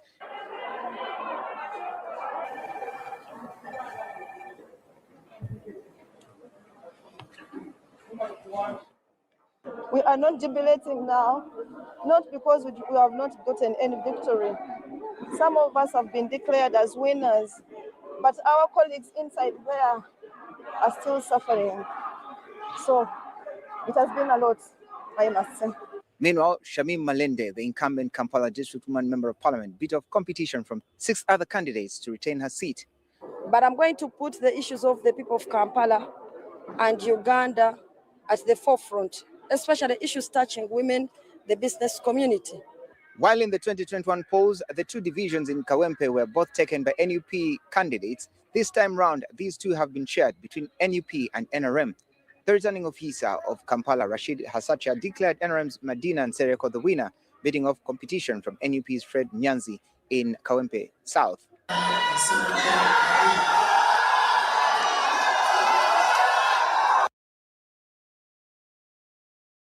To cut the long story short, in Kampala, Bobi Wine won 70% of the seats, and he still lost the election. Kura Bobi Wine ilienda wapi? Ama Kampala sio Uganda? Tulipika ama ulisema mashinani ndio kila kitu. Stony PK, kura ya Bobi Wine imeenda wapi bwana? Wacha tusikie Bobi Wine akikataa kura lazima warudishe. Sababu mmesema mnataka kusikiliza kila kitu, wacha tusikie. Amereject alafu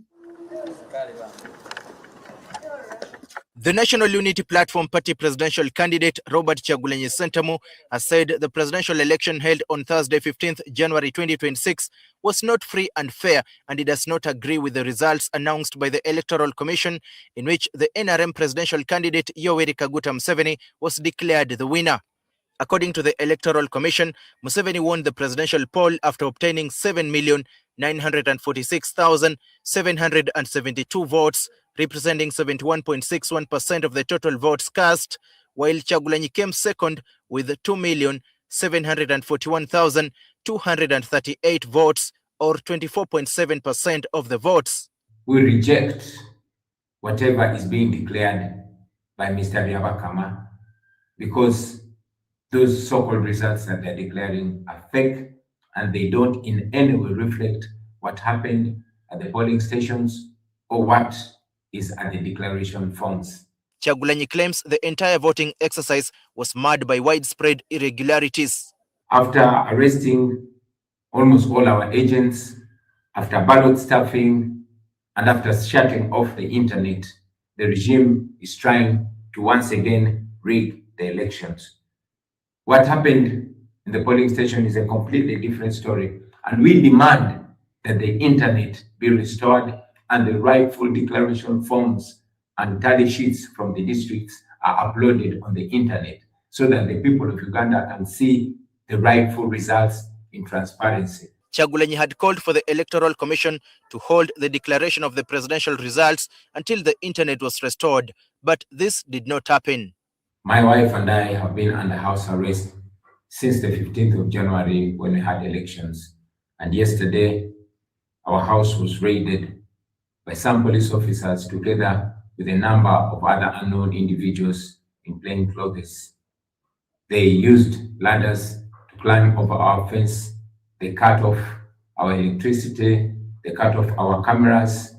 And they were being assisted by a helicopter that was hovering in the sky of our compound and providing them light as they were doing what they were doing. Amidst that raid, I was able to use my skills and escape my house. But I know they're looking for me. But police spokesperson Kituma Rusoke said Chagulanyi is in his home in Magere in Wakiso district and that he has not been under house arrest. However, he noted that security agencies are monitoring movements around Chagulanyi's home. We are dominating as security all areas that are of specific security interest. So it should not surprise you when we have a pickup or two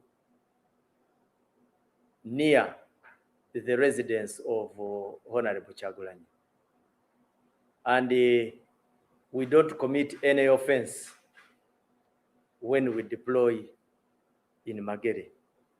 We have the right to deploy anywhere. But what I would like to categorically make as a statement is he's not under arrest. We have not necessarily denied people from accessing him, but we can also not tolerate instances where people use his premises to gather and cause unnecessary violence or incite violence. So we cannot allow an environment to be used as a springboard for chaos or violence generally.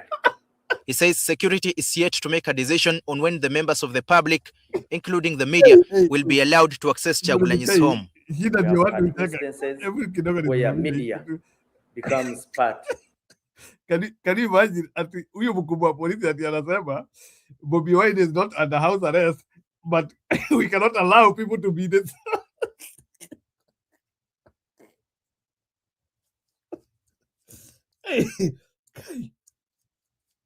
It's not a laughing matter. We cannot allow people to be at Bobi Wine house because I know the reason why they don't want people to be there. They think they will do what they are doing. They think if Bobi Wine is having people, they will do ballot stuffing. So they want to choke. They have serious paranoia. Hey, so became where your story because of me hata imenishida.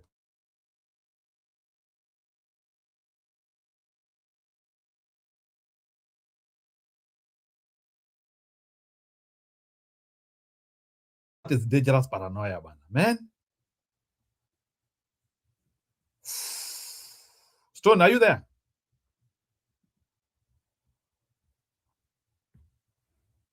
Stone PK, are you there? I think people have gone. So, hii mambo ya Bobi Wine man.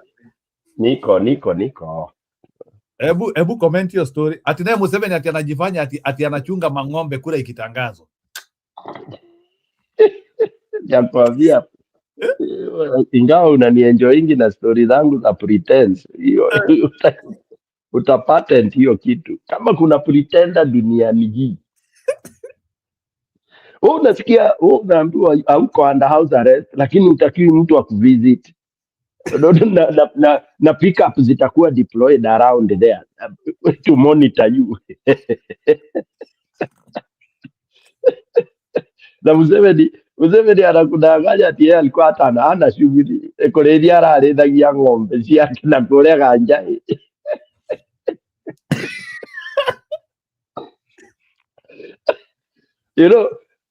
I witnessed how many elections mbili za Museveni.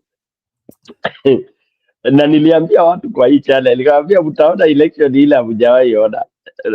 Ulisikia nini kwanza zikakuja, watu walisema opposition, now we want to use what Kenya used, the Kim kits, what Ghana used, blah blah blah. Waka hype. Museveni akasema it's okay, the kits will come, no problem. Ndio mnataka hizo, zikakuja zote. Then what did he do? Ulisikia story? Nimesikia story bwana. Jamaa amepata 71 bwana. So how do you challenge that one?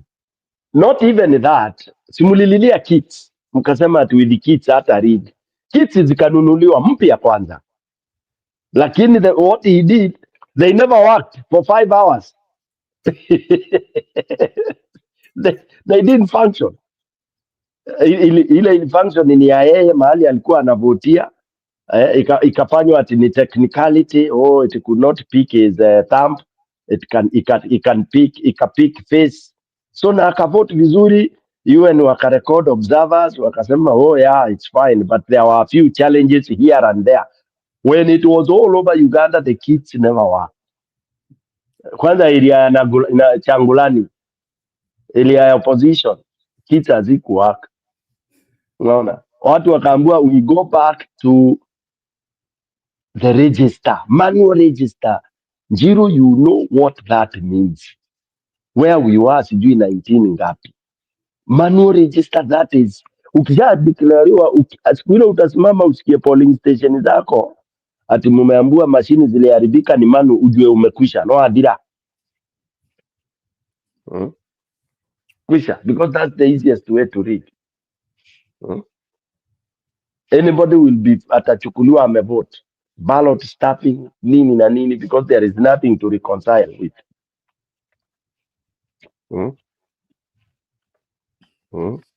Hiyo pretense ya Museveni manze. So you are saying in the kit, what did you want me to pray? As we now reach close to our end of our show. Si mumesikia ya kutosha sasa. Si we have dilated properly hii maneno ya Kasongo sasa. Kuna mtu atasema hana, na tafadhali if you feel you can subscribe us. So PK, you wanted me to do a video. I don't remember.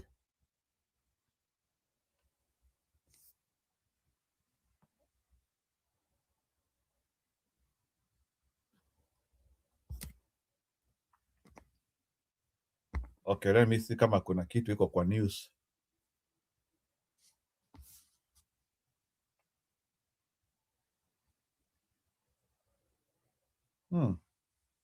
Kuna watu wanakufia kwa nyumba ya Keheka Kimani.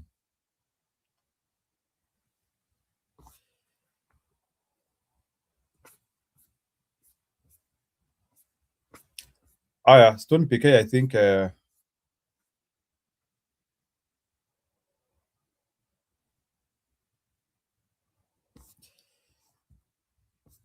you can tell us what you think as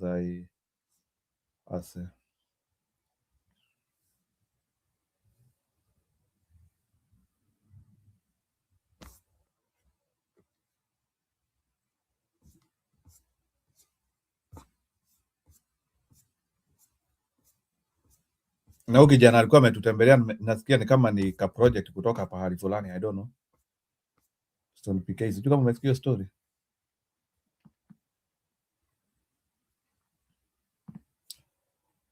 Aha.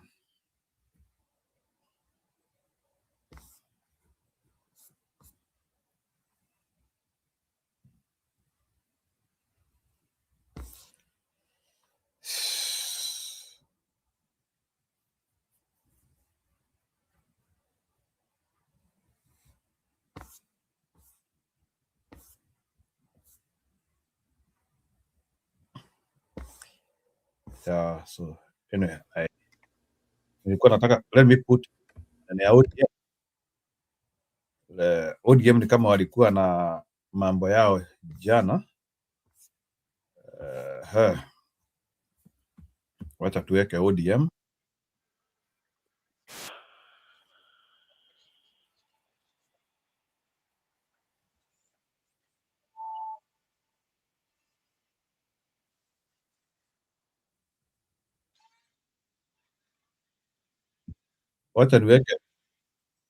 Wacha niweke youth leader.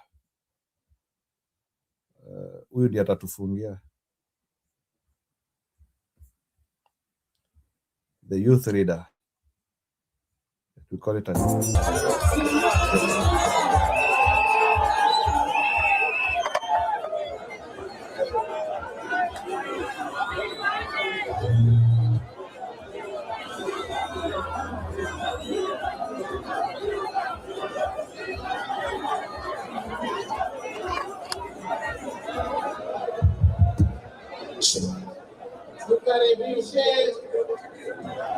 Tukaribishe gavana baraza wa Kakamega. Karibu gavana. Karibu gavana. Asante sana. ODM. ODM. Linda ground. ODM. Linda ground. Asante.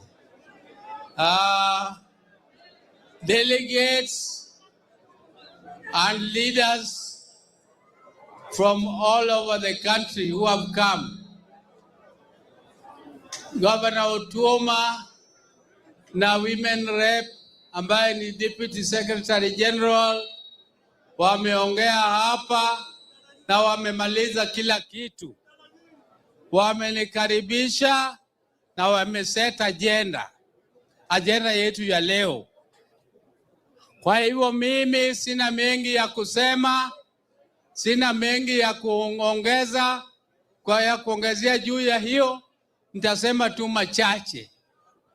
Kwanza nikiwa hapa Busia, nina furaha tele. Kwa sababu Busia ndio msingi ya chama chetu ya ODM. Ukienda kwa usajili ya members ya ODM, Busia ni number 1. Na ukienda kwa kura ile Raila alipata hapa Busia, ndio ilishinda counties zote za Kenya. Hapo pia Busia ilikuwa number 1. Na vile Gavana Otuoma amesema, mkutano ya mwisho ya Raila kabla hajaenda binguni ilikuwa ni hapa Busia, mkutano ya hadhara ya kuzindua 20 years of ODM. Hata mimi nilikuwako kwa hiyo mkutano, na kwa hivyo sisi kwa Central Committee yetu ambayo ilikuwa Kilifi, tuliamua ya kwamba mkutano yetu ya kwanza baada ya hiyo Central Committee meeting itakuwa na delegates, itakuwa ni hapa tena Busia. Na hiyo sio by mistake. Busia deserves it because of what Busia has done to the party. So mimi ninawashukuru sana nyinyi ambayo nawakilisha county ya Busia. Na kwa hivyo leo mimi nimekuja hapa kutangaza ya kwamba baba yetu ambaye ndiyo mwanzilishi wa chama chetu Raila Amolo Odinga ameenda. Na vile ameenda, alituacha akishajenga serikali kubwa ambayo inaitwa ODM.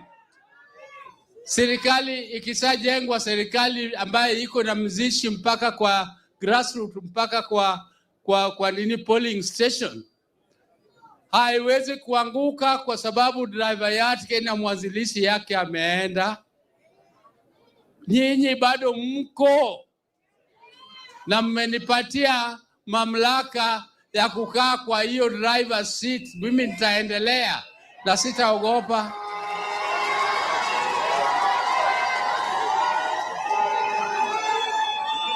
As long as I have the support of the grassroots, and I have come here to ask for that support from the grassroots, starting with my county of Busia. Nyinyi watu wa Busia, delegates wa Busia, mtanipatia support nione kwa. Asante. Basi mkinipatia support, mimi sitaogopa, nitaendelea mbele na nitaendelea bila uoga yoyote, na tutaendelea kama chama. Tutafuata sheria yote ya chama. We shall obey all the rules of the party, but we are not going to be we are not going to be distracted by side shows. We are not going to be distracted by side shows. Wale ambao wanafanya side shows huko na huko, mimi ninawaomba warudi kwa chama, warudi kwa mainstream, warudi kwa wananchi. Mimi sitaki kutaja jina la mtu, hawa wote ni watu wetu. Mimi ninawaomba warudi kwa chama, tukae pamoja, tuendelee. Sasa usajili ya voters imeanza. Usajili ya ID imeanza. Na mimi ningewaomba nyinyi wote viongozi wa chama kwa grassroots pale nyinyi mmetoka, muhakikishe ya kwamba kila mtu amepata ID card akisha.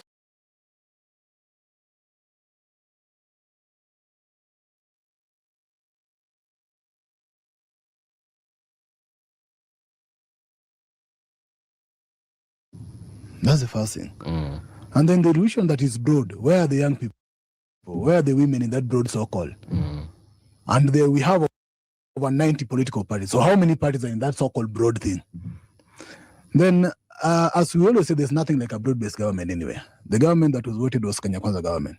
So those broad-based things are illusions of politicians who want to either massage their egos or even try to please their followers. Okay. The second thing, even in its so-called broad-based, it's directionless, aimless, and basically I can call it useless to the citizens, but very useful to the politicians. But again, I believe that its expiry date is over. It only served to cool the young protest in 2024. That's the only purpose why broad-based came in. And since then, they walk away from that. That's why you see the 10-point agendas is like the bottom-up narrative. It's all forgotten. Did the young people need cooling down? No, but to the politician, they needed cooling down because the young people were to change the political dynamics and the playing ground for these politicians. So only what they needed is to tell them, no, we have a government of everybody else now. So why are you protesting? Why are you trying to oppose this government? It's no longer root alone. It's the whole country together now. We are calling it a broad base. If you want to come in, young people, come in. The same thing they did with the NADCO, if you remember very well. When we were for the Sufuria protest and the Unga and the Nja protest, then they call people who are never hungry, people who have never slept without food, people who don't know poverty, to sit down in Bomas. And the likes of Kalonzo Musyoka today were the same people who are sitting there now to receive comments. Now, is Kalonzo suffering of hunger? They came up with a report called, I don't know, NADCO report. The same report with the same so-called 10-point agenda report, I don't know, for broad-based. It is number 1 on the 10-point agenda. Now, it's number 1, which never originated from the young people, never originated from the poor. It originated from some people sat here in Bomas here to talk about the agenda they think is good to fix the country. Can I ask a question?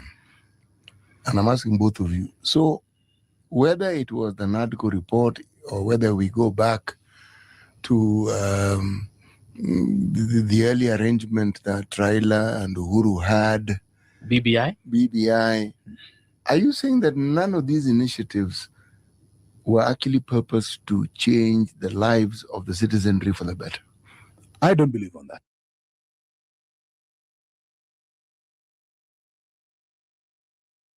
How broad is the broad base?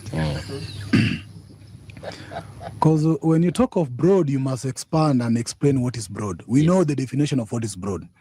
So if ODM and UDA work together, it's so broad enough to be called a broad base. That's the first thing. And then the illusion that is broad, where are the young people? Where are the women in that broad so-called? And we have over 90 political parties. So how many parties are in that so-called broad thing? Then, as we always say, there's nothing like a broad-based government anywhere. The government that was voted was Kenya Kwanza government. So those broad-based things are illusions of politicians who want to either massage their egos or even try to please their followers.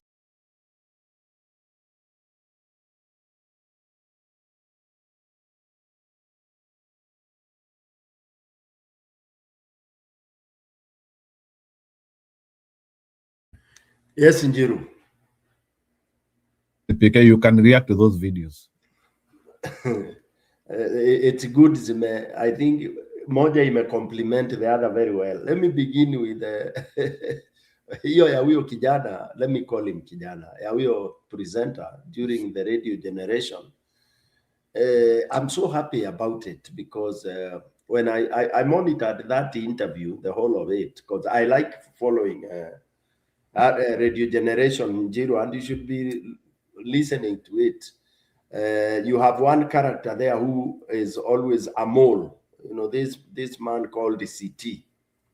You know, CT is always on the side of Ruto, you know, but he masquerades as if he's neutral and is very high level, level something, you know, and whatever he brings questions to show like whatever the government is doing it's coming to serve the people and all this kind of a thing. And then, of course, I like Mbuvi also, who comes with a lot of ignorance. One, because he's, I think, very youthful, so he doesn't have a lot of background about the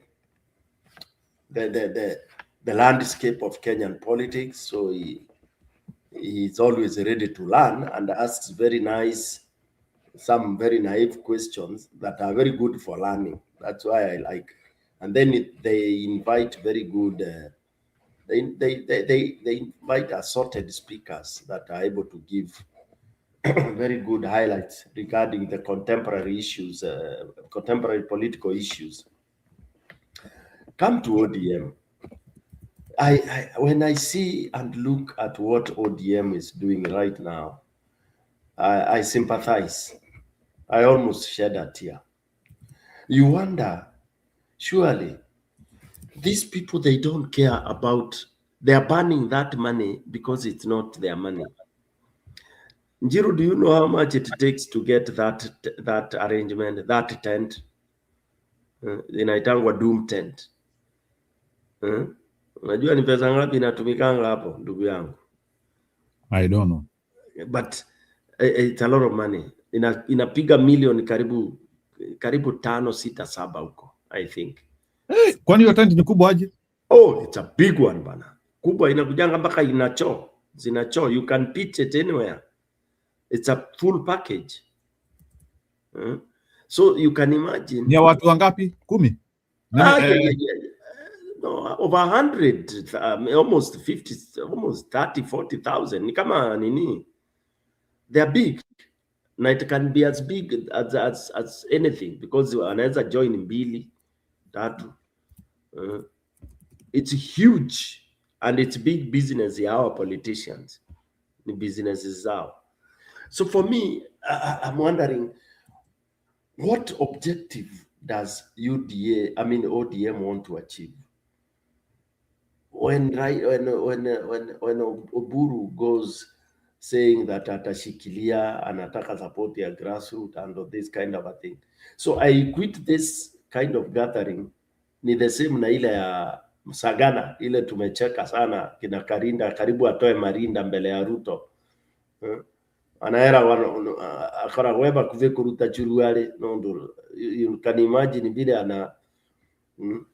ana swear. Ana swear yani with all the might. Same thing with Oburu. They are so desperate about this thing. How will they even be able to win? So what are they rubber stamping? Okay, is he doing this so that it will be climaxed to what we call the the NDC?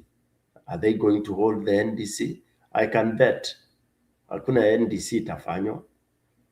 I don't think he can do that. I think atachukua hiyo kuzunguka watu wameratify. That will be the shortcut from my thinking.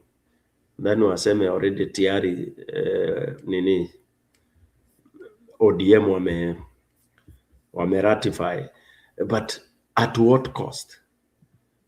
Yeah. So these are some of the extravagance that we are experiencing, and for these people to pretend to have an activity, it's a shame. It's a shell of a party. The party, kuna ODM, hakuna Njiru.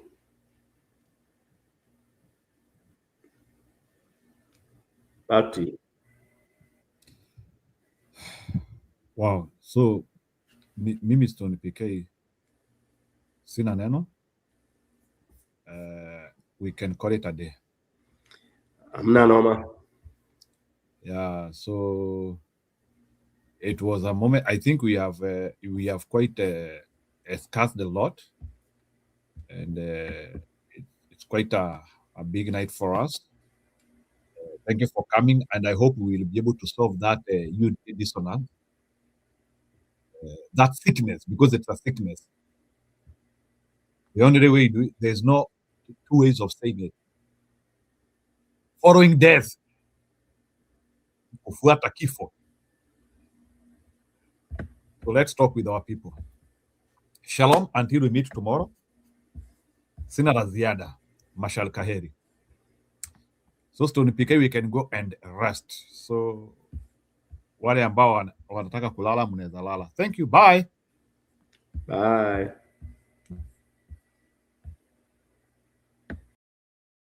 Yeah, please, and if you have not subscribed us, I will also urge you can take 1 or 2 minutes to subscribe us. We only need like 9 subscribers to fikishe I think 2,300. So please, kama uko hapa na hujatusikiliza, do it. Thank you.